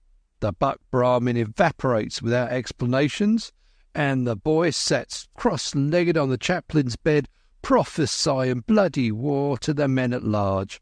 India's a wild land for a God-fearing man. I'll just tie his leg to the tent pole in case he'll go through the roof.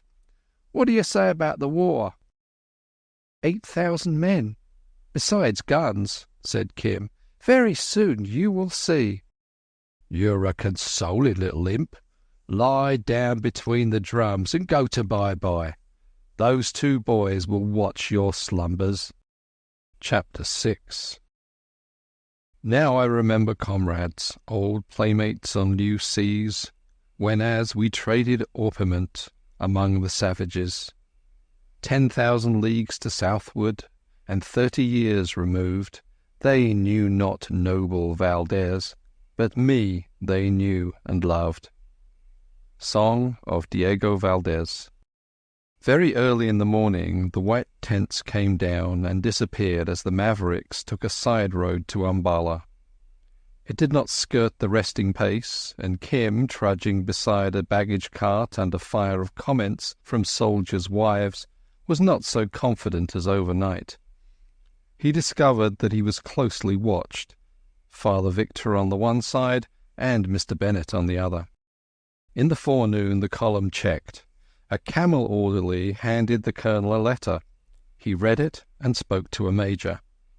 Half a mile in the rear, Kim heard a hoarse and joyful clamour rolling down on him through the thick dust.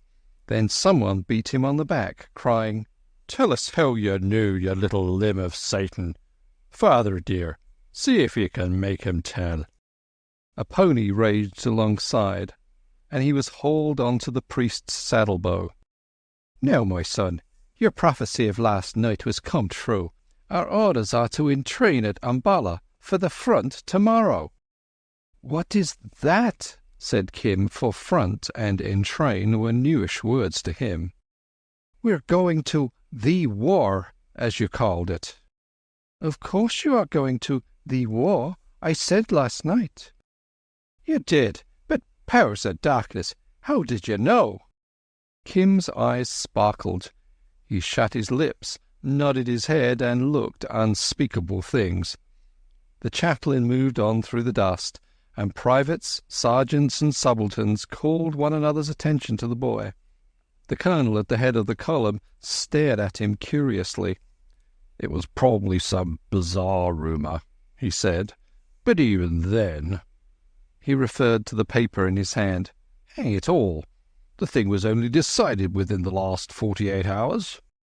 "Are there many more like you in India?" said Father Victor. "Or are you by the way of being a lusus naturali?" "Now I have told you," said the boy, "will you let me go back to my old man? If he has not stayed with that woman from Kulu, I am afraid he will die." "But what I saw of him, he's well able to take care of himself, as you know. You've brought us luck, and we're going to make a man of you. I'll take ye back to your baggage cart, and you'll come to me this evening." For the rest of the day, Kim found himself an object of distinguished consideration among a few hundred white men. The story of his appearance in camp, the discovery of his parentage, and his prophecy had lost nothing in the telling. A big, shapeless white woman on a pile of bedding asked him mysteriously whether he thought her husband would come back from the war. Kim reflected gravely and said that he would, and the woman gave him food. In many respects, this big procession that played music at intervals, this crowd that talked and laughed so easily, resembled a festival in Lahore city. So far there was no sign of hard work, and he resolved to lend the spectacle his patronage. At evening there came out to meet them bands of music, and played the Mavericks into camp near Umballa railway station. That was an interesting night. Men of other regiments came to visit the Mavericks. The Mavericks went visiting on their own account. Their pickets hurried forth to bring them back, met pickets of strange regiments on the same duty, and after a while the bugles blew madly for more pickets with officers to control the tumult. The Mavericks had a reputation for liveliness to live up to, but they fell in on the platform next morning in perfect shape and condition, and Kim, left behind with the sick, women and boys, found himself shouting farewells excitedly as the trains drew away. Life as a Sahib was amusing so far, but he touched it with a cautious hand. Then they marched him back in charge of a drummer boy to empty lime-washed barracks, whose floors were covered with rubbish and string and paper, and whose ceilings gave back his lonely footfall. Native fashion, he curled himself up on a striped cot and went to sleep. An angry man stumped down the veranda, woke him up, and said he was a schoolmaster. This was enough for Kim, and he retired into his shell. He could just puzzle out the various English police notices in Lahore City because they affected his comfort, and among the many guests of the women who looked after him had been a queer German who painted scenery for the Farsi travelling theatre.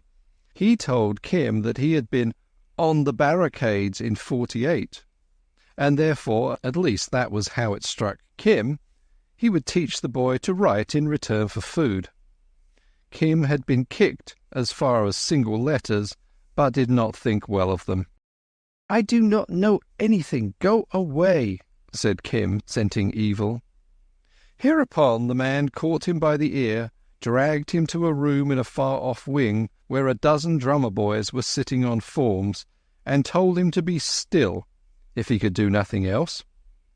This he managed very successfully. The man explained something or other with white lines on a black board for at least half an hour, and Kim continued his interrupted nap. He much disapproved of the present state of affairs, for this was the very school and discipline he had spent 2/3 of his young life in avoiding. Suddenly a beautiful idea occurred to him, and he wondered that he had not thought of it before. The man dismissed them, and first to spring through the veranda into the open sunshine was Kim. Said a high voice at his heels. "I've got to look after you. My orders are not to let you out of my sight. Where are you going?" It was the drummer boy who had been hanging around him all the forenoon, a fat and freckled person of about 14, and Kim loathed him from the soles of his boots. "To the bazaar, to get sweets for you," said Kim after a thought. "Well, the bazaar's out of bounds. If we go there, we'll get a dressing down. You come back." "How near can we go?" Kim did not know what bounds meant, but he wished to be polite for the present. "How near? How far, you mean? We can go as far as that tree down the road." "Then I will go there." "All right. I ain't going. It's too hot. I can watch you from here. It's no good running away. If you did, they'd spot you by your clothes. That's regimental stuff you're wearing.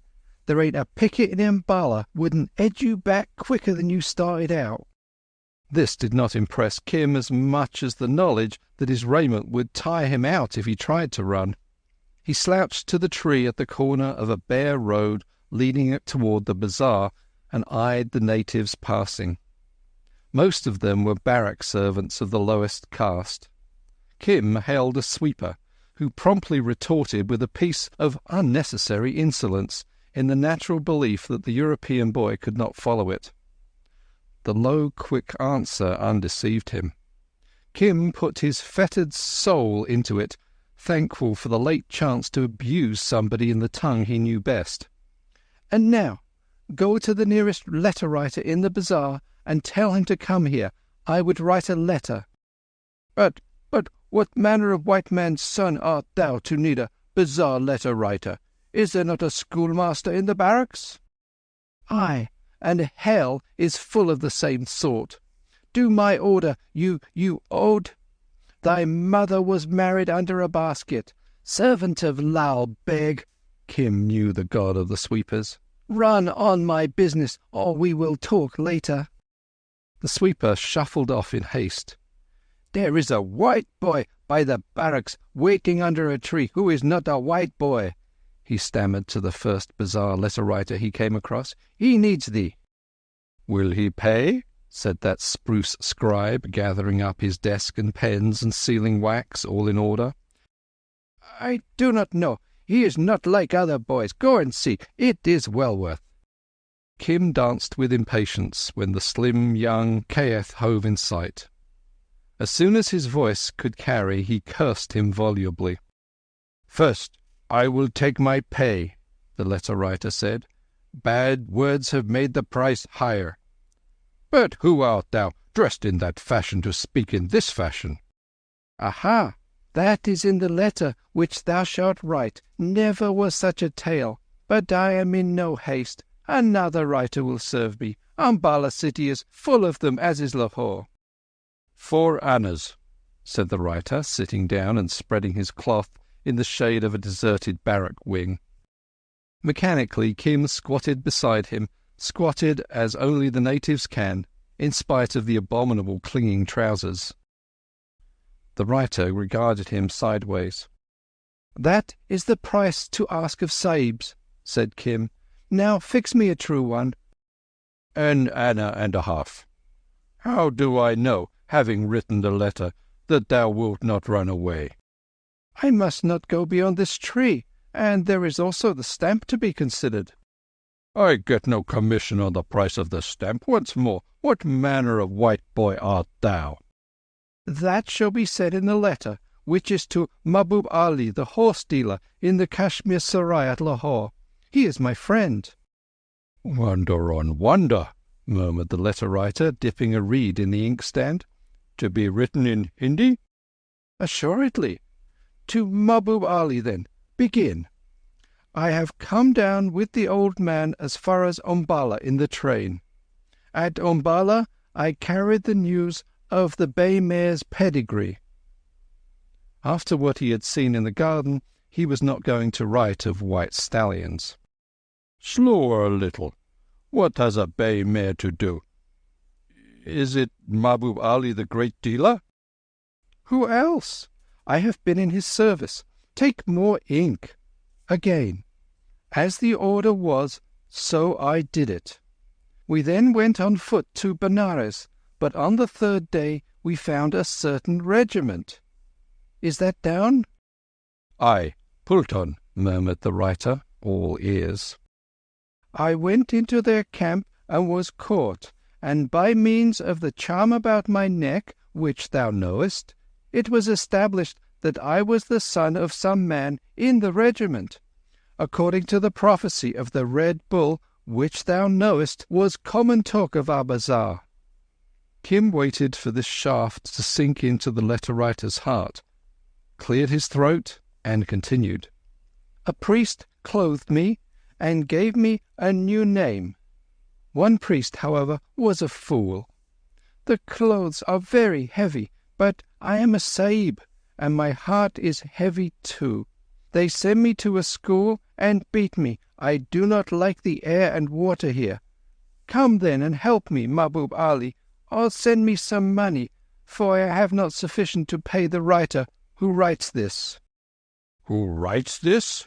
It is my own fault that I was tricked. Thou art as clever as Hassan Bucks that forged the treasury stamps at Nuclau. But what a tale, what a tale! Is it true by any chance?" "It does not profit to tell lies to Mahbub Ali. It is better to help his friends by lending them a stamp. When the money comes, I will repay." The writer grunted doubtfully, but took a stamp out of his desk, sealed the letter, handed it over to Kim, and departed. Mahbub Ali's was a name of power in Umballa. "That is the way to win good account with the gods," Kim shouted after him. "Pay me twice over when the money comes," the man cried over his shoulder. "What was you bucking to that nigger about?" said the drummer boy when Kim returned to the veranda. "I was watching you." "I was only talking to him." You talk the same as a nigger, don't you? No, no, I only speak a little. What shall we do now? The bugles'll go for dinner in half a minute. My God, I wish I'd gone up to the front with the regiment. It's lawful doing nothing but school down here. Don't you hate it? Oh, yes. I'd run away if I knew where to go. But as the men say, in this blooming India, you're only a prisoner at large. You can't desert without being took back at once. I'm fair sick of it. But have you been in England? Why, I only come out last trooping season with my mother. I should think I have been in England. What a ignorant little beggar you are. You was brought up in the gutter, wasn't you? Oh, yes. Tell me something about England. My father, he came from there. Though he would not say so, Kim, of course, disbelieved every word the drummer boy spoke about the Liverpool suburb, which was his England.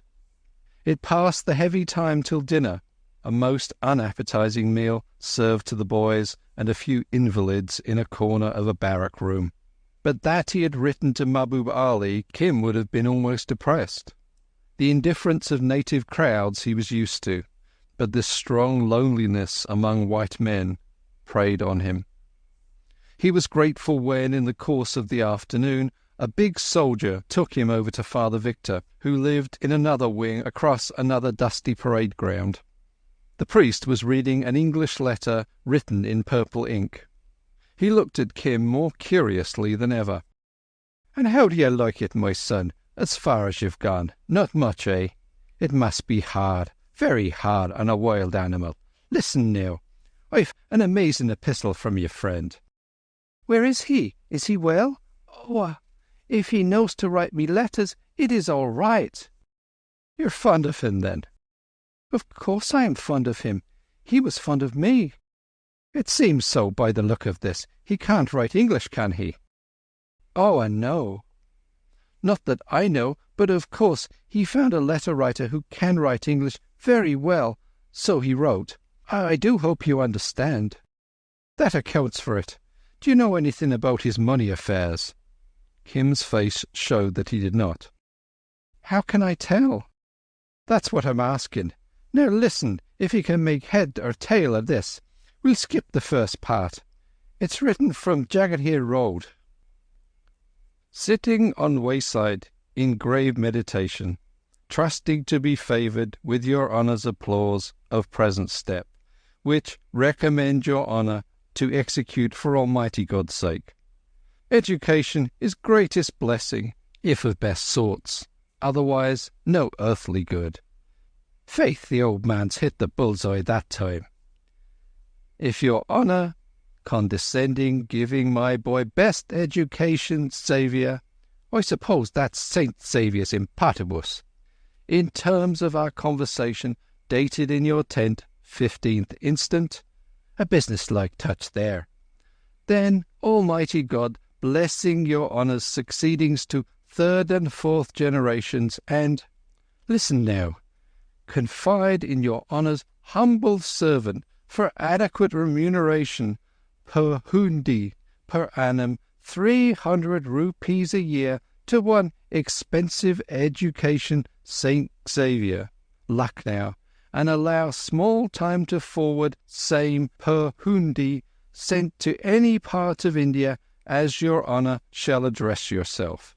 This servant of your honour has presently no place to lay crown of his head, but going to Benares by train on account of persecution of old woman talking so much and unanxious residing Saharanpur in any domestic capacity. Now, what in the world does that mean? She has asked him to be Puro, her clergyman, at Saharanpur, I think. He would not do that on account of his river. She did talk. It's clear to you, is it? It beats me altogether. So, going to Benares, where we'll find address and forward rupees for boy who is apple of eye, and for Almighty God's sake execute this education, and your petitioner, as in duty bound, shall ever awfully pray. Written by Sobrao Saiti, failed entrance Allahabad University, for Venerable Tishu Lama, the priest of Suchzen, looking for a river. Address, care of Tirthankar's Temple, Benares. P.M. Please note, boy is apple of eye, and rupees shall be sent per hundi, 300 per annum, for God Almighty's sake. Now, is that raving lunacy or a business proposition? I ask you, because I'm fairly at my wit's end. He says he will give me 300 rupees a year, so he will give them. Oh, that's the way you look at it, is it?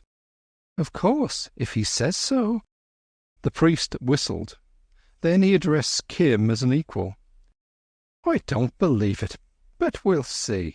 You were going off today to the military orphanage at Sanawar, where the regiment will keep you till you were old enough to enlist. You'd be brought up to the Church of England. Bennett arranged for that. On the other hand, if you go to St. Xavier's, you'll get a better education and can have the religion. Do you see my dilemma? Kim saw nothing save a vision of the Lama going south in a train with none to beg for him. Like most people, I'm going to temporise.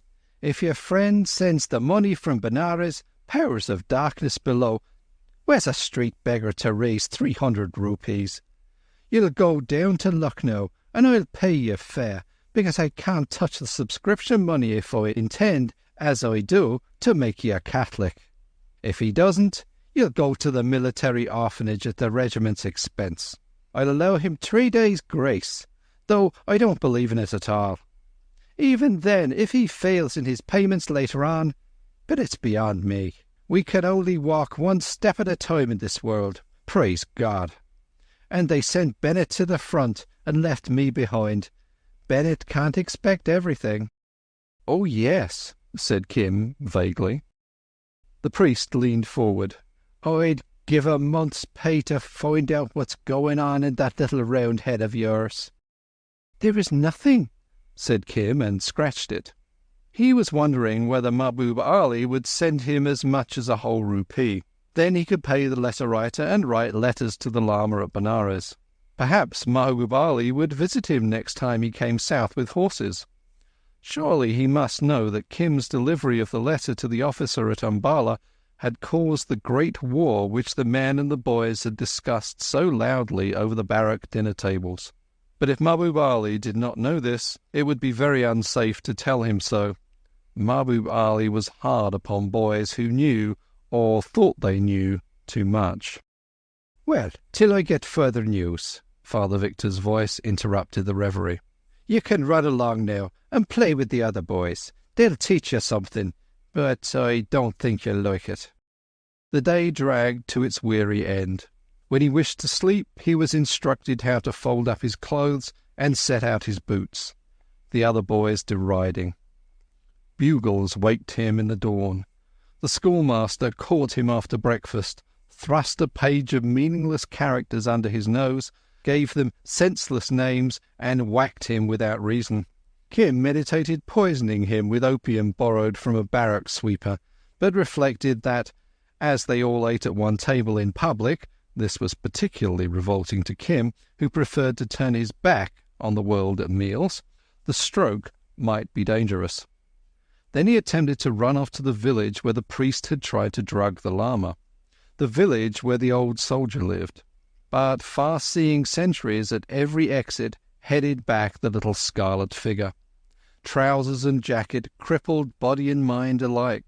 So he abandoned the project and fell back, Oriental fashion, on time and chance. 3 days of torment passed in the big, echoing white rooms. He walked out of afternoons under escort of the drummer boy, and all he heard from his companion were the few useless words which seemed to make 2/3 of the white man's abuse. Kim knew and despised them all long ago. The boy resented his silence and lack of interest by beating him, as was only natural. He did not care for any of the bazaars that were in bounds. He styled all natives niggers, yet servants and sweepers called him abominable names to his face, and, misled by their deferential attitude, He never understood. This somewhat consoled Kim for the beatings. On the morning of the fourth day, a judgment overtook that drummer. They had gone out together towards Umballa racecourse. He returned alone, weeping, with news that young O'Hara, to whom he had been doing nothing in particular, had hailed a scarlet-bearded nigger on horseback, that the nigger had then and there laid into him with a peculiarly adhesive quirt, picked up young O'Hara, and borne him off at full gallop. These tidings came to Father Victor, and he drew down his long upper lip. He was already sufficiently startled by a letter from the temple of the Thirkantars at Benares, enclosing a native banker's note of hand for 300 rupees and an amazing prayer to Almighty God. The Lama would have been more annoyed than the priest had he known how the bizarre letter-writer had translated his phrase to acquire merit. "Powers of darkness below," Father Victor fumbled with the note. "And now he's off with another of his peep-a-day friends. I don't know whether it would be a greater relief to me to get him back or to have him lost. He's beyond my comprehension. How the devil— Yes, he's the man I mean. Can a street beggar raise the money to educate white boys?" 3 miles off at Umballa racecourse, Mahbub Ali, reining a great Kabuli stallion with Kim in front of him, was saying, "But, little friend of all the world, there is my honour and reputation to be considered. All the officer sahibs in all the regiments and all Umballa know Mahbub Ali. Men saw me pick thee up and chastise that boy. We are seen now from far across the plain. How can I take thee away or account for thy disappearing if I set thee down and let thee run off into the crops? They would put me in jail. Be patient. Once a sahib, always a sahib. When thou art a man, who knows, thou wilt be grateful to Mahbub Ali." "Take me beyond their centuries, where I can change this red. Give me money, and I will go to Benares and be with my Lama again. I do not want to be a sahib. And remember, I did deliver that message." The stallion bounded wildly. Mahbub Ali had incautiously driven home the sharp-edged stirrup. He was not the new sort of fluent horse-dealer who wears English boots and spurs. Kim drew his own conclusions from that betrayal. "That was a small matter. It lay on the straight road to Benares. I and the Sahib have by this time forgotten it. I sent so many letters and messages to men who ask questions about horses, I cannot well remember one from the other. Was it some matter of a bay mare that Peters Sahib wished the pedigree of?" Kim saw the trap at once. If he had said bay mare, Mahbub would have known by his very readiness to fall in with the amendment that the boy suspected something. Kim replied, therefore, "Bay mare, no. I do not forget my messages thus. It was a white stallion." "Aye, so it was. A white Arab stallion.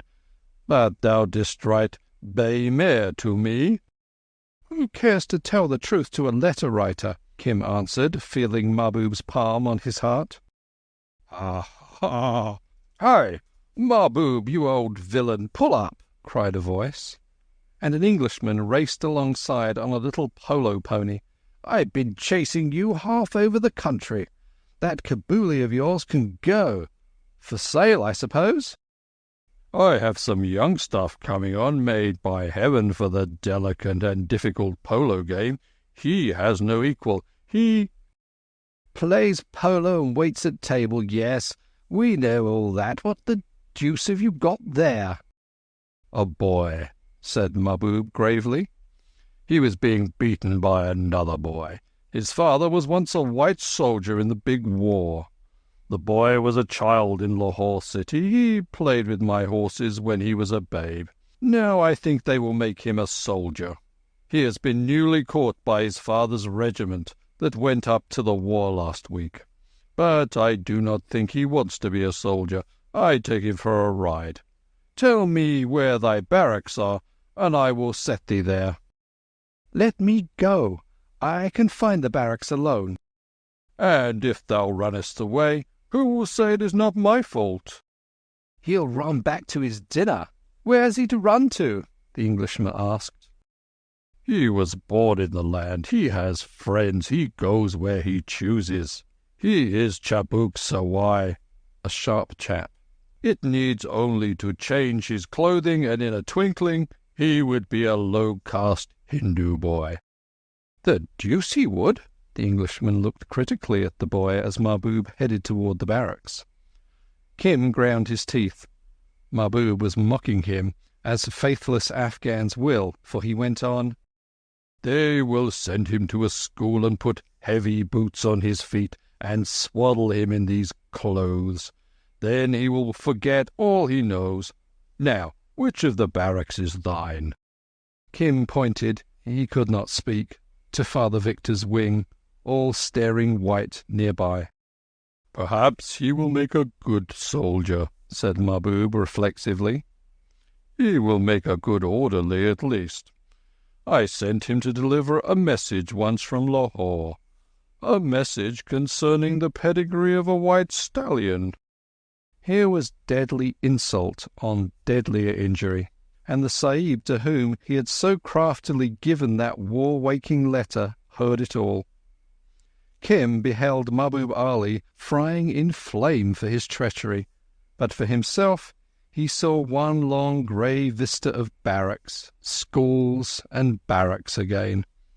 He gazed imploringly at the clear-cut face, in which there was no glimmer of recognition. But even at this extremity it never occurred to him to throw himself on the white man's mercy or to denounce the Afghan. And Mahbub stared deliberately at the Englishman, who stared as deliberately at Kim, quivering and tongue-tied. "My horse is well trained," said the dealer. "Others would have kicked, Sahib." "Ah," said the Englishman at last, rubbing his pony's damp withers with his whip-butt. "Who makes the boy a soldier?"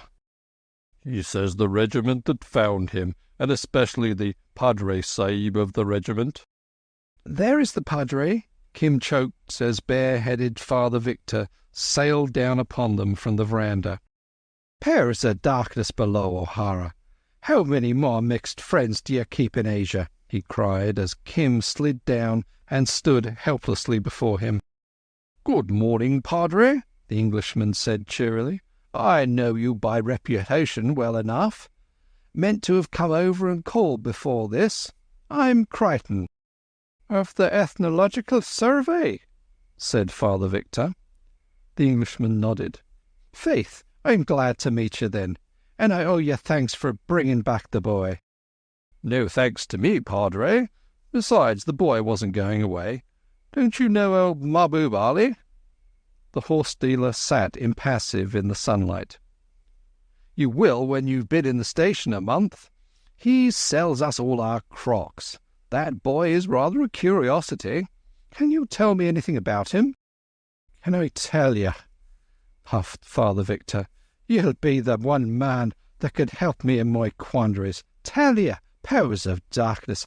I'm bursting to tell someone who knows something of the native." A groom came round the corner. Colonel Crichton raised his voice, speaking in Urdu. "Very good, Mahbub Ali. But what is the use of telling me all these stories about the pony? Not one pie more than 350 rupees will I give." "The Sahib is a little hot and angry after riding," the horse-dealer returned with a leer of a privileged jester. "Presently he will see my horse's points more clearly. I will wait till he has finished his talk with the Padre. I will wait under that tree."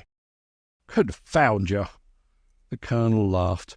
"That comes of looking at one of Mahbub's horses. He's a regular old leech, Padre. Wait, then, if thou hast so much time to spare, Mahbub.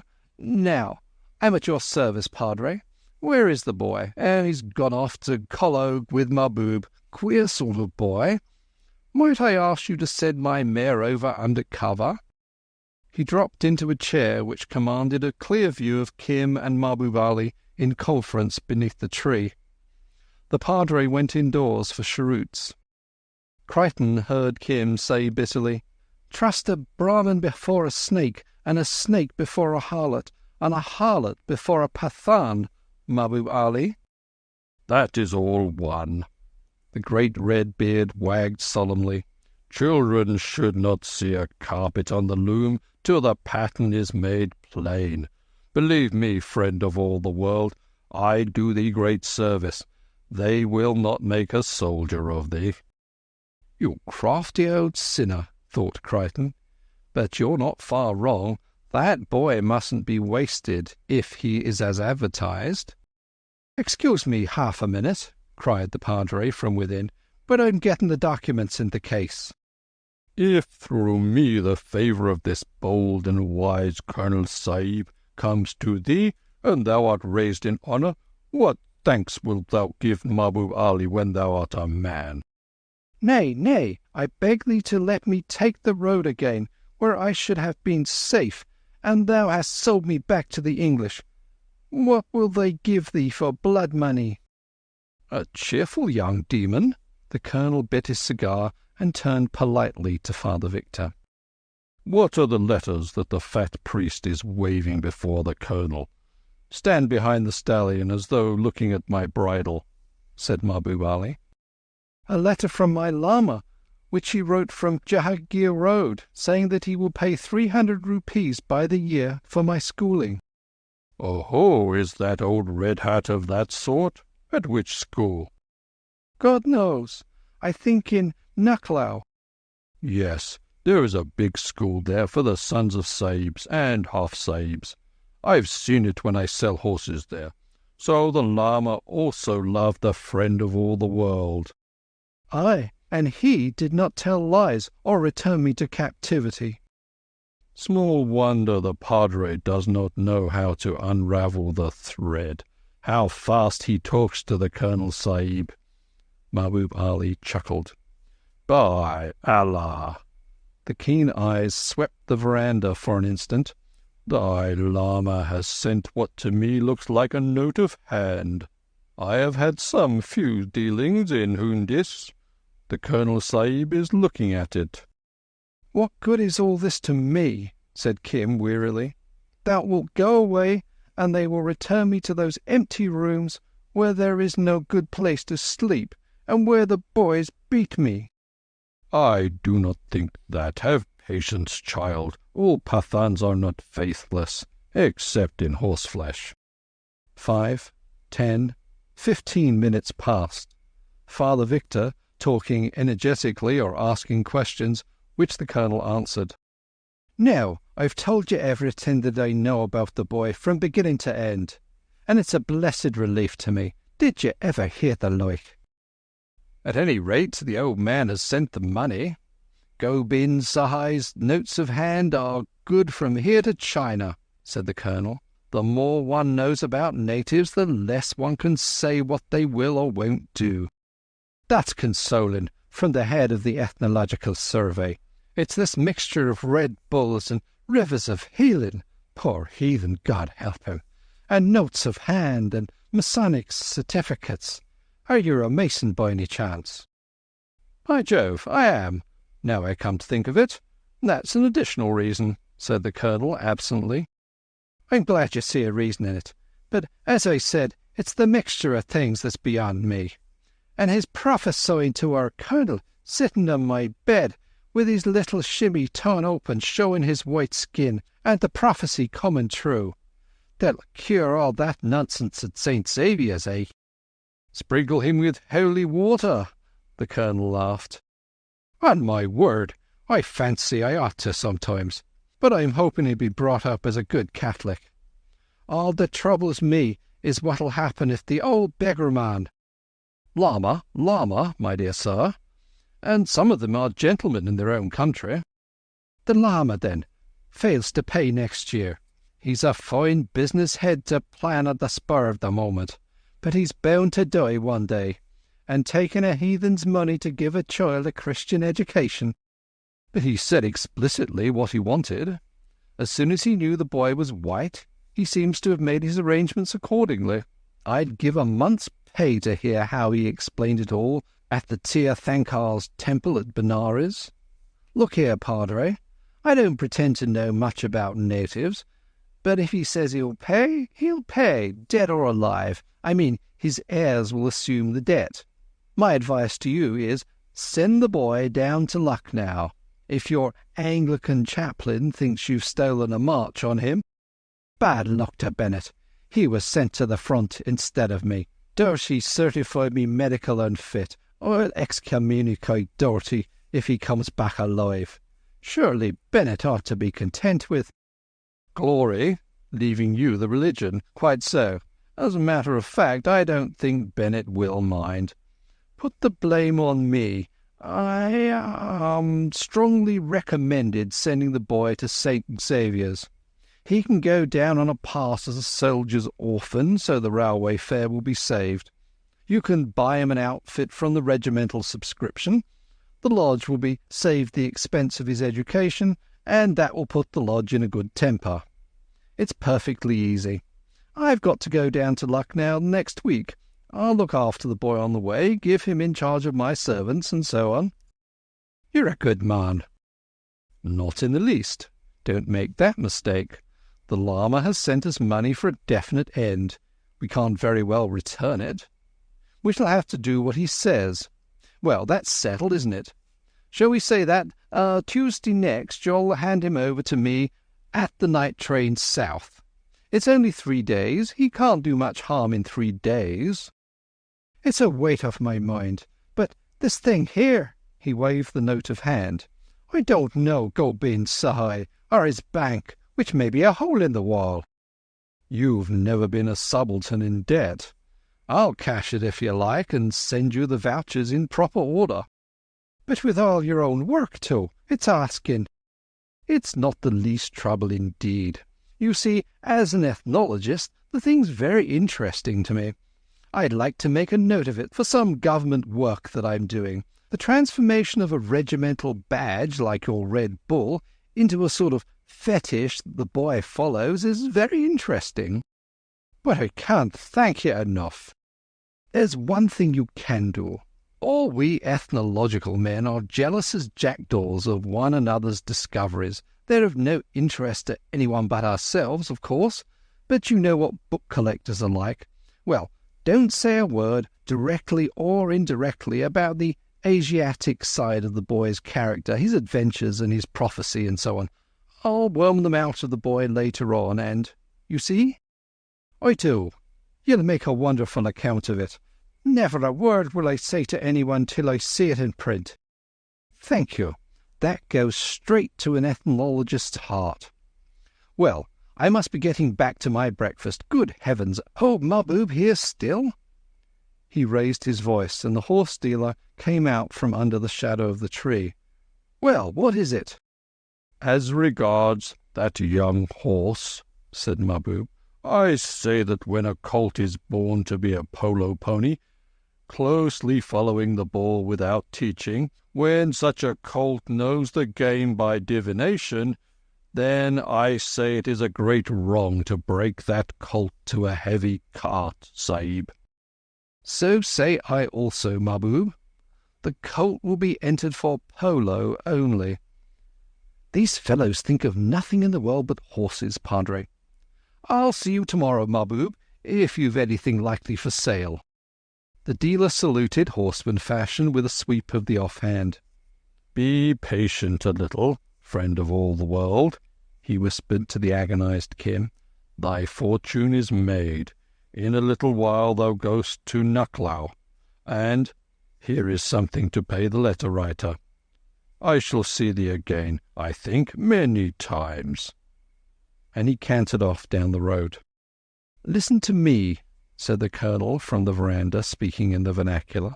In 3 days thou wilt go with me to Lucknow, seeing and hearing new things all the while. Therefore, sit still for 3 days, and do not run away. Thou wilt go to school in Lucknow. Shall I meet my Holy One there? Kim whimpered. At least Lucknow is nearer to Benares than Umballa. It may be thou wilt go under my protection. Mahbub Ali knows this, and he will be angry if thou returnest to the road now. Remember, much has been told me which I do not forget." "I will wait," said Kim, "but the boys will beat me." Then the bugles blew for dinner. Chapter 7. Unto whose use the pregnant suns are poised, with idiot moons and stars retracting stars. Creep thou between, thy comings all unnoised. Heaven hath her highs, as earth her baser wars. Ere to these tumults, this affright, that fray, by Adam's father's own sin bound away, peer up, draw out thy horoscope, and say which planet mends thy threadbare fate or mars. Sir John Christie. In the afternoon the red-faced schoolmaster told Kim that he had been struck off the strength, which conveyed no meaning to him till he was ordered to go away and play. Then he ran to the bazaar and found the young letter-writer to whom he owed a stamp. "Now I pay," said Kim royally, "and now I need another letter to be written." "Mahbub Ali is in Umballa," said the writer jauntily. He was, by virtue of his office, a bureau of general misinformation. "This is not to Mahbub, but to a priest. Take thy pen and write quickly.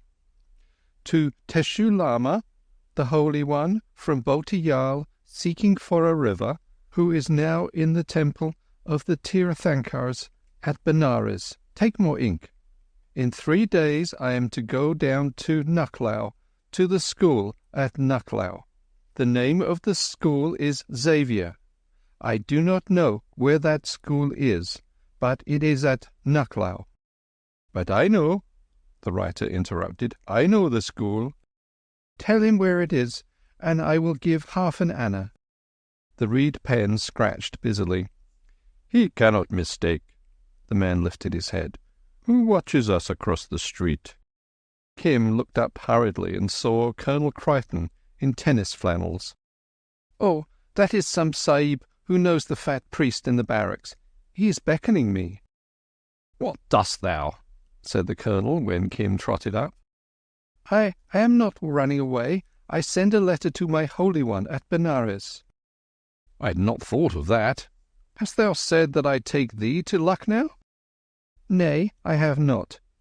Read the letter, if there be a doubt." "Then why hast thou left out my name in writing to that Holy One?" The colonel smiled a queer smile. Kim took his courage in both hands. "It was said once to me that it is inexpedient to write the names of strangers concerned in any matter, because by the naming of names many good plans are brought to confusion." "Thou hast been well taught," the colonel replied, and Kim flushed. "I have left my cheroot case in the padre's veranda. Bring it to my house this even." "Where is the house?" said Kim. His quick wit told him that he was being tested in some fashion or another, and he stood on guard. "Ask anyone in the big bazaar." The colonel walked on. "He has forgotten his cheroot case," said Kim, returning. "I must bring it to him this evening. That is all my letter, except thrice over, 'Come to me, come to me, come to me.' Now I will pay for a stamp and put it in the post." He rose to go, and as an afterthought he asked, "Who is that angry-faced sahib who lost the cheroot case?" "Oh, he is only Crichton Sahib, a very foolish sahib, who is Colonel Sahib without a regiment." "What is his business?" "God knows. He is always buying horses which he cannot ride, and asking riddles about the works of God, such as plants and stones and the customs of the people. The dealers call him the father of fools, because he is so easily cheated about a horse. Mahbub Ali says he is madder than most other sahibs." "Oh," said Kim, and departed. His training had given him some small knowledge of character, and he argued that fools are not given information which leads to calling out 8,000 men besides guns. The Commander-in-Chief of all India does not talk, as Kim had heard him talk, to fools. Nor would Mahbub Ali's tone have changed as it did every time he mentioned the colonel's name, if the colonel had been a fool. Consequently, and this set Kim to skipping, there was a mystery somewhere, and Mahbub Ali probably spied for the Colonel as much as Kim had spied for Mahbub. And like the horse-dealer, the Colonel evidently respected people who did not show themselves to be too clever. He rejoiced that he had not betrayed his knowledge of the Colonel's house, and when, on his return to the barracks, he discovered that no cheroot case had been left behind, he beamed with delight. Here was a man after his own heart, a tortuous and indirect person playing a hidden game. Well, if he could be a fool, so could Kim.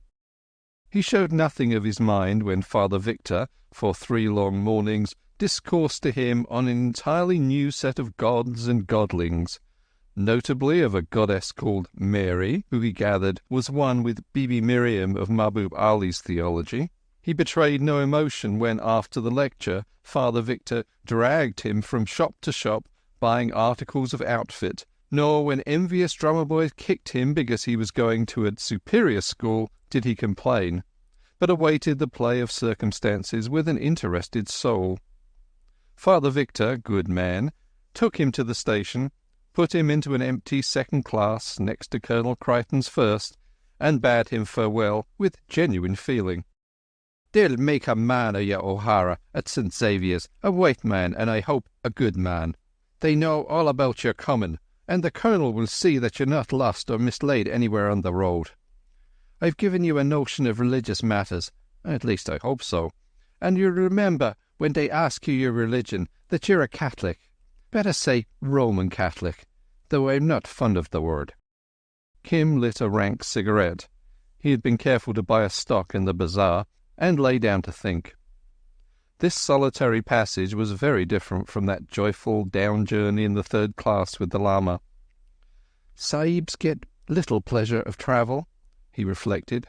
"Hi my, I go from one place to another, as it might be a kickball. It is my kismet. No man can escape his kismet. I am to pray to Bibi Miriam, and I am a Sahib." He looked at his boots ruefully. "No, I am Kim. This is the great world, and I am only Kim. Who is Kim?" He considered his own identity, a thing he had never done before, till his head swam. He was one insignificant person in all this roaring whirl of India, going southward to he knew not what fate. Presently the Colonel sent for him, and talked for a long time. So far as Kim could gather, he was to be diligent and enter the survey of India as a chainman. If he were good and passed the proper examinations, he would be earning 30 rupees a month at 17 years old, and Colonel Crichton would see that he found suitable employment. Kim pretended at first to understand perhaps 1 word in 3 of this talk. Then the Colonel, seeing his mistake, turned to fluent and picturesque Urdu, and Kim was contented. No man could be a fool who knew the language so intimately, who moved so gently and silently, and whose eyes were so different from the dull, fat eyes of other Sahibs. "Yes, and thou must learn how to make pictures of roads and mountains and rivers, to carry these pictures in thine eye, till a suitable time comes to set them down upon paper. Perhaps some day, when thou art a chainman, I may say to thee, when we are working together, go across those hills and see what lies beyond. Then one will say, there are bad people living in those hills who will slay the chainman if he be seen to look like a Sahib. What then?" Kim thought, would it be safe to return the Colonel's lead? I would tell what that other man had said. But what if I answered, I will give thee 100 rupees for knowledge of what is behind those hills, for a picture of a river, and a little news of what the people say in those villages there? How can I tell? I'm only a boy. Wait till I am a man. Then, seeing the Colonel's brow clouded, he went on, But I think I should in a few days earn the 100 rupees. By what road? Kim shook his head resolutely. If I said how I would earn them, another man might hear and forestall me. It is not good to sell knowledge for nothing. Tell now. The Colonel held up a rupee. Kim's hand half reached towards it and dropped. "Nay, Sahib, nay. I know the price that will be paid for the answer, but I do not know why the question is asked." "Take it as a gift, then," said Crichton, tossing it over. "There is a good spirit in thee. Do not let it be blunted at St. Xavier's. There are many boys there who despise the black man." "Their mothers were bazaar women," said Kim. He knew well there is no hatred like that of the half-caste for his brother-in-law. "True, but thou art a Sahib, and the son of a Sahib. Therefore do not at any time be led to condemn the black men. I have known boys newly entered into the service of the government who feigned not to understand the talk or the customs of black men. Their pay was cut for ignorance. There is no sin so great as ignorance, remember this." Several times in the course of the long 24 hours run south did the Colonel send for Kim, always developing this latter text. "We be all on one lead rope, then," said Kim at last. "The Colonel, Mahbub Ali, and I. When I become a chain man, he will use me as Mahbub Ali employed me, I think. That is good, if it allows me to return to the road again. This clothing grows no easier by wear." When they came to the crowded Lucknow station, there was no sign of the lama. He swallowed his disappointment while the Colonel bundled him into a ticker gharry with his neat belongings and dispatched him alone to St. Xavier's. "I do not say farewell, because we shall meet again," he cried. "Again, and many times, if thou art one of good spirit. But thou art not yet tried." "Not when I brought thee—" Kim actually dared to use the tum of equals. "A white stallion's pedigree that night?" "Much is gained by forgetting, little brother," said the Colonel, with a look that pierced through Kim's shoulder-blades as he scuttled into the carriage. It took him nearly 5 minutes to recover. Then he sniffed the new air appreciatively. "A rich city," he said. "Richer than Lahore. How good the bazaars must be. Coachman, drive me a little through the bazaars here." "My order is to take thee to the school." The driver used the thou, which is rudeness when applied to a white man. In the clearest and most fluent vernacular, Kim pointed out his error, climbed onto the box seat, and, perfect understanding established, drove for a couple of hours up and down, estimating, comparing, and enjoying. There is no city, except Bombay, the queen of all, more beautiful in her garish style than Lucknow, whether you see her from the bridge over the river or from the top of the Imumbara, looking down on the gilt umbrellas of the Chatter Mansil and the trees in which the town is bedded. Kings have adorned her with fantastic buildings, endowed her with charities, crammed her with pensioners, and drenched her with blood. She is the centre of all idleness, intrigue, and luxury, and shares with Delhi the claim to talk the only pure Urdu. "A fair city, a beautiful city." The driver, as a Lucknow man, was pleased with the compliment, and told Kim many astounding things where an English guide would have talked of the mutiny. "Now we will go to the school," said Kim at last. The great old school of St. Xavier's in Partibus, block on block of low white buildings, stands in vast grounds over against the Gumti River at some distance from the city. "What like of folks are they within?" said Kim. "Young sahibs, all devils. But to speak truth, I drive many of them to and fro from the railway station. I have never seen one that had in him the makings of a more perfect devil than thou, this young sahib, whom I am now driving." Naturally, for he was never trained to consider them in any improper way, Kim had passed the time of day with one or two frivolous ladies at upper windows in a certain street, and naturally, in the exchange of compliments, had acquitted himself well. He was about to acknowledge the driver's last insolence when his eye, it was growing dusk, caught a figure in the long sweep of wall. "Stop!" he cried. "Stay here. I do not go to the school at once." "But what is to pay me for this coming and recoming?" said the driver petulantly. "Is the boy mad? Last time it was a dancing girl. This time it is a priest." Kim was in the road headlong, patting the dusty feet beneath the yellow robe. "I have waited here a day and a half," the Lama's level voice began.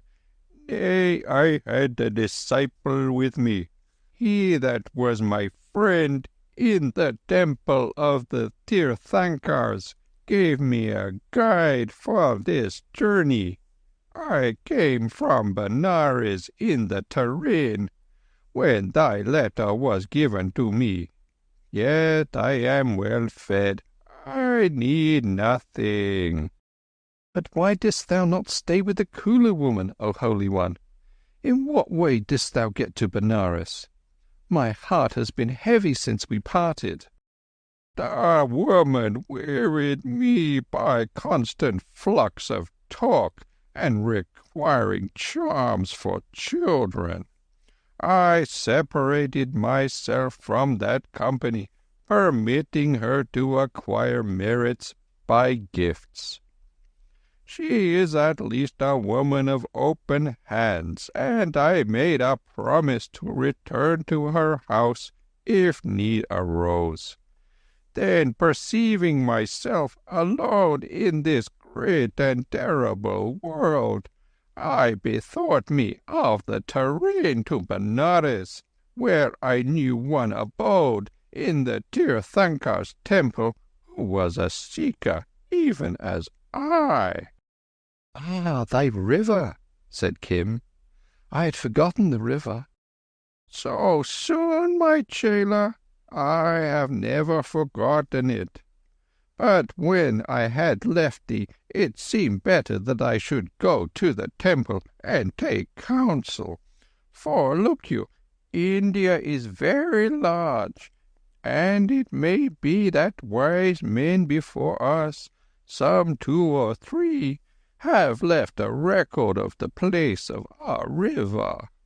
There is debate in the temple of the Tirthankars on this matter, some saying one thing and some another. They are courteous folk." "So be it. But what dost thou do now?" "I acquire merit in that I help thee, my chela, to wisdom. The priest of that body of men who served the Red Bull wrote me that all should be as I desired for thee. I sent the money to suffice for 1 year, and then I came, as thou seest me, to watch for thee going up into the gates of learning. A day and a half have I waited, not because I was led by any affection towards thee, that is no part of the way, but, as they said at the Tirthankar's temple, because money having been paid for learning, it was right that I should oversee the end of the matter. They resolved my doubts most clearly. I had a fear that perhaps I came because I wished to see thee, misguided by the red mist of affection. It is not so. Moreover, I am troubled by a dream." "But surely, Holy One, thou hast not forgotten the road and all that befell on it. Surely it was a little to see me that thou didst come." "The horses are cold, and it is past their feeding time," whinnied the driver. "Go to Jehannam and abide there with thy reputationless aunt," Kim snarled over his shoulder. "I am all alone in this land. I know not where I go, nor what shall befall me. My heart was in that letter I sent thee. Except for Mahbub Ali, and he is a Pathan, I have no friend save thee, Holy One. Do not altogether go away." "I have considered that also," the Lama replied in a shaking voice. "It is manifest that from time to time I shall acquire merit, if before that I have not found my river, by assuring myself that thy feet are set on wisdom. What they will teach thee I do not know, but the priest wrote me that no son of a Sahib in all India will be better taught than thou. So, from time to time, therefore, I will come again. Maybe thou wilt be such a Sahib as he who gave me those spectacles." The Lama wiped them elaborately. "In the Wonder House at Lahore. That is my hope, for he was a fountain of wisdom, wiser than many abbots. Again, maybe thou wilt forget me and our meetings." "If I eat thy bread," cried Kim passionately, "how shall I ever forget thee?" "No, no." He put the boy aside. "I must go back to Benares. From time to time, now that I know the customs of letter writers in this land, I will send thee a letter, and from time to time I will come and see thee." "But whither shall I send my letters?" wailed Kim, clutching at the robe, all forgetful that he was a Sahib. "To the temple of the Tirthankars at Benares. That is the place I have chosen till I find my river. Do not weep, for look you, all desire is illusion, and a new binding upon the wheel. Go up to the gates of learning. Let me see thee go. Dost thou love me? Then go. My heart cracks. I will come again. Surely I will come again." The Lama watched the Tikagari rumble into the compound, and strode off, snuffing between each long stride. The gates of learning shut with a clang. The country-born and bred boy has his own manners and customs which do not resemble those of any other land, and his teachers approach him by roads which an English master would not understand. Therefore you would scarcely be interested in Kim's experiences as a St. Xavier's boy among 200 or 300 precocious youths, most of whom had never seen the sea. He suffered the usual penalties for breaking out of bounds when there was cholera in the city. This was before he had learned to write fair English, and so was obliged to find a bizarre letter-writer. He was, of course, indicted for smoking and for the use of abuse more full-flavoured than even St. Xavier's had ever heard. He learned to wash himself with the Levitical scrupulosity of the native-born, who in his heart considers the Englishman rather dirty. He played the usual tricks on the patient coolies, pulling the punkahs in the sleeping-rooms when the boys threshed through the hot nights, telling tales till the dawn, and quietly he measured himself against his self-reliant mates. They were the sons of subordinate officials in the railway, telegraph and canal services, of warrant officers, sometimes retired, and sometimes acting as commanders-in-chief to a feudatory Rajah's army, of captains of the Indian Marine, government pensioners, planters, presidencies, shopkeepers, and missionaries. A few were cadets of the old Eurasian houses that have taken strong root in Durham Tola, Perieras, de Souzas, and de Silvas. Their parents could well have educated them in England, but they loved the school that has served their own youth, and generation followed sallow-hued generation at St. Xavier's. Their homes ranged from howdah of the railway people to abandoned cantonments like Mongir and Chunar, lost tea gardens, Shillong Way, villages where their fathers were large landholders, in Oude or the Deccan, mission stations a week from the nearest railway line, seaports 1,000 miles south facing the brazen Indian surf, and Chikonna plantations south of all. The mere story of their adventures, which to them were no adventures, on the road to and from school would have crisped a Western boy's hair. They were used to jogging off alone through 100 miles of jungle where there was always the delightful chance of being delayed by tigers. But they could no more have bathed in the English Channel in an English August than their brothers across the world would have lain still while a leopard snuffed at their palanquin. There were boys of 15 who had spent a day and a half on an islet in the middle of a flooded river, taking charge, as by right, of a camp of frantic pilgrims returning from a shrine. There were seniors who had requisitioned a chance-met Rajah's elephant in the name of St. Francis Xavier, when the rains once blotted out the cart track that led to their father's estate, and who had all but lost the huge beast in a quicksand.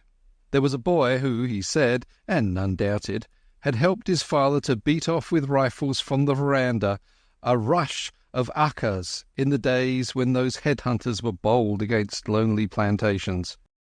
And every tale was told in the even, passionless voice of the native-born, mixed with quaint reflections, borrowed unconsciously from native foster-mothers, and turns of speech that showed that they had that instant translated from the vernacular.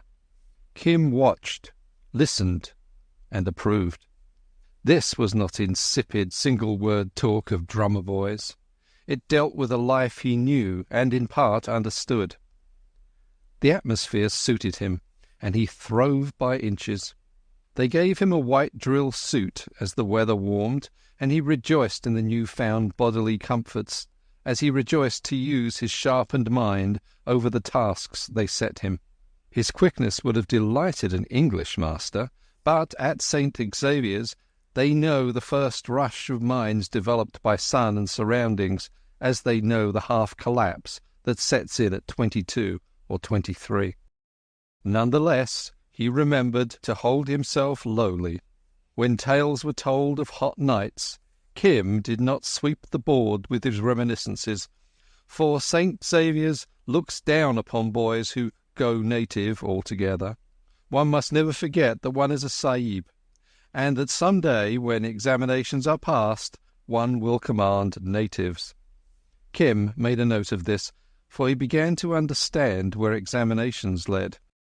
Then came the holidays from August to October, the long holidays imposed by the heat and the rains. Kim was informed that he would go north to some station in the hills behind Umballa, where Father Victor would arrange for him. "A barrack school?" said Kim, who had asked many questions and thought more. "Yes, I suppose so," said the master. "It will not do you any harm to keep you out of mischief. You can go up with young De Castro as far as Delhi." Kim considered it in every possible light. He had been diligent, even as the colonel advised. A boy's holiday was his own property, of so much the talk of his companions had advised him, and a barrack school would be torment after St. Xavier's. Moreover, this was magic worth anything else, he could write. In 3 months he had discovered how men can speak to each other without a third party, at the cost of half an anna and a little knowledge. No word had come from the Lama, but there remained the road. Kim yearned for the caresses of soft mud squishing up between the toes as his mouth watered for mutton stewed with butter and cabbages, for rice speckled with strong-scented cardamoms, for the saffron-tinted rice, garlic and onions, and the forbidden greasy sweetmeats of the bazaars. They would feed him raw beef on a platter in the barrack school, and he must smoke by stealth. But again he was a sahib, and was at St. Xavier's, and that pig Mahbub Ali, no, he would not test Mahbub's hospitality, and yet— He thought it out alone in the dormitory, and came to the conclusion that he had been unjust to Mahbub. The school was empty. Nearly all the masters had gone away. Colonel Crichton's railway pass lay in his hand, and Kim puffed himself that he had not spent Colonel Crichton's or Mahbub's money on riotous living. He was still lord of 2 rupees 7 annas. His new bullock trunk marked KOH, and bedding roll lay in the empty sleeping-room. "Sahibs are always tied to their baggage," said Kim, nodding at them. "You will stay here." He went out into the warm rain, smiling sinfully, and sought a certain house whose outside he had noted down some time before. "Hare, dost thou know what manner of women we be in this quarter? Oh, shame!" Was I born yesterday? Kim squatted native fashion on the cushions of that upper room. A little dye stuff and 3 yards of cloth to help out a jest. Is that much to ask? Who is she? Thou art full young, as sahibs go for this deviltry. Oh, she? She is the daughter of a certain schoolmaster of a regiment in the cantonments. He has beaten me twice because I went over their wall in these clothes. Now I would go as a gardener's boy. Old men are very jealous. It is true. Hold thy face still while I dab on the juice. Not too black, Naikan. I would not appear to her as a hubshi. Oh, love makes naught of these things. And how old is she? 12 years, I think, said the shameless Kim. Spread it also on the breast. It may be her father will tear my clothes off me, and if I am piebald— He laughed. The girl worked busily, dabbing a twist of cloth into a little saucer of brown dye that holds longer than any walnut juice. Now send out and get me a cloth for the turban. Woe is me! My head is all unshaved, and he will surely knock off my turban. I am not a barber, but I will make shift. Thou wast born to be a breaker of hearts. All this disguise for one evening? Remember, the stuff does not wash away. She shook with laughter till her bracelets and anklets jingled. But who is to pay me for this? Hanifa herself could not have given thee better stuff. Trust in the gods, my sister, said Kim gravely, screwing his face round as the stain dried. Besides, hast thou ever helped to paint a sahib thus before? Never indeed, but jest is not money. It is worth much more. Child, thou art beyond all dispute the most shameless son of Shaitan that I have ever known to take up a poor girl's time with this play, and then to say, Is not the jest enough? Thou wilt go very far in this world. She gave him the dancing girl's salutation in mockery. All one. Make haste and rough-cut my head. Kim shifted from foot to foot, his eyes ablaze with mirth, as he thought of the fat days before him. He gave the girl 4 annas, and ran down the stairs in the likeness of a low-caste Hindu boy, perfect in every detail. A cook-shop was his next point of call, where he feasted in extravagance and greasy luxury. On Lucknow station platform he watched young De Castro, all covered with prickly heat, get into a second-class compartment. Kim patronized a third, and was the life and soul of it. He explained to the company that he was assistant to a juggler who had left him behind sick with fever, and that he would pick up his master at Umballa. As the occupants of the carriage changed, he varied this tale, or adorned it with all the shoots of a budding fancy, the more rampant for being held off native speech so long. In all India that night was no human being so joyful as Kim. At Umballa he got out and headed eastward, plashing over the sodden fields to the village where the old soldier lived. About this time Colonel Crichton at Simla was advised from Lucknow by wire that young O'Hara had disappeared. Mahbub Ali was in town selling horses, and to him the colonel confided the affair one morning, cantering round Annandale racecourse. "Oh, that is nothing," said the horse-dealer. "Men are like horses. At certain times they need salt, and if that salt is not in the mangers, they will lick it up from the earth. He has gone back to the road again for a while. The Madrisha wearied him. I knew it would.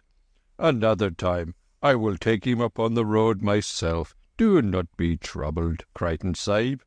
It is though a polo pony breaking loose ran out to learn the game alone." Then he is not dead, think you? Fever might kill him. I do not fear for the boy otherwise.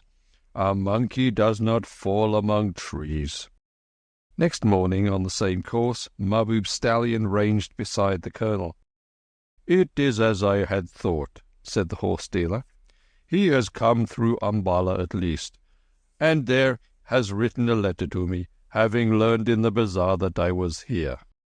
"Read," said the Colonel, with a sigh of relief. It was absurd that a man of his position should take an interest in a little country-bred vagabond, but the Colonel remembered the conversation in the train, and often in the past few months had caught himself thinking of the queer, silent, self-possessed boy. His evasion, of course, was the height of insolence, but it argued some resource and nerve. Mahbub's eyes twinkled as he reined out into the centre of the cramped little plain, where none could come near unseen. "The friend of the stars, who is friend of all the world." "What is this?" "A name we gave him in Lahore city. The friend of all the world takes leave to go his own places. He will come back upon the appointed day. Let the box and the bedding roll be sent for, and if there has been a fault, let the hand of friendship turn aside the whip of calamity. There is yet a little more, but—" "No matter. Read." "Certain things are not known to those who eat with forks. It is better to eat with both hands for a while. Speak soft words to those who do not understand this, that the return may be propitious. Now, the manner in which that was cast is of course the work of the letter-writer, but see how wisely the boy has devised the matter of it, so that no hint is given except to those who know." "Is this the hand of friendship to avert the whip of calamity?" laughed the Colonel. "See how wise is the boy. He would go back to the road again, as I said, not knowing yet thy trade." "I'm not at all sure of that," the Colonel muttered. "He turns to me to make peace between you. Is he not wise? He says he will return. He is but perfecting his knowledge. Think, Sahib, he has been 3 months at the school, and he is not mouthed to that bit. For my part, I rejoice. The pony learns the game." "Aye, but another time he must not go alone." "Why? He went alone before he came under the Colonel Sahib's protection. When he comes to the great game, he must go alone. Alone, and at peril of his head. Then if he spits or sneezes or sits down other than as the people do, whom he watches, he may be slain. Why hinder him now? Remember how the Persians say, the jackal that lives in the wilds of Mazandaran can only be caught by the hounds of Mazandaran." "True. It is true, Mahbub Ali, and if he comes to no harm, I do not desire anything better, but it is great insolence on his part." "He does not tell me even whither he goes," said Mahbub. "He is no fool.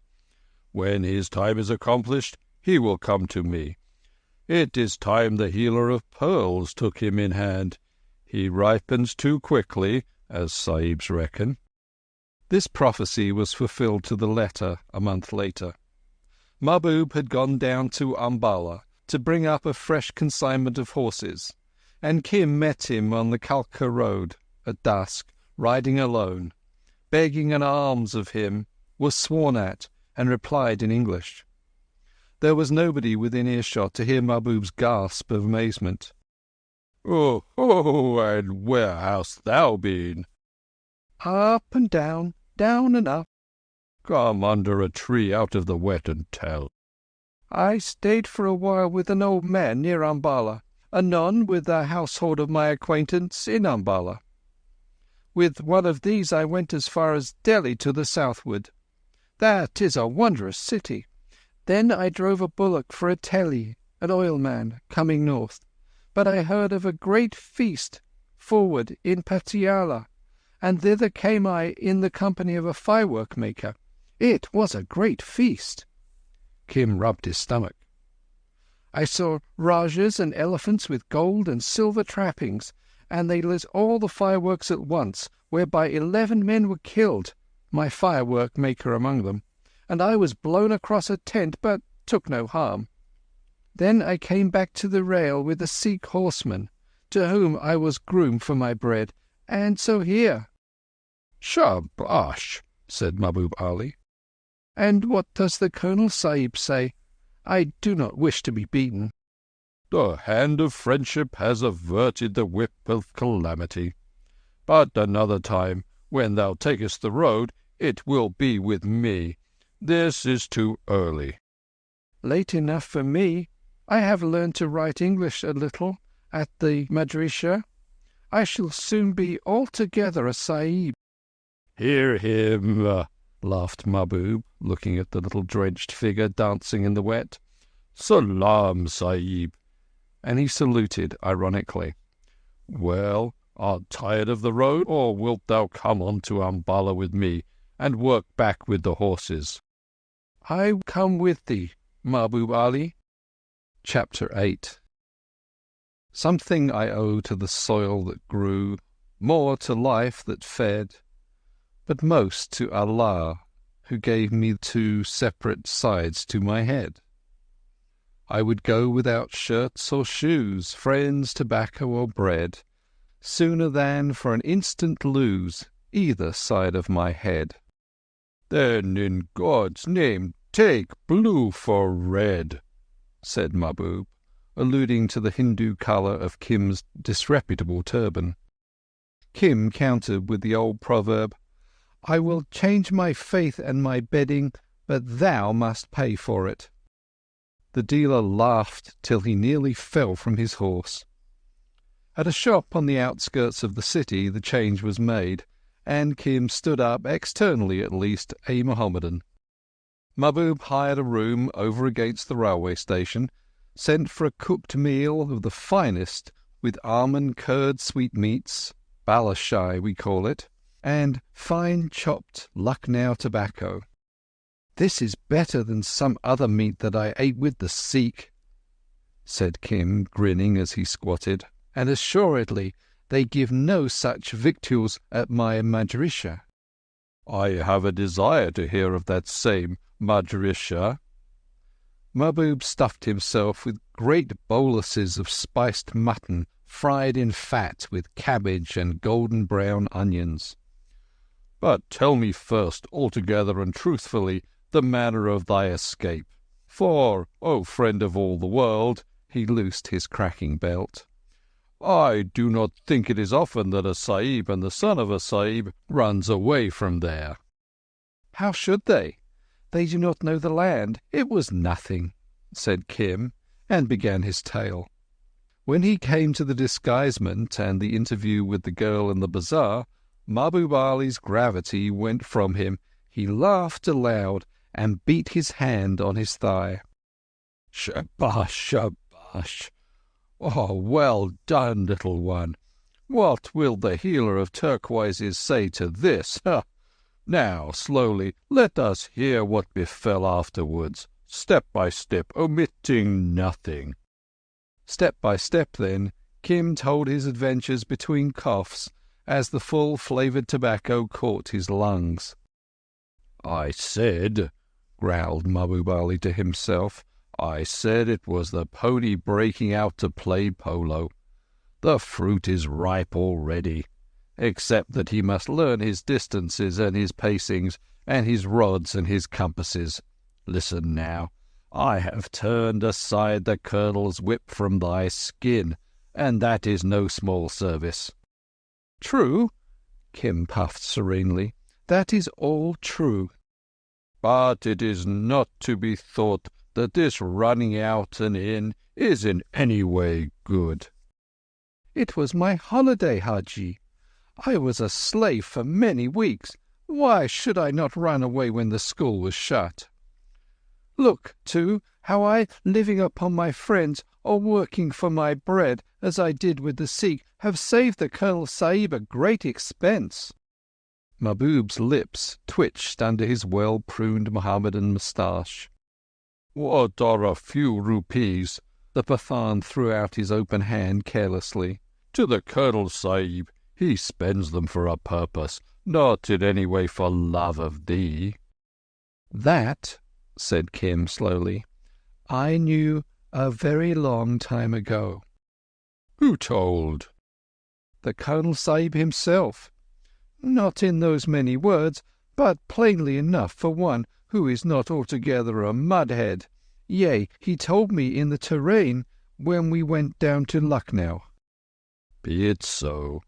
Then I will tell thee more, friend of all the world, though in the telling I lend thee my head. It was forfeit to me, said Kim with deep relish, in Umballa, when thou didst pick me up on the horse after the drummer boy beat me. Speak a little plainer. All the world may tell lies save thou and I. For equally is thy life forfeit to me if I choose to raise my finger here. And this is known to me also, said Kim, readjusting the live charcoal ball on the weed. It is a very sure tie between us. Indeed, thy hold is surer even than mine, for who would miss a boy beaten to death or, maybe, thrown into a well by the roadside? Many people here and in Simla and across the passes behind the hills would, on the other hand, say, "What has come to Mahbub Ali?" if he were found dead among his horses. Surely, too, the Colonel Sahib would make inquiries, but again— Kim's face puckered with cunning. He would not make over-long inquiry, lest people should ask, "What has this Colonel Sahib to do with that horse-dealer?" But I, if I lived— As thou wouldst surely die.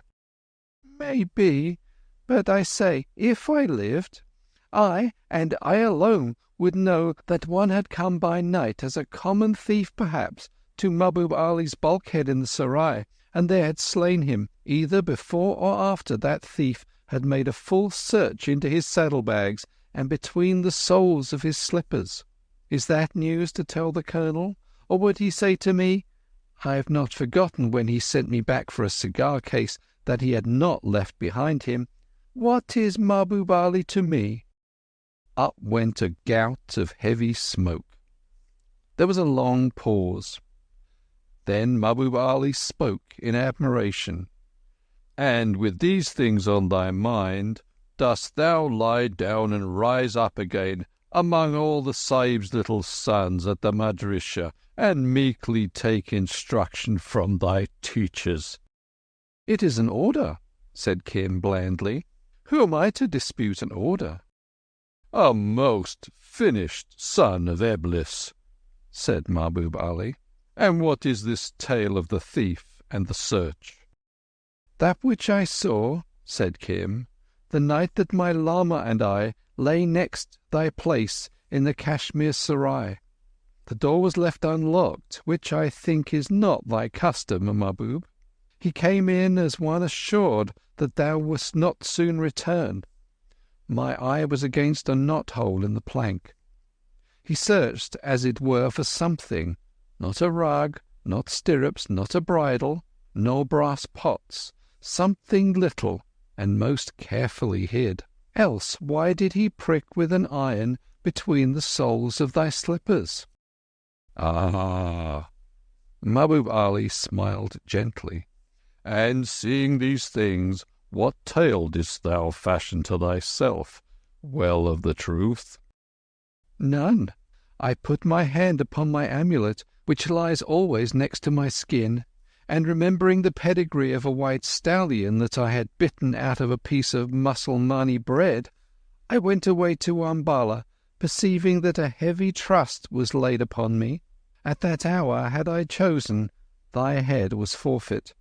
It needed only to say to that man, "I have here a paper concerning your horse, which I cannot read." And then— Kim peered at Mahbub under his eyebrows. Then thou wouldst have drunk water twice, perhaps thrice afterwards. I do not think more than thrice, said Mahbub simply. It is true. I thought of that a little. But most I thought that I loved thee, Mahbub. Therefore I went to Umballa, as thou knowest, but, and this thou dost not know, I lay hid in the garden grass to see what Colonel Crichton Sahib might do upon reading the white stallion's pedigree. And what did he? For Kim had bitten off the conversation. Dost thou give news for love, or dost thou sell it? Kim asked. I sell and I buy. Mahbub took a 4-anna piece out of his belt and held it up. 8, said Kim, mechanically following the huckster instinct of the East. Mahbub laughed and put away the coin. It is too easy to deal in that market, friend of all the world. Tell me for love. Our lives lie in each other's hand.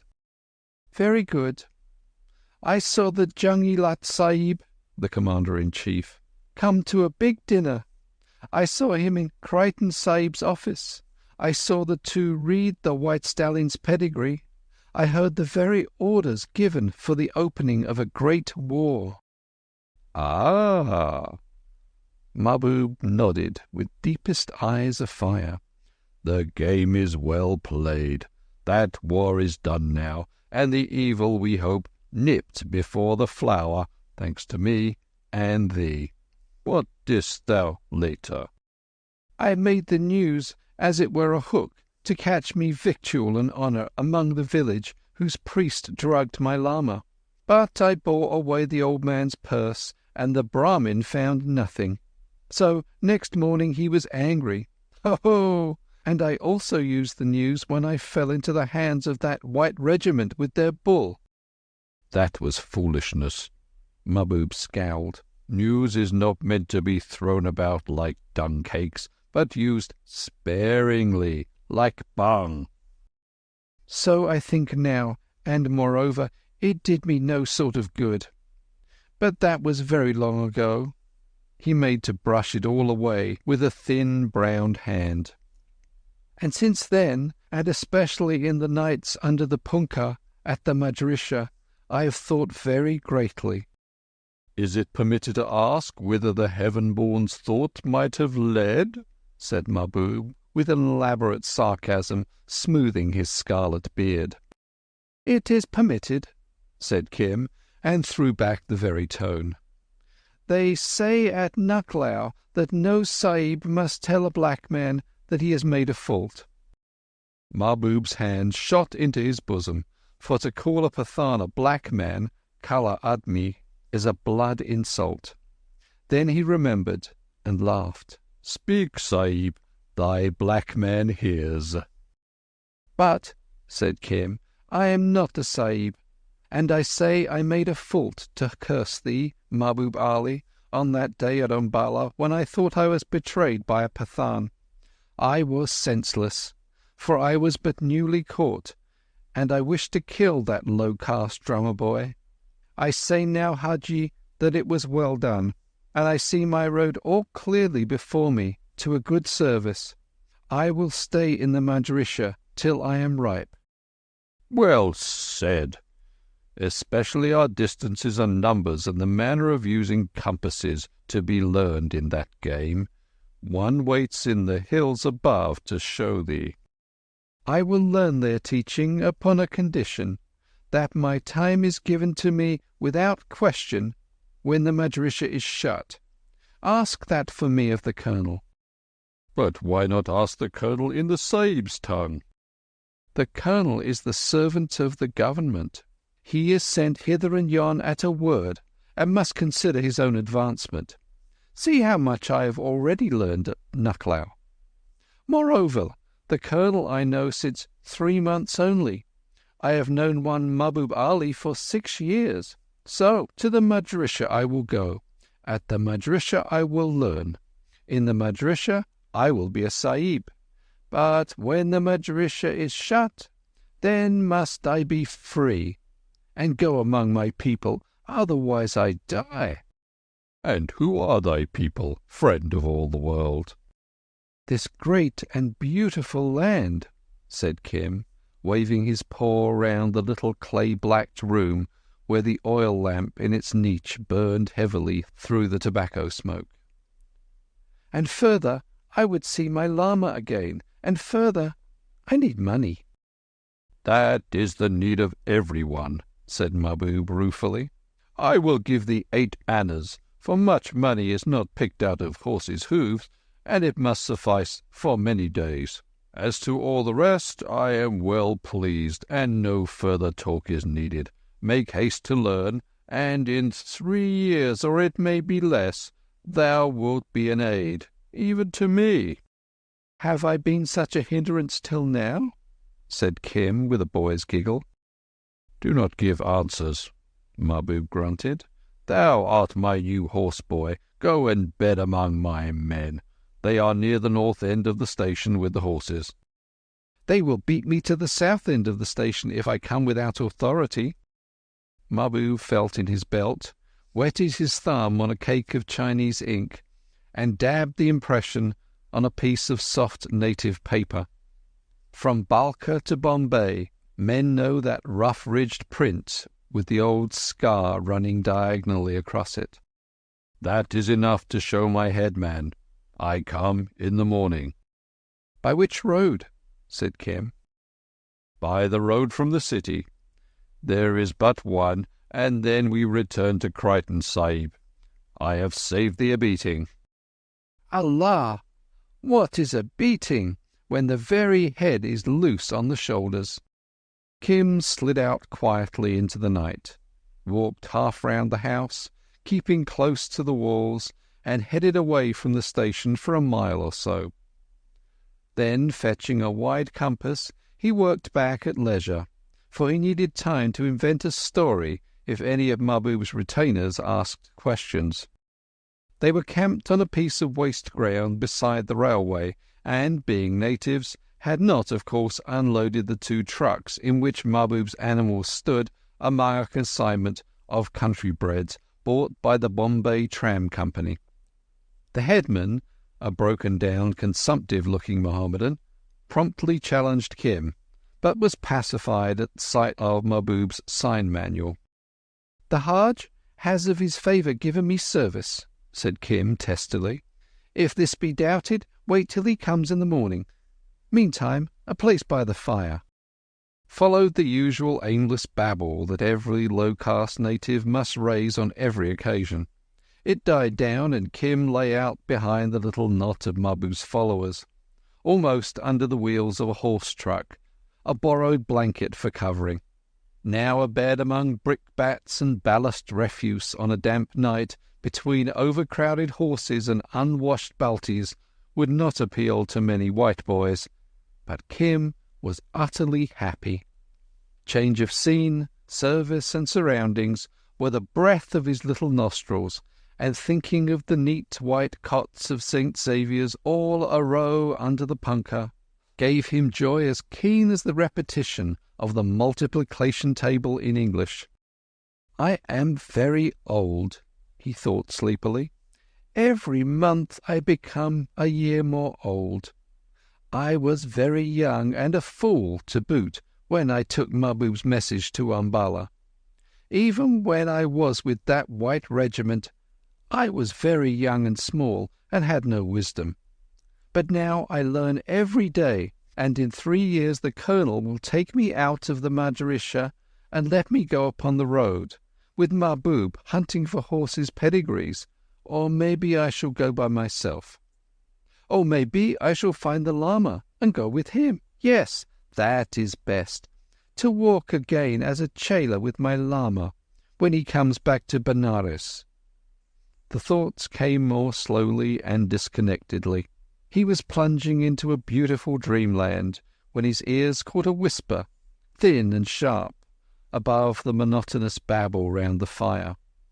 It came from behind the iron-skinned horse-truck. "Is he not here, then?" "Where should he be but roistering in the city? Who looks for a rat in a frog-pond? Come away, he is not our man." "He must not go back beyond the passes a second time. It is the order." "Hire some woman to drug him. It is a few rupees only, and there is no evidence." "Except the woman. It must be more certain, and remember the price upon his head." "Aye, but the police have a long arm, and we are far from the border. If it were in Peshawar now—" "Yes, in Peshawar," the second voice sneered. Peshawar, full of his bloodkin, full of bolt holes and women behind whose clothes he will hide. Yes, Peshawar or Jahannam would suit us equally well. Then what is the plan? Oh, fool, have I not told it 100 times? Wait till he comes to lie down. Then one sure shot. The trucks are between us and pursuit. We have but to roll back over the lines and go our way. They will not see whence the shot came. Wait here at least until the dawn. What manner of fakir art thou to shiver at a little watching? Aha, thought Kim behind close-shut eyes. Once again, it is Mahbub. Indeed, a white stallion's pedigree is not a good thing to peddle to sahibs.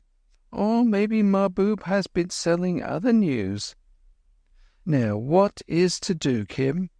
I know not what Mahbub houses, and if he comes here before the dawn, they will shoot him. That would be no profit for thee, Kim. And this is not a matter for the police. That would be no profit for Mahbub. And, he giggled almost aloud, I do not remember any lesson at Nucklao which will help me. Allah!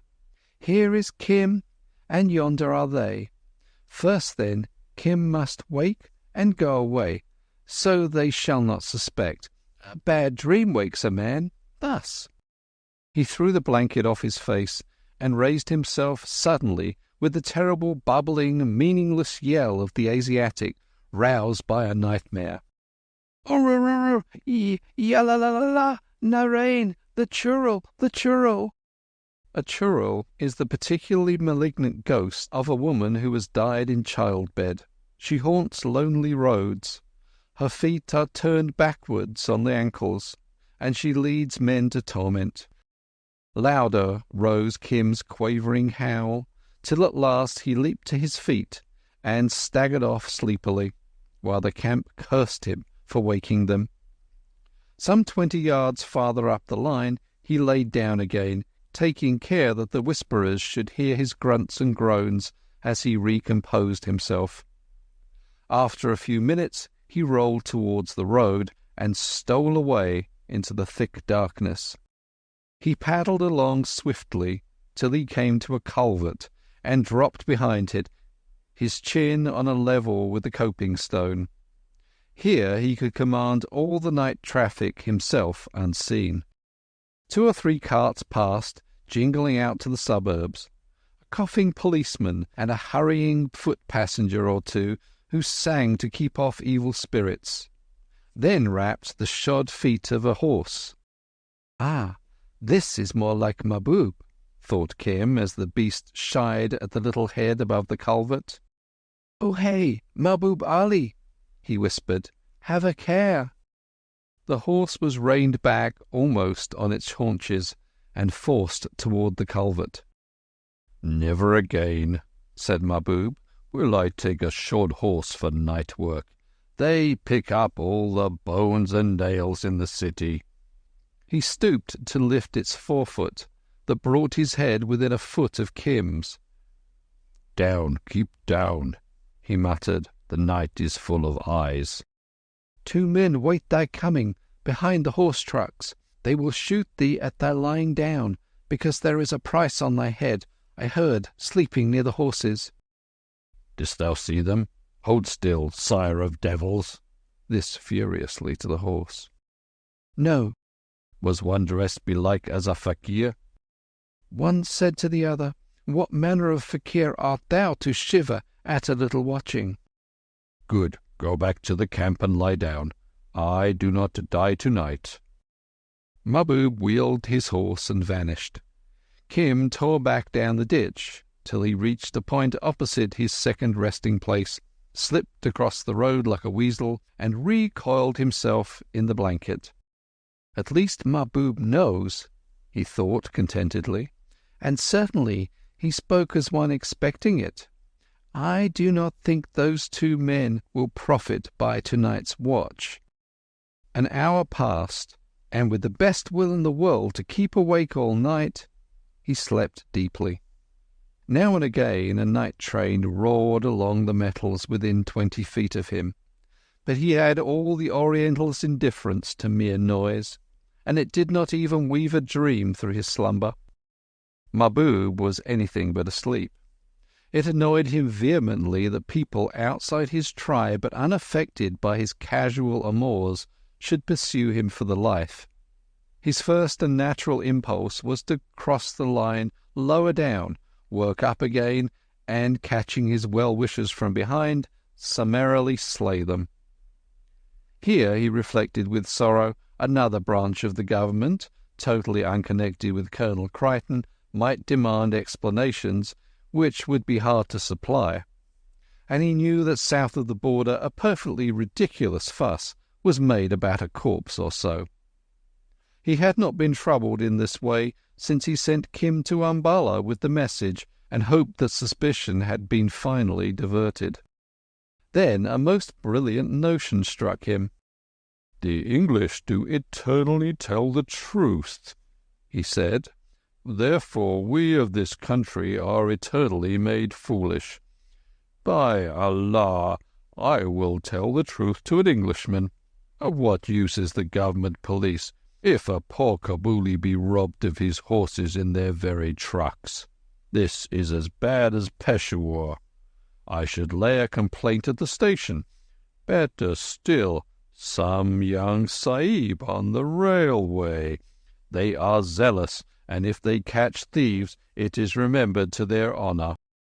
He tied up his horse outside the station and strode onto the platform. "Hello, Mahbub Ali," said a young assistant district traffic superintendent who was waiting to go down the line, a tall, tow-haired, horsey youth in dingy white linen. "What are you doing here? Selling weeds, eh?" "No, I am not troubled for my horses. I come to look for Lutaf Ullah. I have a truckload up the line. Could anyone take them out without the railway's knowledge?" "Shouldn't think so, Mahbub. You could claim against us if they do." "I have seen 2 men crouching under the wheels of one of the trucks nearly all the night. Fakirs do not steal horses, so I gave them no more thought. I would find Lutaf Ullah, my partner." "The deuce you did! And you didn't bother your head about it. 'Pon my word, it's just almost as well that I met you. What were they like, eh?" "They were only fakirs. They will no more than take a little grain, perhaps from one of the trucks. There are many up the line. The state will never miss the dole. I came here seeking for my partner, Lutaf Ullah." "Never mind your partner. Where are your horse trucks?" "A little to this side of the farthest place where they make lamps for the trains." "The signal box? Yes." "And upon the rail nearest to the road, upon the right-hand side, looking up at the line thus. But as regards Lutaf Ullah, a tall man with a broken nose and a Persian greyhound. Aye." The boy had hurried off to wake up a young and enthusiastic policeman, for, as he said, the railway had suffered much from depredations in the goods yard. Mahbub Ali chuckled in his dyed beard. "They will walk in their boots making a noise, and then they will wonder why there are no fakirs. They are very clever boys, Barton Sahib and young Sahib." He waited idly for a few minutes, expecting to see them hurry up the line girt for action. A light engine slid through the station, and he caught a glimpse of young Barton in the cab. "I did that child an injustice. He is not altogether a fool," said Mahbub Ali. "To take a fire carriage for a thief, this is a new game." When Mahbub Ali came to his camp in the dawn, no one thought it worth while to tell him any news of the night. No one, at least, but a small horse-boy, newly advanced to the great man's service, whom Mahbub called to his tiny tent to assist in some packing. "It is all known to me," whispered Kim, bending above saddlebags. "2 sahibs came up on a terrain. I was running to and fro in the dark on this side of the tracks as the terrain moved up and down slowly. They fell upon two men sitting under this truck. Haji, what shall I do with this lump of tobacco? Wrap it in paper and put it under the salt bag? Yes, and struck them down. But one man struck at a Sahib with a fakir's buckhorn. Kim meant the conjoined black buckhorns which are a fakir's sole temporal weapon. The blood came. So the other Sahib, first smiting his own man senseless, smote the stabber with a short gun which had rolled from the first man's hand. They all raged as though mad together. Mahbub smiled with heavenly resignation. No, that is not so much Dawani, madness, or a case for a civil court, the word can be punned upon both ways, as Nizamud, a criminal case. A gun, sayest thou? 10 good years in jail. Then they both lay still, but I think they were nearly dead when they were put in the terrain. Their heads moved thus. And there is much blood on the line. Come and see. Have seen blood before. Jail is the sure place, and assuredly they will give false names, and assuredly no man will find them for a long time. They were unfriends of mine. Thy fate and mine seem on one string. What a tale for the healer of pearls! Now, swiftly with the saddlebags and the cooking platter. We will take out the horses and away to Simla. Swiftly, as Orientals understand speed, with long explanations, with abuse and windy talk, carelessly amid 100 checks for little things forgotten, the untidy camp broke up and led the half-dozen stiff and fretful horses along the Kalka road in the fresh of the rain-swept dawn. Kim, regarded as Mahbub Ali's favourite by all who wished to stand well with the Pathan, was not called upon to work. They strolled on by the easiest of stages, halting every few hours at a wayside shelter. Very many Sahibs travel along the Kalka road, and, as Mahbub Ali says, every young Sahib needs must esteem himself a judge of a horse, and though he be overhead in debt to the money-lender, must make as if to buy. That was the reason that Sahib after Sahib, rolling along in a stage-carriage, would stop and open talk. Some would even descend from their vehicles and feel the horses' legs, asking inane questions, or through sheer ignorance of the vernacular, grossly insulting the imperturbable trader. When first I dealt with Sahibs, and that was when Colonel Sodi Sahib was governor of Fort Abazi and flooded the commissioner's camping ground for spite, Mahbub confided to Kim as the boy filled his pipe under a tree. I did not know how greatly they were fools, and this made me wroth.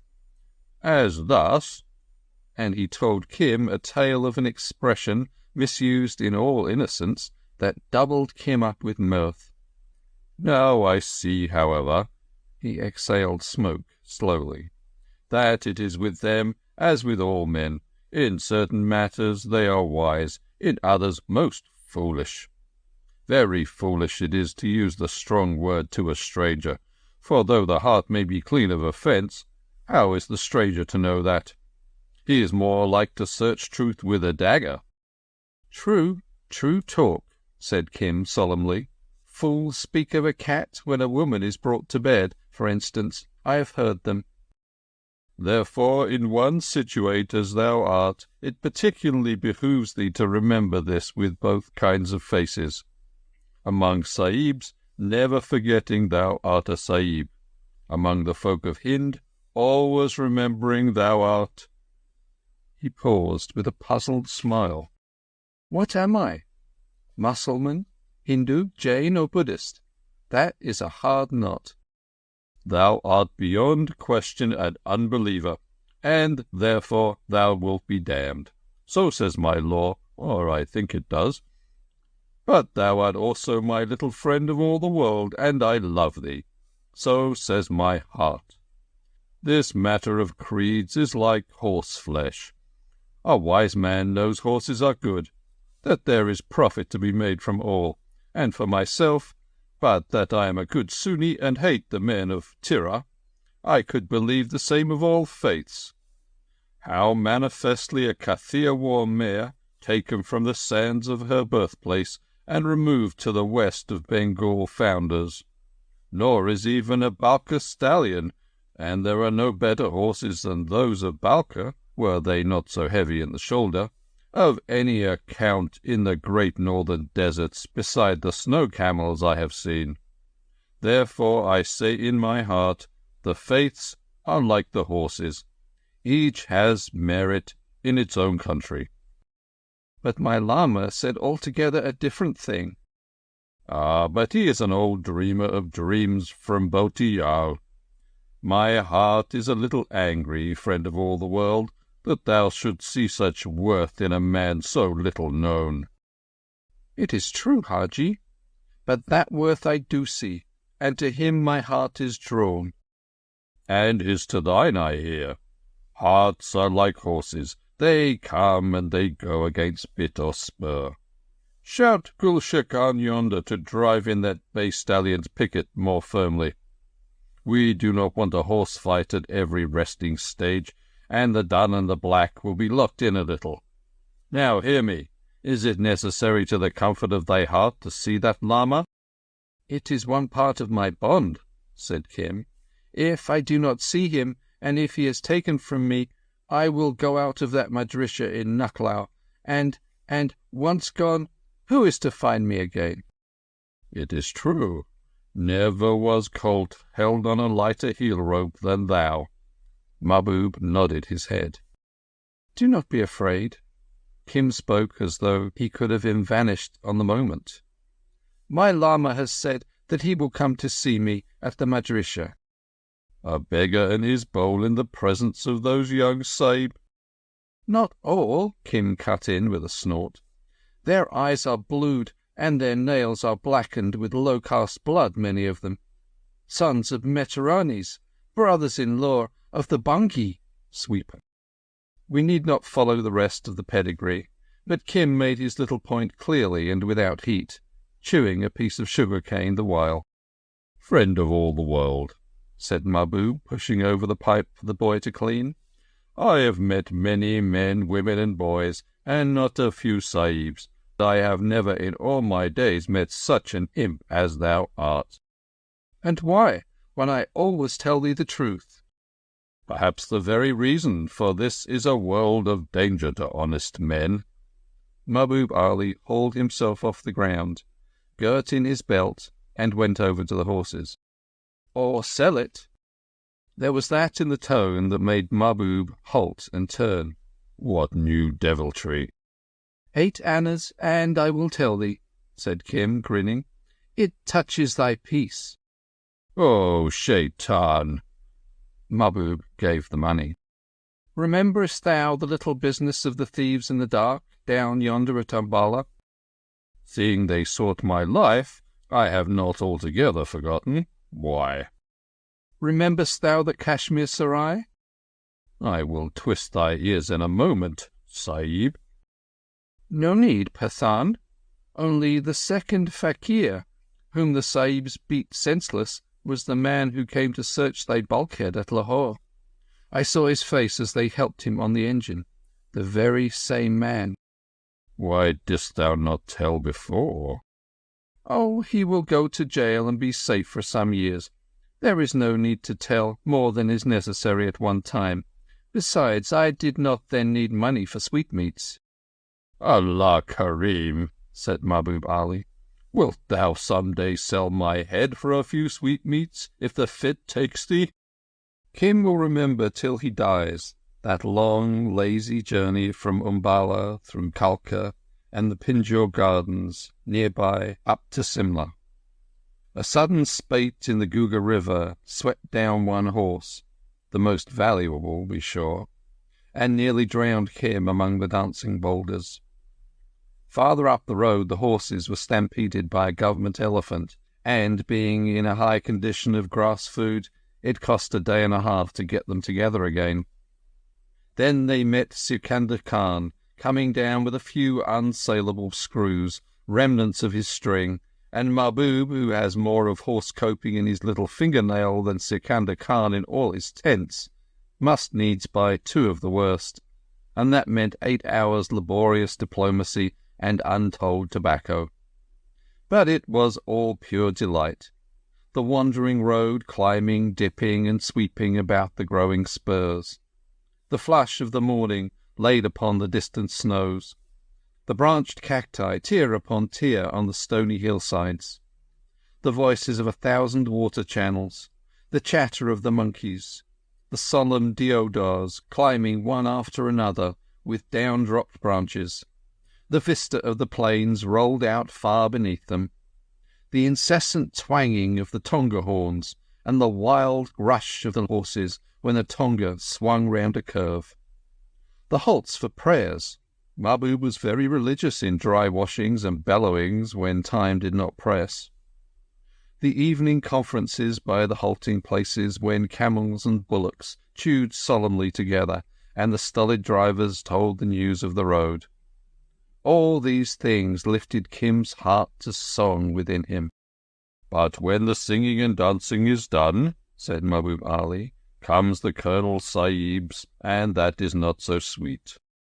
"A fair land, a most beautiful land is this of Hind, and the land of the 5 rivers is fairer than all," Kim half chanted. "Into it I will go again, if Mahbub Ali or the Colonel lift hand or foot against me. Once gone, who shall find me? Look, Haji, is yonder the city of Simla? Allah, what a city!" "My father's brother, and he was an old man when Macassin Sahib was new at Peshawar, could recall when there were but 2 houses in it."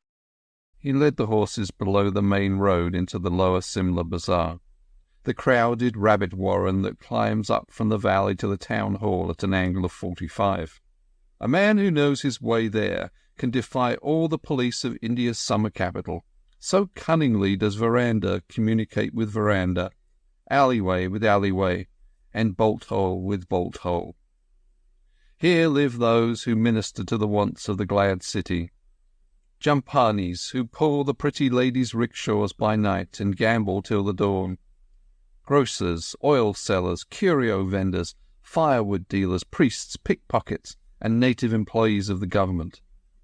Here are discussed by courtesans the things which are supposed to be the profoundest secrets of the India Council. And here gather all the sub-agents of half the native states.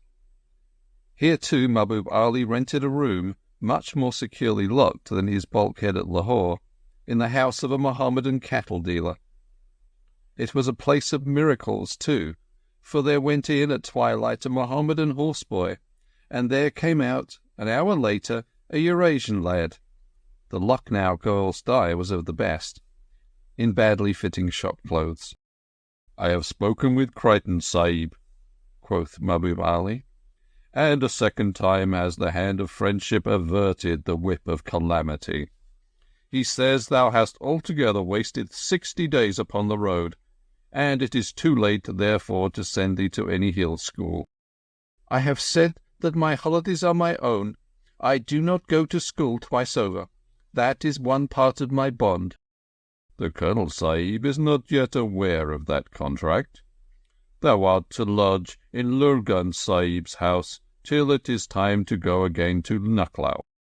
"I had sooner lodge with thee, Mahbub." "Thou dost not know the honour. Lurgan Sahib himself asked for thee.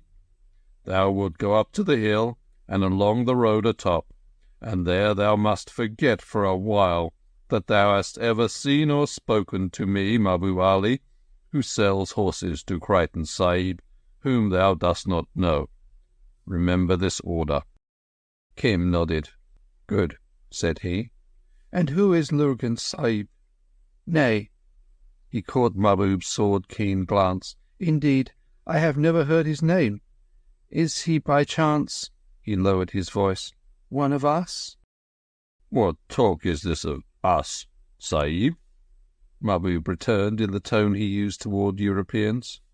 "I am a Pathan. Thou art a Sahib and the son of a Sahib.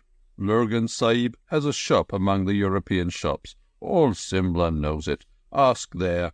And, friend of all the world, he is one to be obeyed to the last wink of his eyelashes. Men say he does magic, but that should not touch thee. Go up the hill and ask. Here begins the great game. Chapter